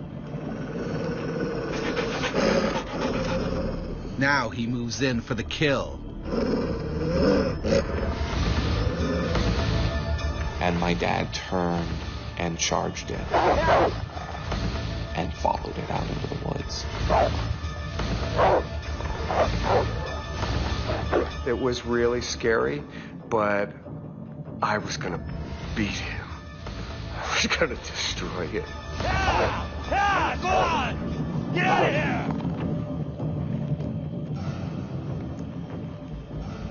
The trees wrapped around him, and he was gone. He disappeared. Tom, come on! I thought, if he doesn't come back, how am I going to protect these kids on my own? My immediate thought was that I wasn't going to see him again.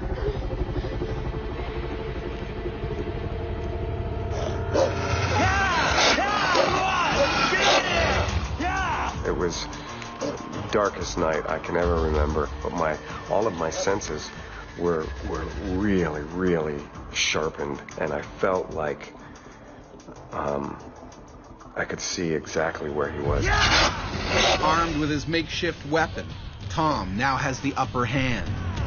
Wolves, in all their killing activities, have to respect one thing. They're basically hypochondriacs. Safety for them is paramount.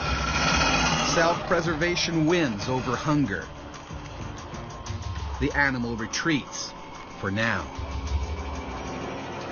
Seizing the moment, the Delventhals make their escape. Keep that right on there. That's it. See that? Yeah. Keep this on there. Hold that on there. That's it. All right, you gotta get out of here. Up we go. Here we go. Now here, let me talk to you.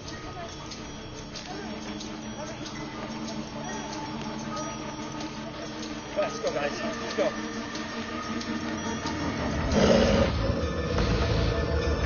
Hey, Will, Eli, you guys all right? Let's go, baby. Let's go. Tracy, let's go. Zach, hold on. There was this moment of pushing off the site, and then I remember just going, because I knew at least the wolf couldn't get us now. The family may have escaped the wolf's jaws, but Zach is still in terrible danger. He's losing blood fast. Hey, Zach, hold on, son. You'll be all right. I thought about dying, so I was just sort of peacefully lying in the boat and figured I could slip away now and it would be easy. What changed my thinking was thinking about my family and thinking about how much they would all miss me.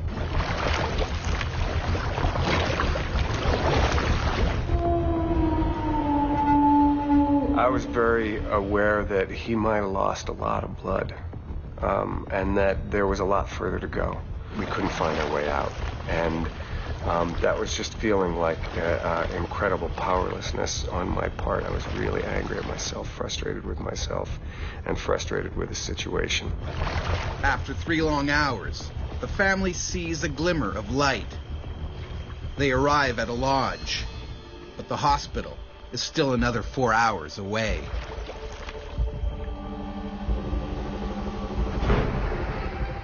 Zach undergoes 4 hours of emergency surgery. His nose is broken in 5 places, and it takes over 80 stitches to repair his badly lacerated face. Sheer luck that the wolf didn't grab part of the neck. With the tremendous bite force of the wolf, Zach would not have survived that. Very lucky. They took Zachariah into a triage room, and it was that moment. It was the first time that I looked at him, because I thought, okay, now we're safe, and I can see. And his face was just ripped apart.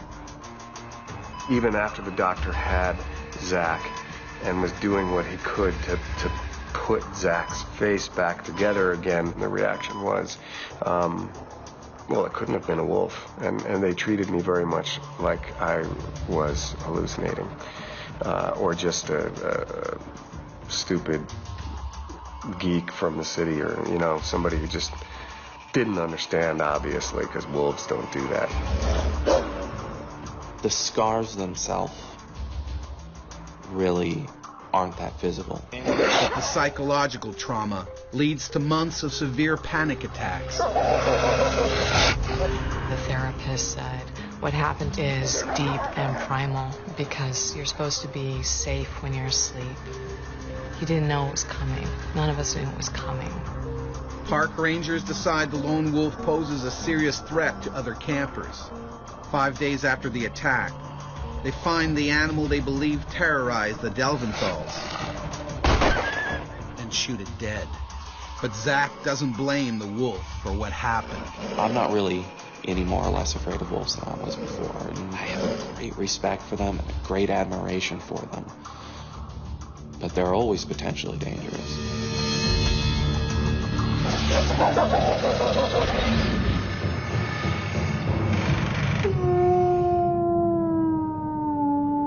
Throughout history, wolf attacks have been the stuff of nightmare and legend.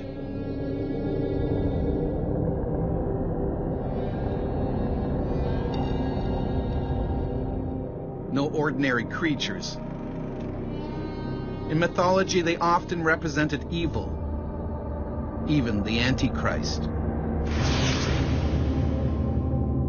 Not even death could safeguard people from the wolf's jaws.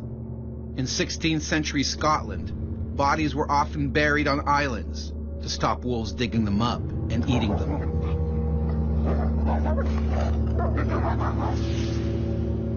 No European settlement, it seemed, was safe. In 1879, in a village in southern Finland, a pair of wolves went on a bloody rampage.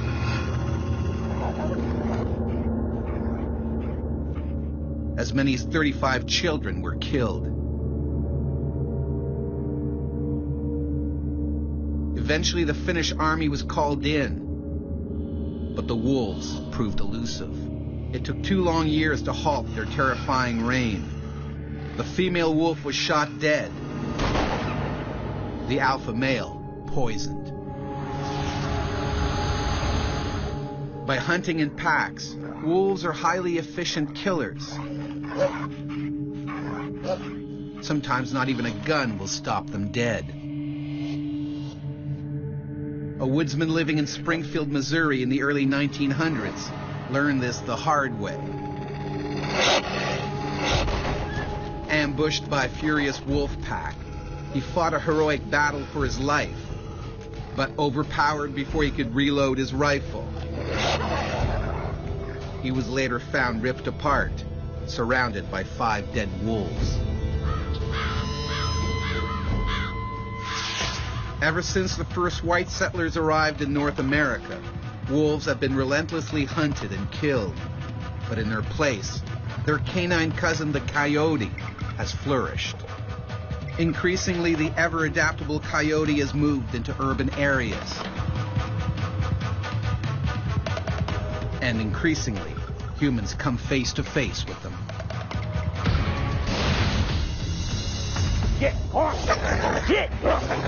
One afternoon in his yard, Jimmy Hawthorne ran into a wild coyote. A coyote with rabies. I couldn't believe what was happening. I knew I'd be bitten. It was scary.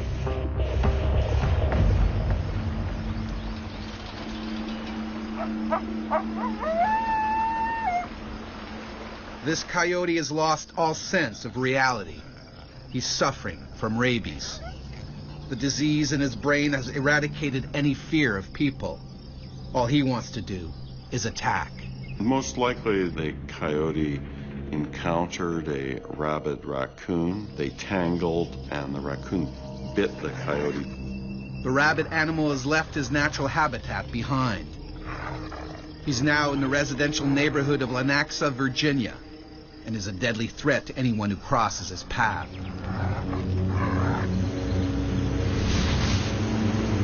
"47-year-old Jimmy Hawthorne is working in his yard on a lazy Sunday afternoon. His wife is inside, taking a nap. It was a normal day. I was actually using the lawnmower to blow the leaves off the yard. Jimmy is completely unaware that he's being watched. I probably see coyotes once a month, and then when they see you, they're gone. They're scared of humans. But not this coyote.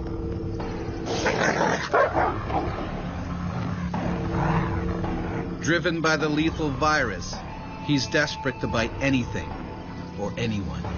Rabies virus infection is transmitted in the saliva and often deposited in skin, subcutaneous tissues, or muscle, and then eventually spreads along nerves to the central nervous system. The diseased coyote closes in on Jimmy. I was just sort of in my own little world, riding on a piece of equipment, and it startled me. I mean, my first thought was it was a German Shepherd. And then I looked and I said, oh my goodness, it's a coyote. Horrified, Jimmy realizes this coyote is Rabid. At that point, it was just terror, scary. Rabies is almost always fatal if not treated immediately. Well, there have only been 6 survivors of rabies. We don't fully understand why the outcome is always fatal, but clearly the immune response isn't sufficient to clear the viral infection. It was driving the mole as fast as it would go. The coyote was having no trouble keeping up. The coyote kept circling the mole. Fueled by a wave of aggression, the coyote seizes opportunity and strikes. He bit my boot. I felt him bite the boot. I mean, I couldn't believe what was happening. I just remembered that moment of fear, of terror. It was scary. Luckily, the coyote's bite doesn't pierce Jimmy's thick leather boot. Jimmy needs to make it home before it does. But then his mower runs out of gas and stops dead. My thoughts were, oh my goodness, something scares you to death. And then it's like you have to take care of yourself, protect yourself. Jimmy must either risk running for his life or taking on the rabid animal. This animal might weigh 50 pounds, and I weigh 240. If it gets bad enough, you know, I'll just tear him apart with my hand. But I knew I'd be bitten. You don't see animals come up to you. I mean, I've been in the woods my whole life. Deer don't walk up to you. Rabbits don't walk up to you. This animal had no fear of man. He would come around the tractor. You know, I didn't want him to bite me on the back of my leg, and I just turned around and faced him, and he came at me, and I kicked him. Hit! That's when he sort of hollered, yipped, and went into the thicket. Because of his swelling brain, the rabid coyote is suffering terrible headaches. Jimmy's kick further disorients him. Jimmy's bought some time.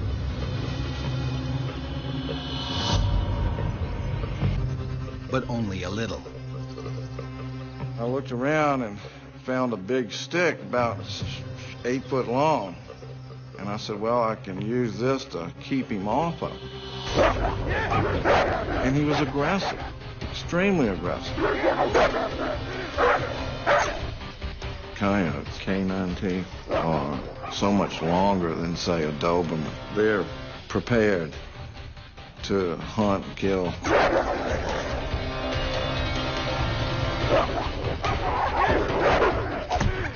Wielding the stick, Jimmy scores a direct hit to the coyote's head. The crazed animal retreats, for now. Jimmy races for the house, but the door is locked. His wife still asleep. And the rabid coyote isn't yet done with Jimmy. I'm knocking on the door, and then I see him running across the front yard, coming back. The ever more aggressive coyote closes in for the kill.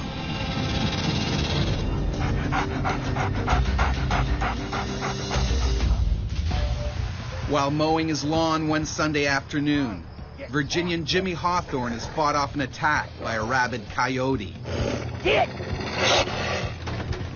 Locked out of his house, Jimmy's now trapped by the deadly animal. A rabies victim suffers agonizing spasms in the throat, making it almost impossible to swallow. They develop neurological impairment and paralysis, finally progressing to coma, then death.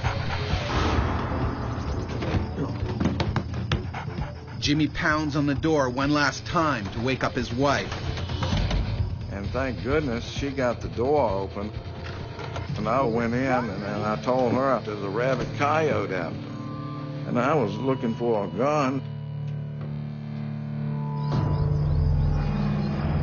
The coyote refuses to give up. The rabies has infused him with blind courage. All he knows is he needs to bite.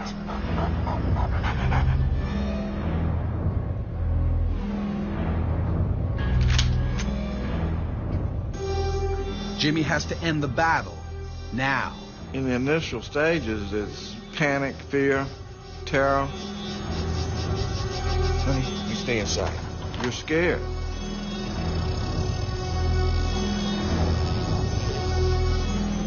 And then that went away.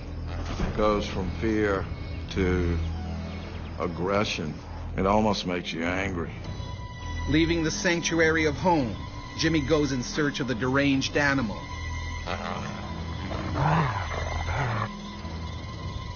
But this time, he's prepared.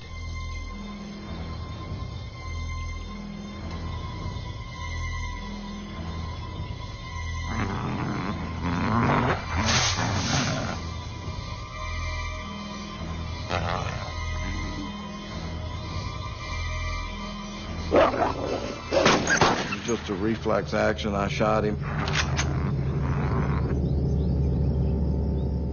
And killed him. When the animal is tested, experts confirm the rabies virus. Thankfully, Jimmy is healthy, but the psychological trauma remains. When I'd go to bed, I'd close my eyes and I would see the coyote coming at me. Now, when doing the gardening, Jimmy and his wife are always on guard, just in case. When the news originally did the story, when it happened, they said, how do you feel about that? And I said, well, you know, I would have rather been a lottery winner. So it was amazing to me how everything is nice. You're at home. It's a Sunday. You're working on your property. Everything's calm, and then everything turns into chaos. It's scary, you know.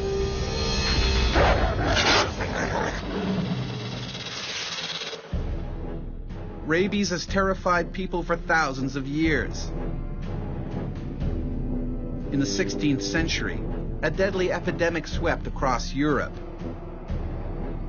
Stories of horrific attacks by mad animals foaming at the mouth entered popular folklore. Peasants in the countryside faced the greatest risk, but not even cities were safe. In 1450 in Paris, a pack of wolves, some probably rabid, created blind panic when they breached the city walls. 40 people were bitten and killed. The ferocious pack was lured into the heart of the city, close to Notre Dame Cathedral. There, a mob hell-bent on revenge stoned and speared the wolves to death. While the wolf and coyote have always posed a threat to humans in parts of North America, there's a much more dangerous animal at large. The powerful cougar, also known as a puma or mountain lion, is thought to have killed at least 18 people since records began.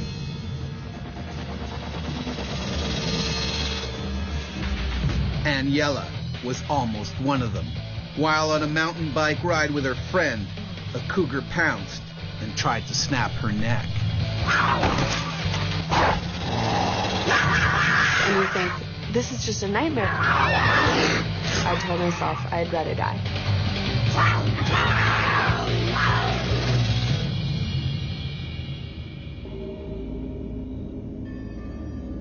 The rugged canyons of Whiting Ranch Wilderness Park are a big draw for thrill-seeking mountain bikers. But here, taking a tumble is not the only hazard. The park is home to some spectacular and dangerous wildlife, including the feared cougar. California Fish and Game gives a range of population from 4,000 to 6,000 cougars in California. This 110-pound male cougar works alone.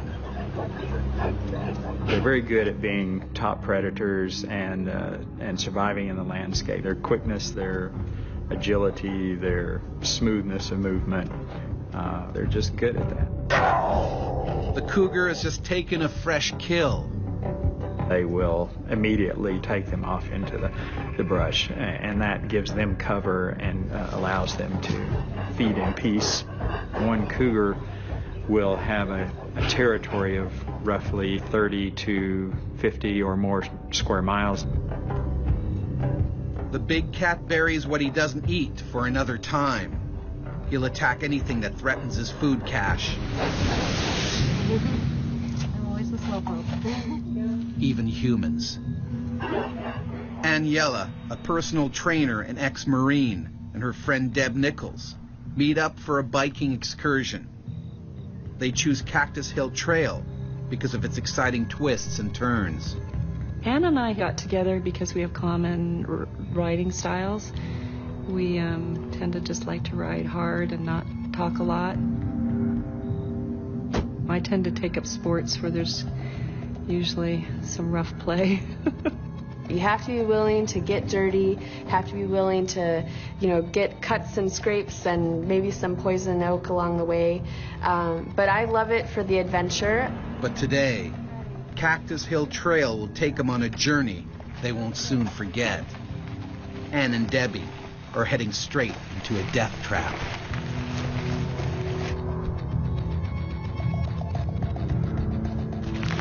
We were just kind of, coming into the downhill section. You're going to finish the ride soon. All the climbing is done.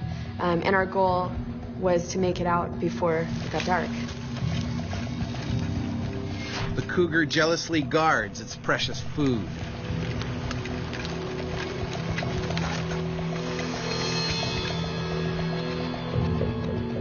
Mountain lions don't move very far from their kills. Once they've cached the kill, they tend to stay relatively nearby.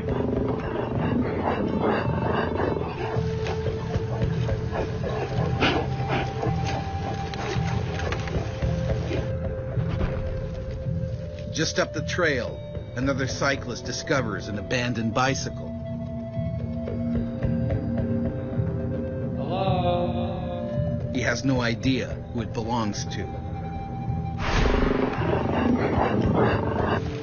As I was first turning down that trail, Cactus Trail, when I came around one of the blind corners, we actually saw a man standing with his bike and then the second bike with no person. And my instinct was that they had stopped and that his friend was going to the bathroom.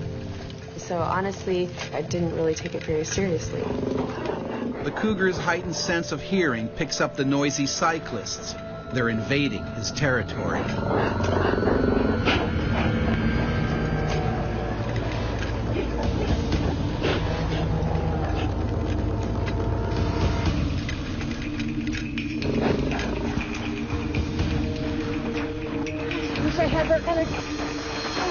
Debbie falls behind.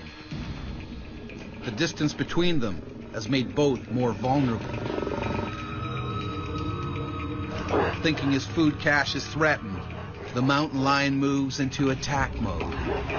As I was moving down the trail, what caught my attention was I saw a flash of movement. I saw kind of a reddish-brown fur. Initially thought that I had startled a deer, and then the impact. A cougar can leap a great distance in the realm of 20 to 30 feet and will jump on their back and bite the back of the neck. The only thing I can liken it to would be if you're riding your bike and you got hit by a car from behind. That's what it felt like to me. I mean, the impact was unbelievable. I was face down and he was trying to bite at the back of my neck. And I knew, okay, this isn't a deer. A lion's impetus is to kill as quickly and as efficiently as possible because that reduces its own energy expenditure and its own chance of harm. I just couldn't believe that had just happened to me. And you think, this is just a nightmare. This can't really be happening. You can't wrap your brain around it. Anne's helmet protects her for now. But the cougar is determined to win this battle. If they don't kill with the first bite, they may move their bite gradually around to the front of the throat and take the prey down by asphyxiation. You know, it was like nothing I've ever experienced before in my life. It was so completely overpowering. I could feel it actually hanging on to my shoulders. The lion's claws were dug into each of my shoulders, and he was trying to bite at the back of my neck. He was able to manipulate and move me around, release his grip and grab on again and just drag me. I could hear Anne's cry, screaming, and it sounded unusual. It sounded like a siren over and over, and then just within an instant I came around the corner and saw the mountain lion. Debbie needs to think fast. In sheer desperation, she tries to scare the animal away.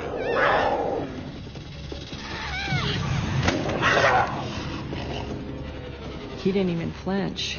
They're very focused predators. They don't get distracted easily. They have to finish what they start. Risking her own life, Debbie does the only thing she can think of.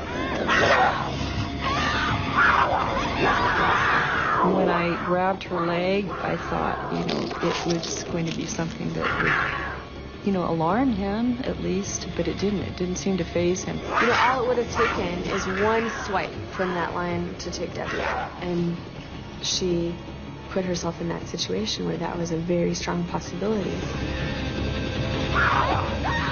And I, had a death grip on her calf area. I was just amazed at his strength. I just remember watching her face and watching her hanging onto my leg and screaming at the top of her lungs. Debbie's frantic attempts aren't working.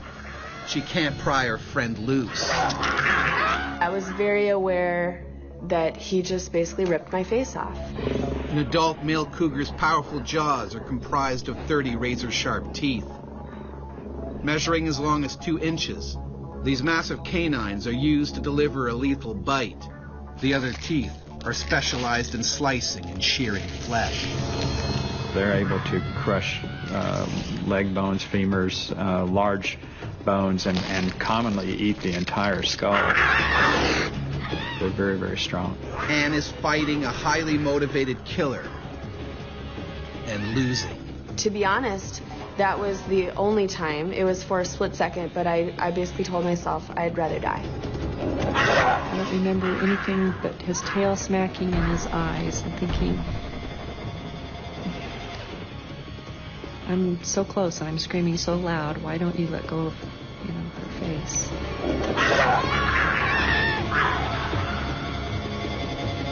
A group of cyclists up the trail hear Debbie's screams.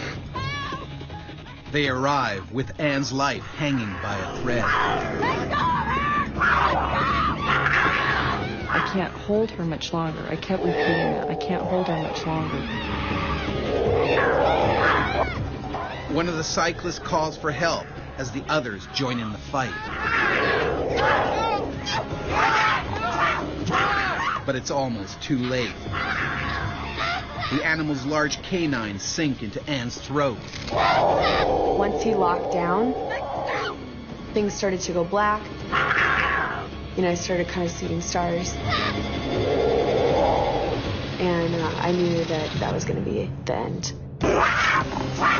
Aniela is now on the edge of death, and her friend is powerless to help.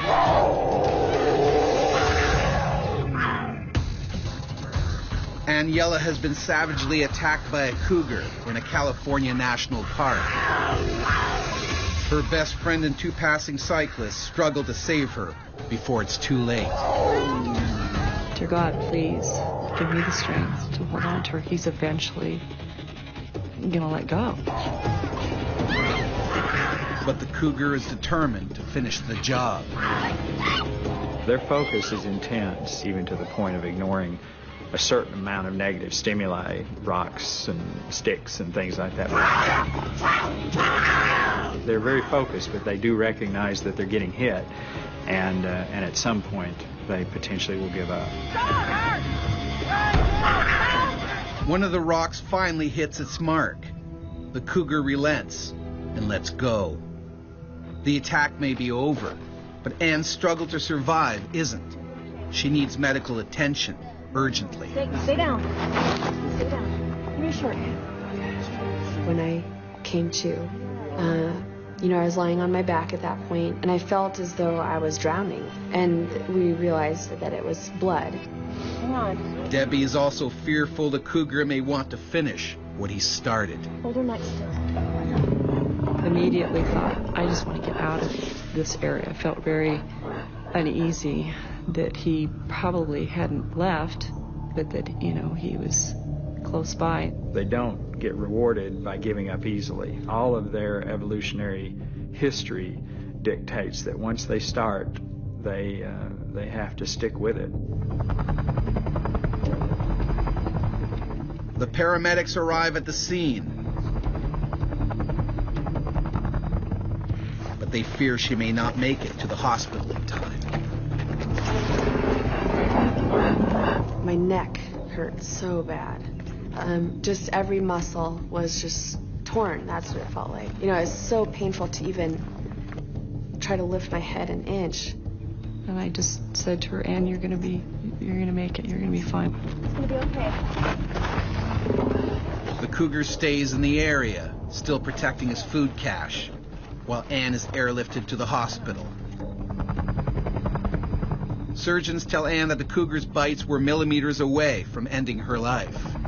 My plastic surgeon told me he found 40 bite wounds to my neck alone, and then I had obviously severe wounds to my face. It wasn't going to be a quick fix. This is not like one surgery, I'm back to normal. And then I realized I'm not ever going to be back to normal. Later that evening, park rangers locate the owner of the abandoned bicycle.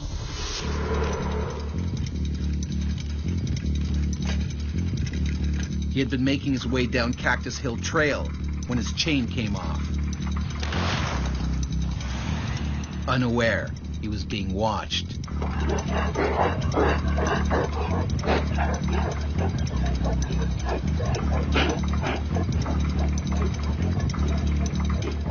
The animal struck with deadly force. The cougar likely snapped his victim's spinal cord in one bite.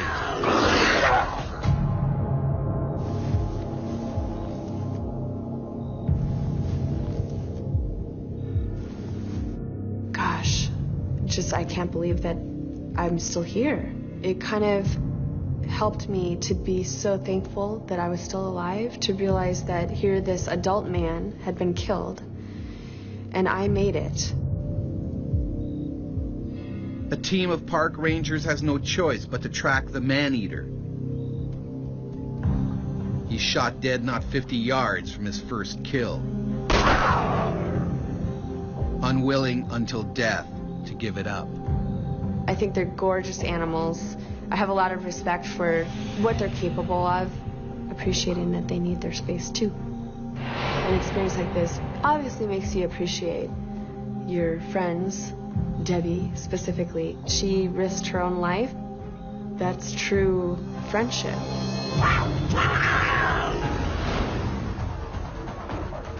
Their domestic cousins may be household pets, but in the wild, Hunger or disease can occasionally drive these animals to target human prey.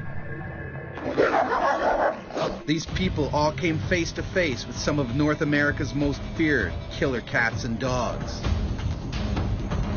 They were lucky to survive. We were aware that there's mountain lions, but I just would have never thought that they would turn on me. The general advice is don't run, don't play dead, fight, because your life depends on it.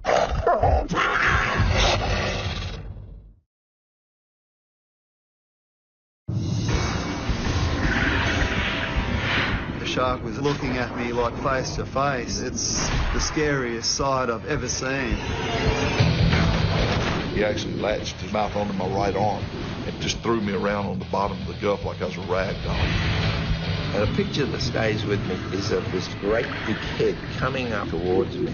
The fear of dying was unbelievable. It's everyone's worst nightmare, being eaten alive by a wild animal. In this episode, 3 remarkable stories of people savagely attacked by the ocean's most powerful predator. What's it like when you become human prey?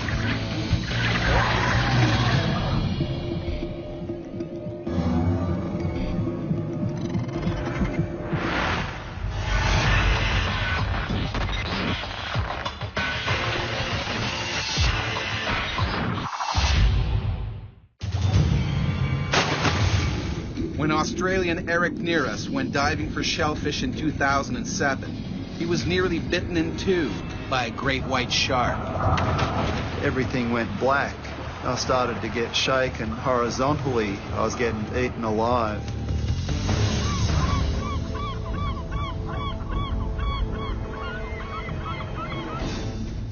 The great white shark is top of the food chain. Hardly changed since the dinosaurs. It's the ultimate killing machine. This full-grown shark is now targeting Cape Howe on the south coast of Australia. The strong currents here attract fish, which attract seals, which are the shark's favorite food. It's the rich marine life at Cape Howe that also attracts fishermen to these waters. Eric Nearus is one of them. He specializes in abalone, a large sea mollusk and culinary delicacy. I call myself an underwater labourer. Basically, we crawl around the bottom of the ocean measuring abalone and collecting them. It's a pretty strenuous job. If I don't catch a certain amount of abalone each month, I don't make any money, so I can't pay my bills. To tell you the truth, that day I was only half-heartedly getting ready to go to work. Being school holidays, I could have found something more interesting to do, like take the kids out to a park or the movies and have a family day out. Today, Eric's 16-year-old son Mark is joining him. He's working as a deckhand. Mark was only out with me to make a bit of pocket money for himself. He'd only deckied for me about 4 times, so he wasn't actually what you'd call experienced at all. Mark isn't as comfortable as his father in these waters. Every time we've been out before, like, we've seen sharks, and there'll be sharks, like, just fly in front of our boat. I don't know, it was just a morning, like, it was real freaky morning, like, real quiet, and, like, no noise or nothing like that. Sort of think to yourself, something's gonna go bad, something's gonna go bad. Mark's intuition is dead on. A hungry great white has returned to these familiar waters, where it hunts its favorite prey, seals.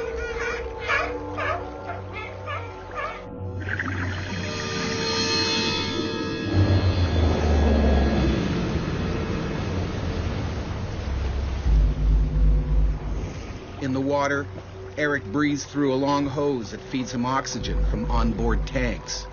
He also wears special clothing. I wore a lead-lined weight vest. It has about 7mm thick lead plate sewed inside it, and it fully covers your back and most of your chest, and that keeps you on the bottoms. Although shark attacks are extremely rare, Eric knows it's a hazard that goes with the job. When you're a diver and you're in, their domain, you've always got that inkling in the back of your mind. I wonder if a shark will show up.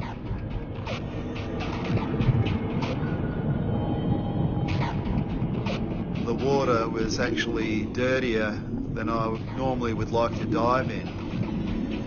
That's when you start to even imagine that there's something out there, and the hair on the back of your neck will stand up, and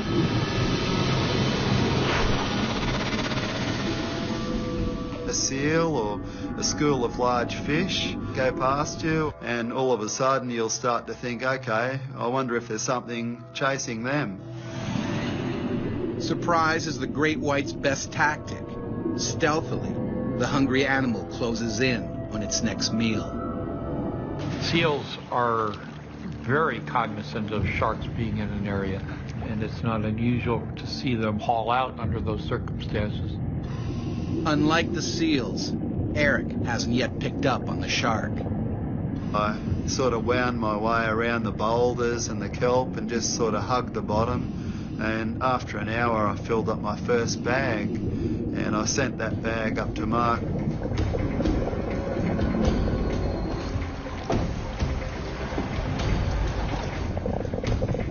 I remember looking up at Mark at the hull of the boat. I could just see it, and I thought, beauty, Mark's doing his job. He's right above my air bubbles. He's a good kid. He's following me. He's not too far away. Mark's not sure why, but he can't shake the feeling that something's not quite right. It was just weird, like, and I kept going over the side of the boat and looking down, and it didn't feel right. It didn't at all.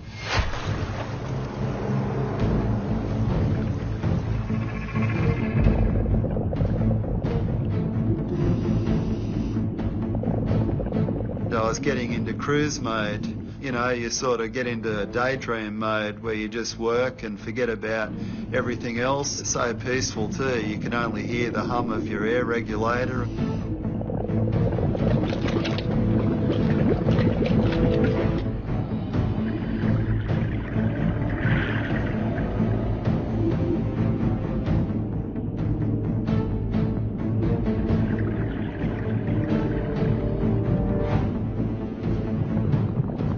Humans wearing a black wetsuit are doing a pretty darn good job of making themselves look like a seal or a sea lion.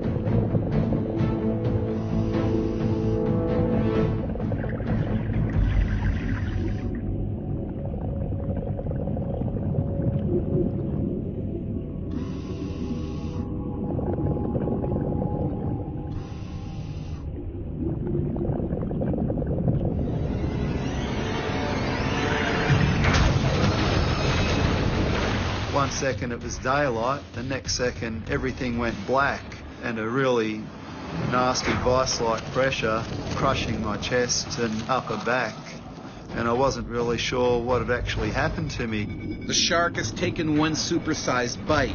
Eric's head and shoulders are in its mouth. One arm is down his throat.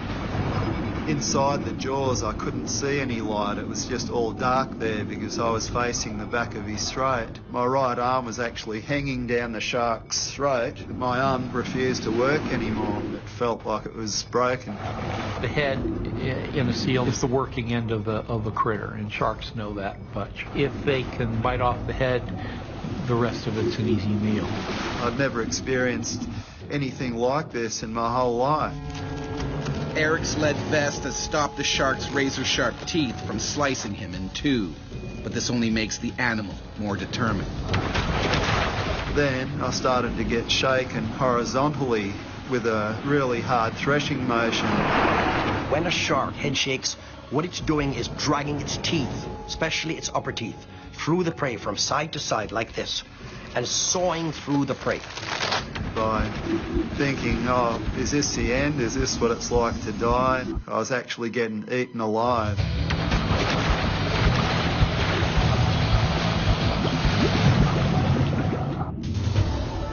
A great white shark has half-swallowed abalone fisherman Eric near us. All that's saving him from certain death is his lead diving vest. my instinct kicked in, and I had a free left hand, and I started to feel around the jawline of the shark, and I reached up higher, and I felt a slimy membrane. I realised that must have been the eye. Eric gouges his fingers deep into the shark's eye. Anything we can do that demonstrates to the shark that we're big and strong and are willing to fight back is a good thing. Surprised by the counterattack, the shark begins to loosen its hold. And I started to wriggle out backwards a bit, and I wasn't sure if I was going to get out or not. And just as I thought I was going to be free, the bottom jaw closed, and I felt these teeth going into the back of my head, into my skull. I twisted as hard as I could again, trying to gouge the eye, and the shark reacted again. The animal at that point reacted by letting go as a matter of defense for its own self. Sharks aren't dummies.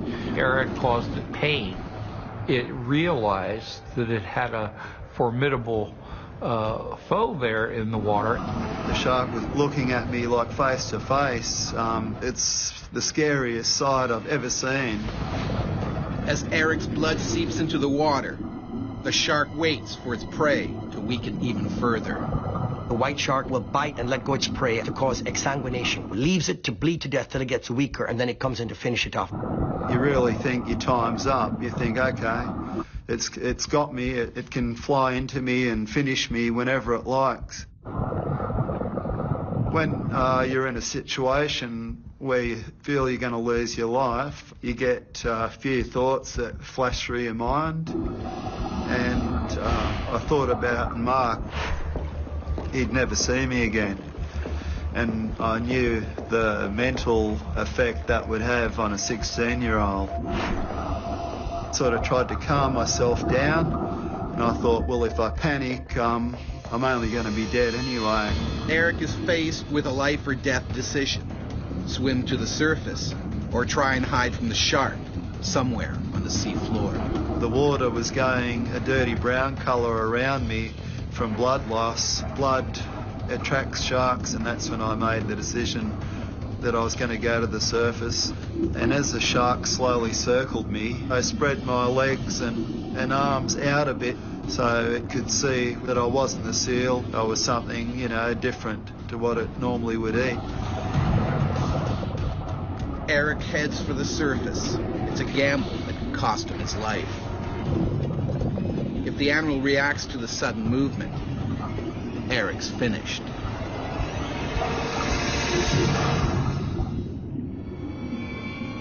Searching for abalone on the sea floor, Australian Eric near us has been half swallowed by a great white shark. He's managed to fight free, and now he needs to get out of the water before it strikes again.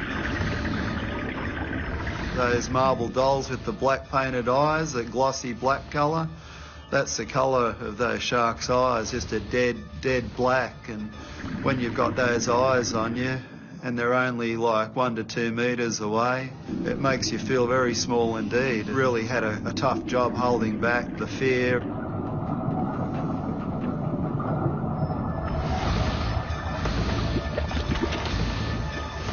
Eric breaks the surface, but the 15-foot monster is still circling below. The whole time the shark was just below me, going around and around my flippers, and it could have, taken me any time it wanted to. The shark didn't want to just rush right back in because the last time it did that, it didn't have a pleasant outcome. Dad? I'm coming! All Eric wants is to get out of the water, fast.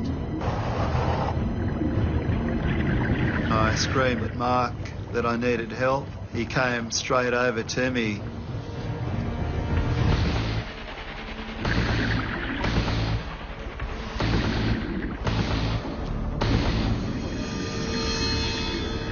Eric makes it out alive, but his wounds are horrific. I suffered a broken arm, a broken nose, 4 teeth went into the back of my skull, and my other teeth marks are in my chest. So thank God for that lead vest, or I wouldn't be here now. Eric tried to return to abalone fishing, but fear kept him out of the water. Now he works on dry land as a security officer.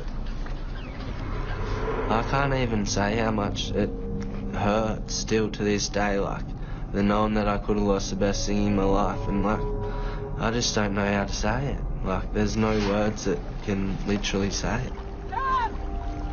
When you've had a narrow escape and you sort of feel you've been given a second chance, it makes a great deal of difference to your life, and all of a sudden you start to appreciate things that you didn't even think about before.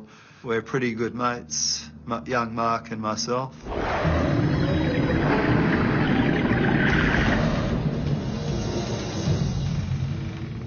Ever since people first ventured into the seas, we have been afraid of the monsters that lurk below. The great white shark has always been the most feared, infamous as a ruthless predator that will kill anything.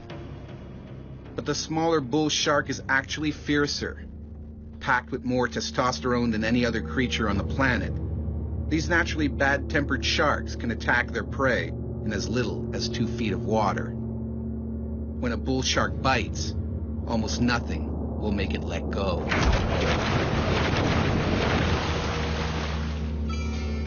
In the summer of 1916, a horrifying series of shark attacks shocked holidaymakers in New Jersey. Originally blamed on the great white, these attacks were in part the inspiration for the novel Jaws. But many experts now think the villains were really bull sharks. The first victim that summer of 1916 was Charles Epting Vansant. He started shouting for help, but people assumed he was calling to a nearby dog. When a lifeguard finally reached him, his left thigh was stripped of flesh. Vansant bled to death before reaching the hospital. The Coast Guard was sure this was a freak accident, so beaches remained open. A fatal decision. Just 5 days later, a second killing. The ocean turned red when a hungry shark went for Charles Bruder. It bit his right leg clean off. Bruder bled to death before he could be rescued. The next attacks were even more terrifying. The scene of the crimes, 16 miles inland in a freshwater creek. 12-year-old Lester Stillwell was playing in the water with friends. They noticed what they thought was an old log in the water. It started swimming towards them. Suddenly, the shark pulled Lester under, and he never surfaced. A man entered the water to bravely search for the boy's body, but he too was fatally wounded by the bloodthirsty shark. Experts now know that great whites can't survive in fresh water, but bull sharks can. Bull sharks may actually be responsible for many more attacks than previously thought. Chuck Anderson knows just how aggressive a bull shark can be. When training for a triathlon in 2000, he was savagely attacked by a bull shark, an attack that changed Chuck's life forever. It was just freight train. And even though I hadn't seen it, I knew exactly what it was. The Gulf of Mexico is famous for crystal blue waters and white sandy beaches. But this is America's shark attack capital. In fact, there are more shark attacks here than anywhere else in the world. Almost anyone that's been in the water have been close to a shark at some time. The sharks see the humans. Humans don't always see the shark. And public enemy number one is the ferocious bull shark. It will target almost anything that moves, even humans. Bull sharks mean business. When they attack, they truly are going after a human. And what they start, they mean to finish. Bull sharks are persistent, and I think for that reason, I would be a lot more concerned about a bull shark than a white shark. It's early morning, and this bull shark is already on the hunt. It patrols the shoreline because it knows sooner or later something tasty will swim by.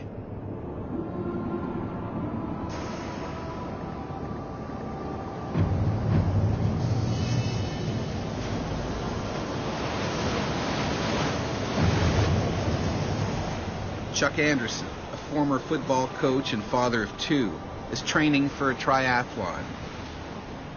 Today, he intends to train in the ocean.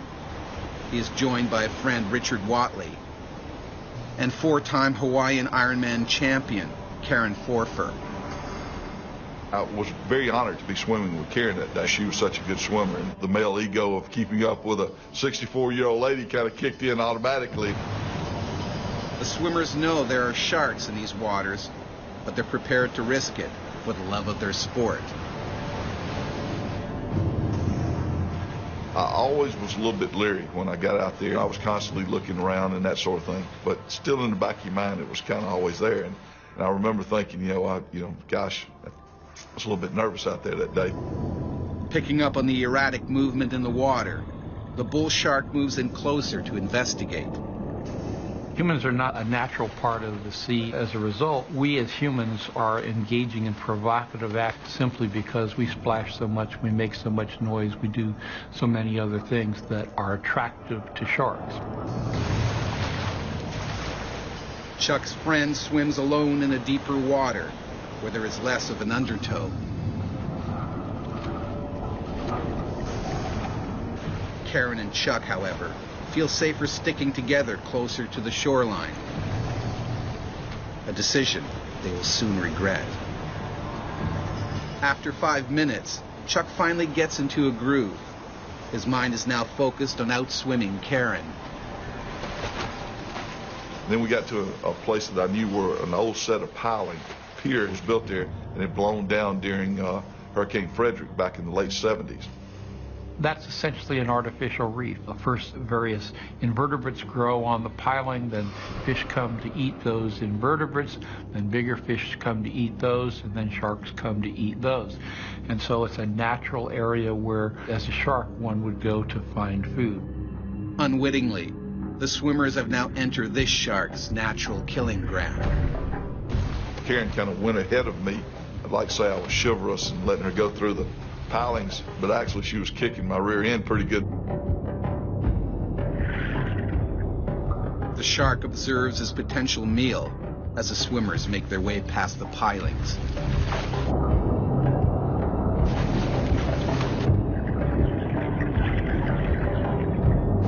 I remember looking at my watch and it was 6:38 a.m.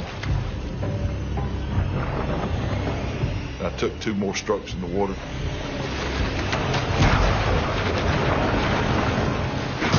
It nailed me. Felt like a linebacker getting run over by a fullback. He just freight trained me. He hit me and knocked me out of the water.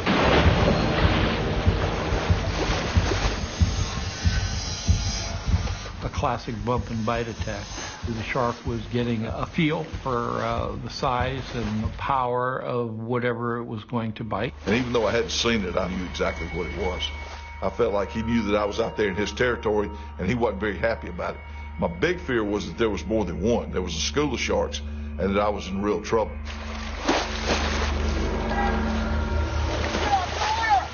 I started hollering for Karen, who had gotten a pretty good ways away from me at that stage of the game, to get to the beach. Get to the beach now. Hurry. Get to the beach.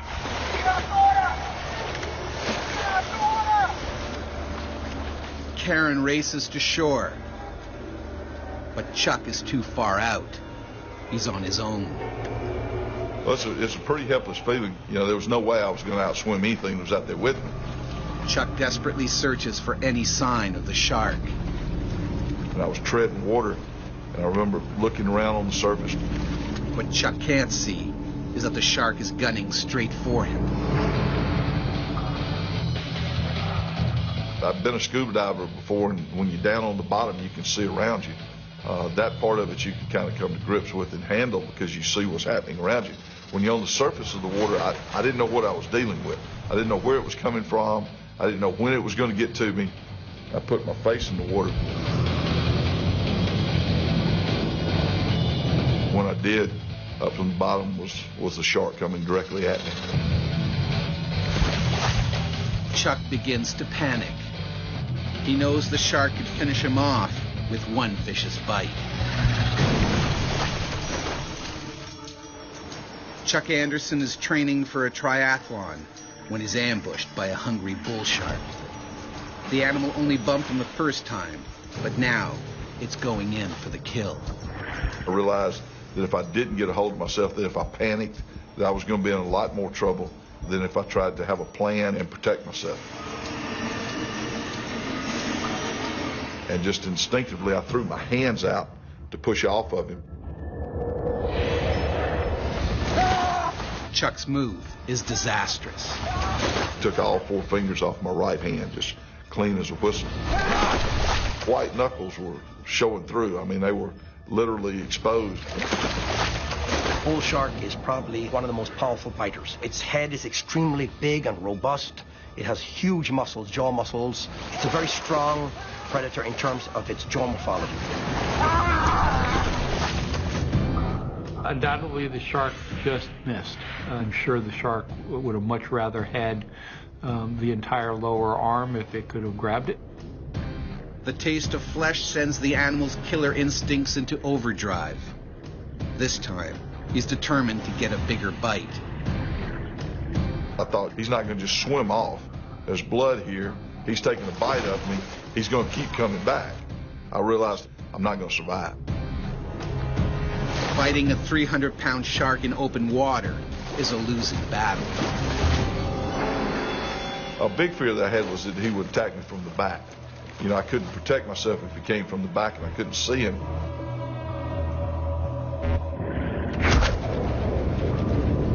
That's when he hit me. And I remember kind of losing a little bit of my breath. He hit me that hard. Bull sharks will hit the victim over and over again. And they'll actually single them out amongst a bunch of people. If there's multiple people in the water, sometimes they'll go through the people and hit the same victim over and over again. Chuck doesn't have time to react because the shark's fin is once again slicing through the water towards him.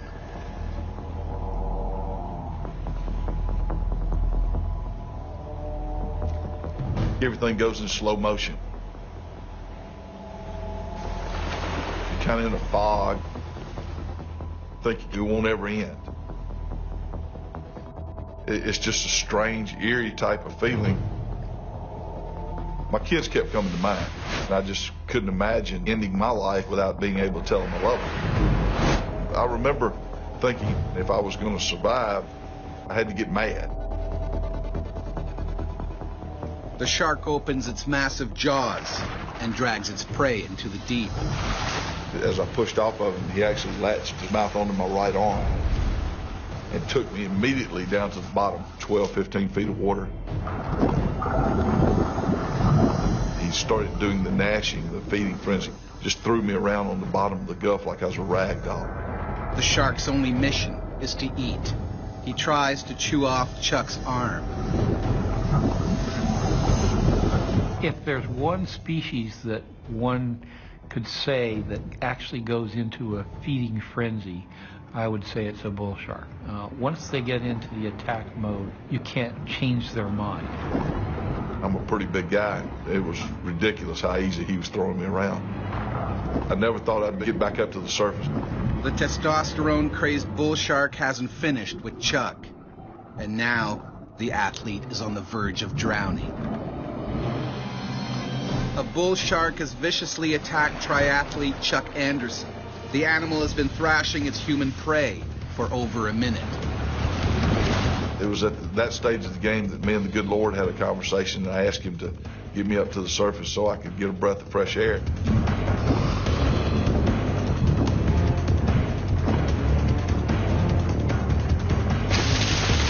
And all of a sudden I felt my heels dragging on sand. Now the shark's dragging him at high speed towards the beach.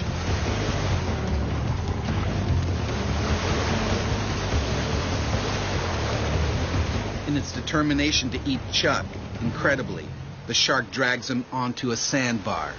The swimmer seizes his only chance of survival. He couldn't move. I had my arm in his mouth. I was trying to hold my face away from his mouth so that he wouldn't snap at my face. And it was a real unique feeling as I was hitting him, and I kicked him a couple of times, and I was doing everything I could to get away from him, but it wasn't fazing the shark at all. I mean, I know people say poke him in the eye, but when you're dead in front of a shark and the eyes are on the side, you know, I couldn't see his eyes, and being on the surface, that type of thing, I didn't have time to collect my thoughts to, okay, let's poke him in the eye. Most of it's instinctive, and my instinct was to hit him and kick him and that sort of thing, trying to get away. I couldn't get my arm out of his mouth by pulling, so I worked it up and down twice and jerked real hard. And when I did, it completely degloving my arm. My hand popped off in his mouth.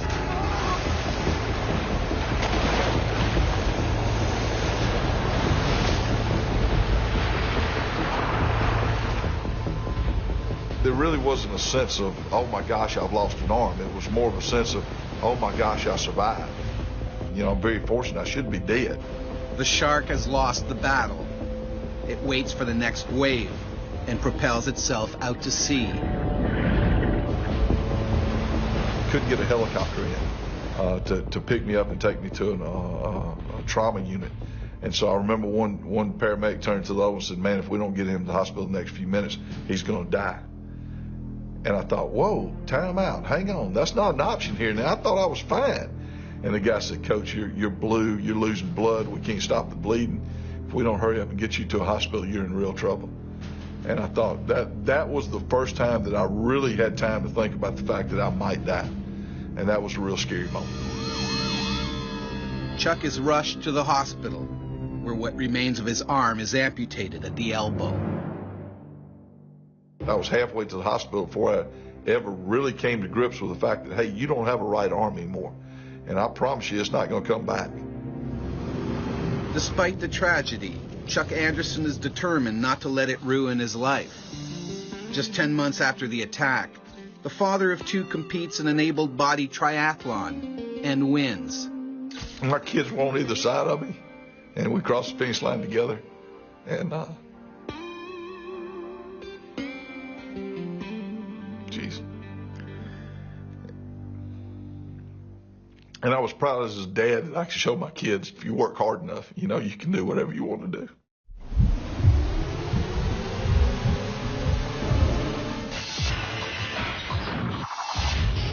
The bull shark may be the most aggressive shark in coastal waters, but in the deep, the oceanic white tip is the greater menace. About 3/4 the size of a great white, this shark rarely encounters people. But when a ship goes down or a plane crash lands on water, the deadly white tip will target human prey. In fact, the white tip is responsible for the largest ever attack on people.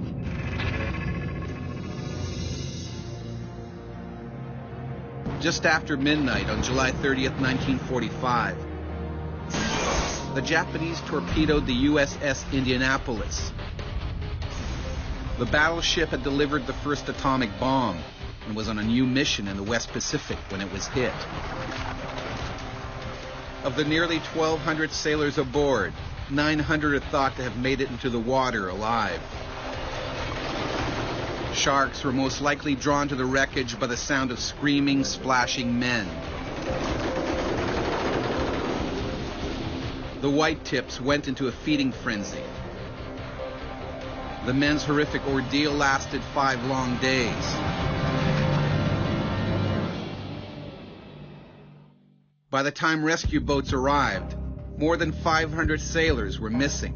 Many had been devoured by the hungry sharks. Although the bull shark and the oceanic white tip may be more aggressive, it's the great white that has entered popular folklore as the ultimate ocean-going serial killer. Its size and power mean it will always be seen as the most terrifying of all sea creatures. In 1830, Joseph Blaney was attacked by a great white while he was fishing off the coast of Boston. The shark capsized Blaney's boat and pulled it right under, with the fishermen still in it. The boat resurfaced, but Blaney was never seen again. A 130 years later, during a spearfishing competition, Australian Rodney Fox was attacked by a great white. It's one of the worst shark attacks anyone has ever survived. I was hurled through the water faster than I could swim. It was right at the edge of my life. I was in really big trouble.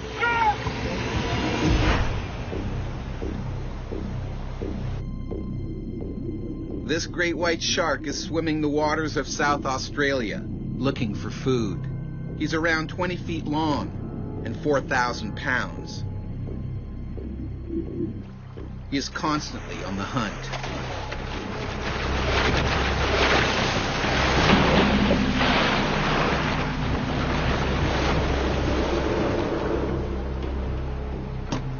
And as Rodney Fox knows, it will eat almost anything that moves. December the 8th, 1963, at 1 o'clock in the afternoon, is a time I will never, never forget. Changed things in my whole life forever. Today, it's Rodney's chance to retain his crown as South Australian spearfishing champion. He's been training hard and determined to win, despite the choppy water. The weather wasn't very nice. It was a little bit windy, but it was something I had worked for. I had done so many deep diving and exercises, and I practiced holding my breath, and I'd made 2 beautiful spear guns. Rodney is aware of the risks. 18 months earlier in this bay, his friend was attacked by a shark, which bit deep into his leg. The word shark was sort of out there in the background with hell and death and devil and things like that. I was well aware that I could actually be attacked, but of course I didn't believe that it would be me. The winner today will be the person who catches the largest number of different species in a 5-hour period.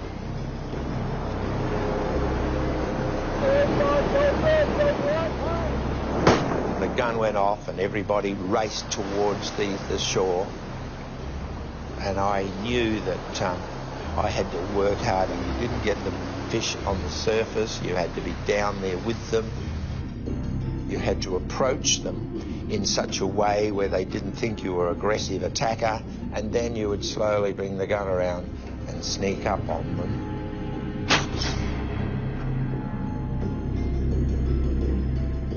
Rodney isn't reckless. He takes precautions against a shark attack.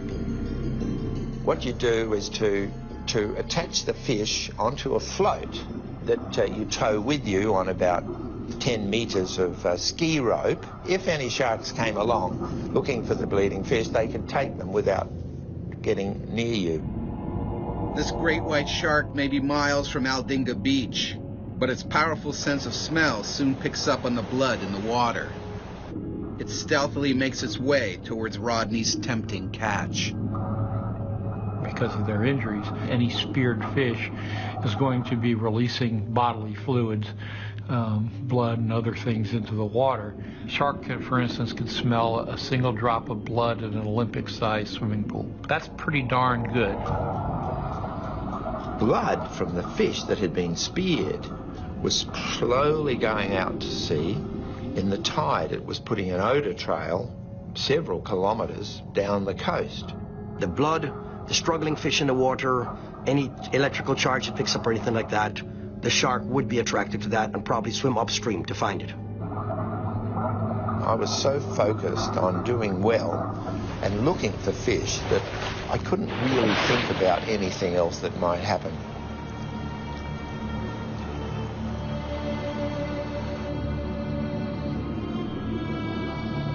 I got a fairly large boarfish, which was really a prize fish and gave high points. And I thought, it could be a lucky day today.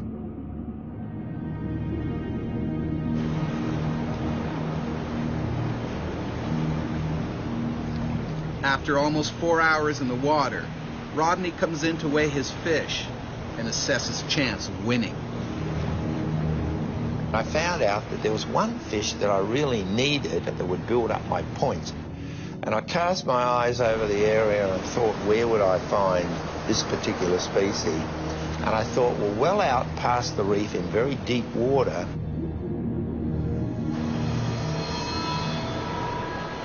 Rodney heads back into the ocean, past the reef.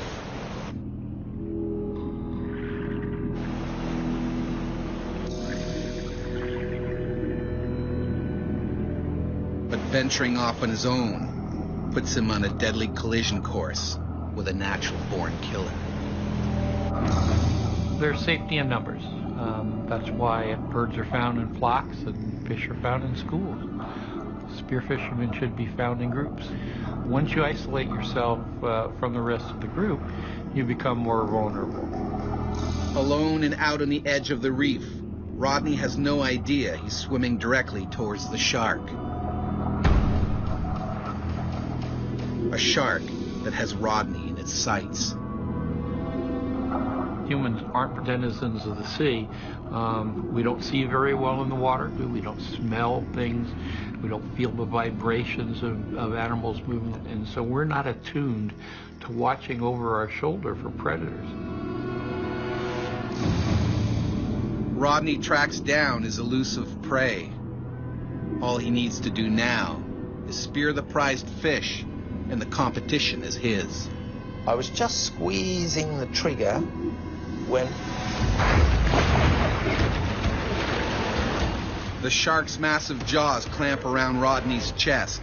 It begins thrashing him violently. White sharks often engage in the marine version of shock and awe. Nothing is better as a predator than to have a sudden strike of overpowering strength to put your prey item in trouble. the gun was knocked off my hand, the mask was knocked off my face, and I was actually hurled through the water faster than I could swim.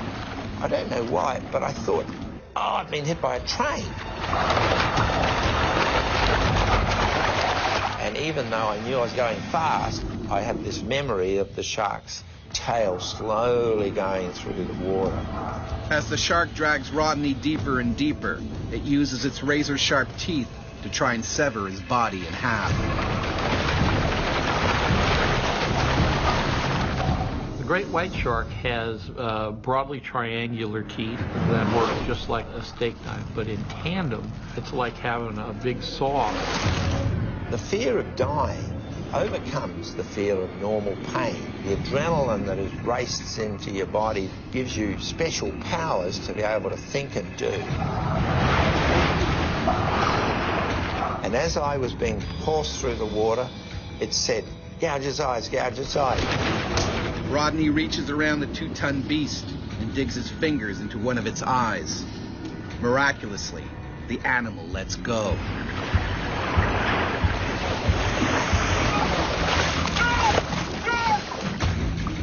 But it has no intention of giving up on a spear fisherman. Gouge at the eyes or the gills of a shark, and that is probably not what the shark would expect. So the texture, the taste, the response, everything is not what they expected. The animal abandons the attack at that point, not quite sure what it is. Doesn't mean they won't come back. The fear was unbelievable. It was right at the edge of my life. I was in really big trouble. I knew I may not make it, but it never occurred to me to give up. Just keep fighting. Rodney looks down into the deep. And a picture that stays with me now is of this bright red water, which is my blood, and this great big head coming up from down below with those big triangular teeth towards me. And I thought, what can I do? What can I do? I have nothing to protect myself. I'm gone, I'm gone.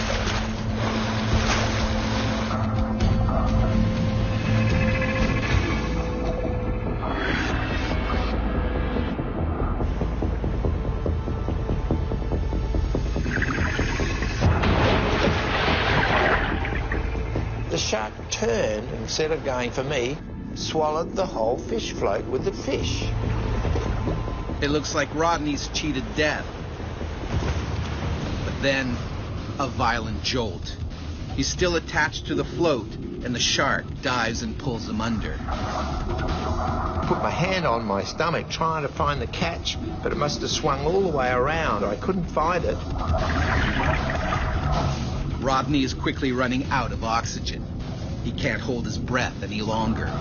Those were the last few seconds that I was going to have of my whole life. In Australia, spearfishing champion Rodney Fox has been savaged by a great white shark.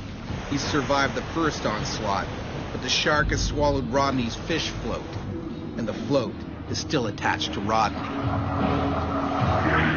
As I was being dragged down, down, down into the water, I was running out of air, and I thought, I'm gone.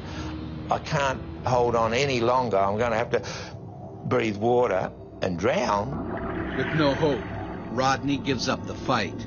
The shark has won. Then, the line snaps. Instantly, I thought I have more chance. I've got life. I can make it to the surface.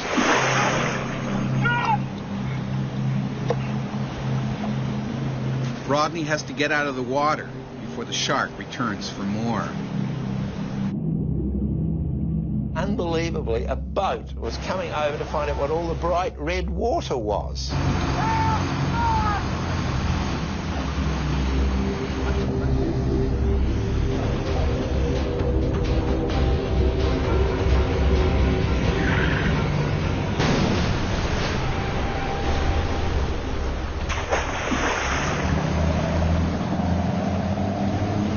Rodney has only just escaped with his life, but his injuries are horrific. The lung was punctured, the spleen was uncovered, the main artery from the heart to the stomach was just left there, one nick, and I've died.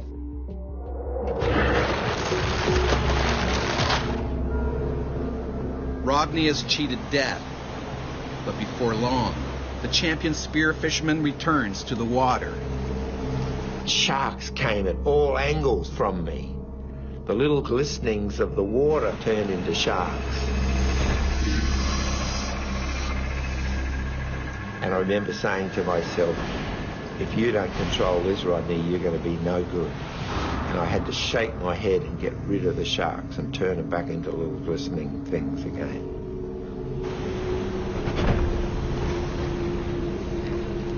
I wasn't meant to go, but you can't get much closer to death than that.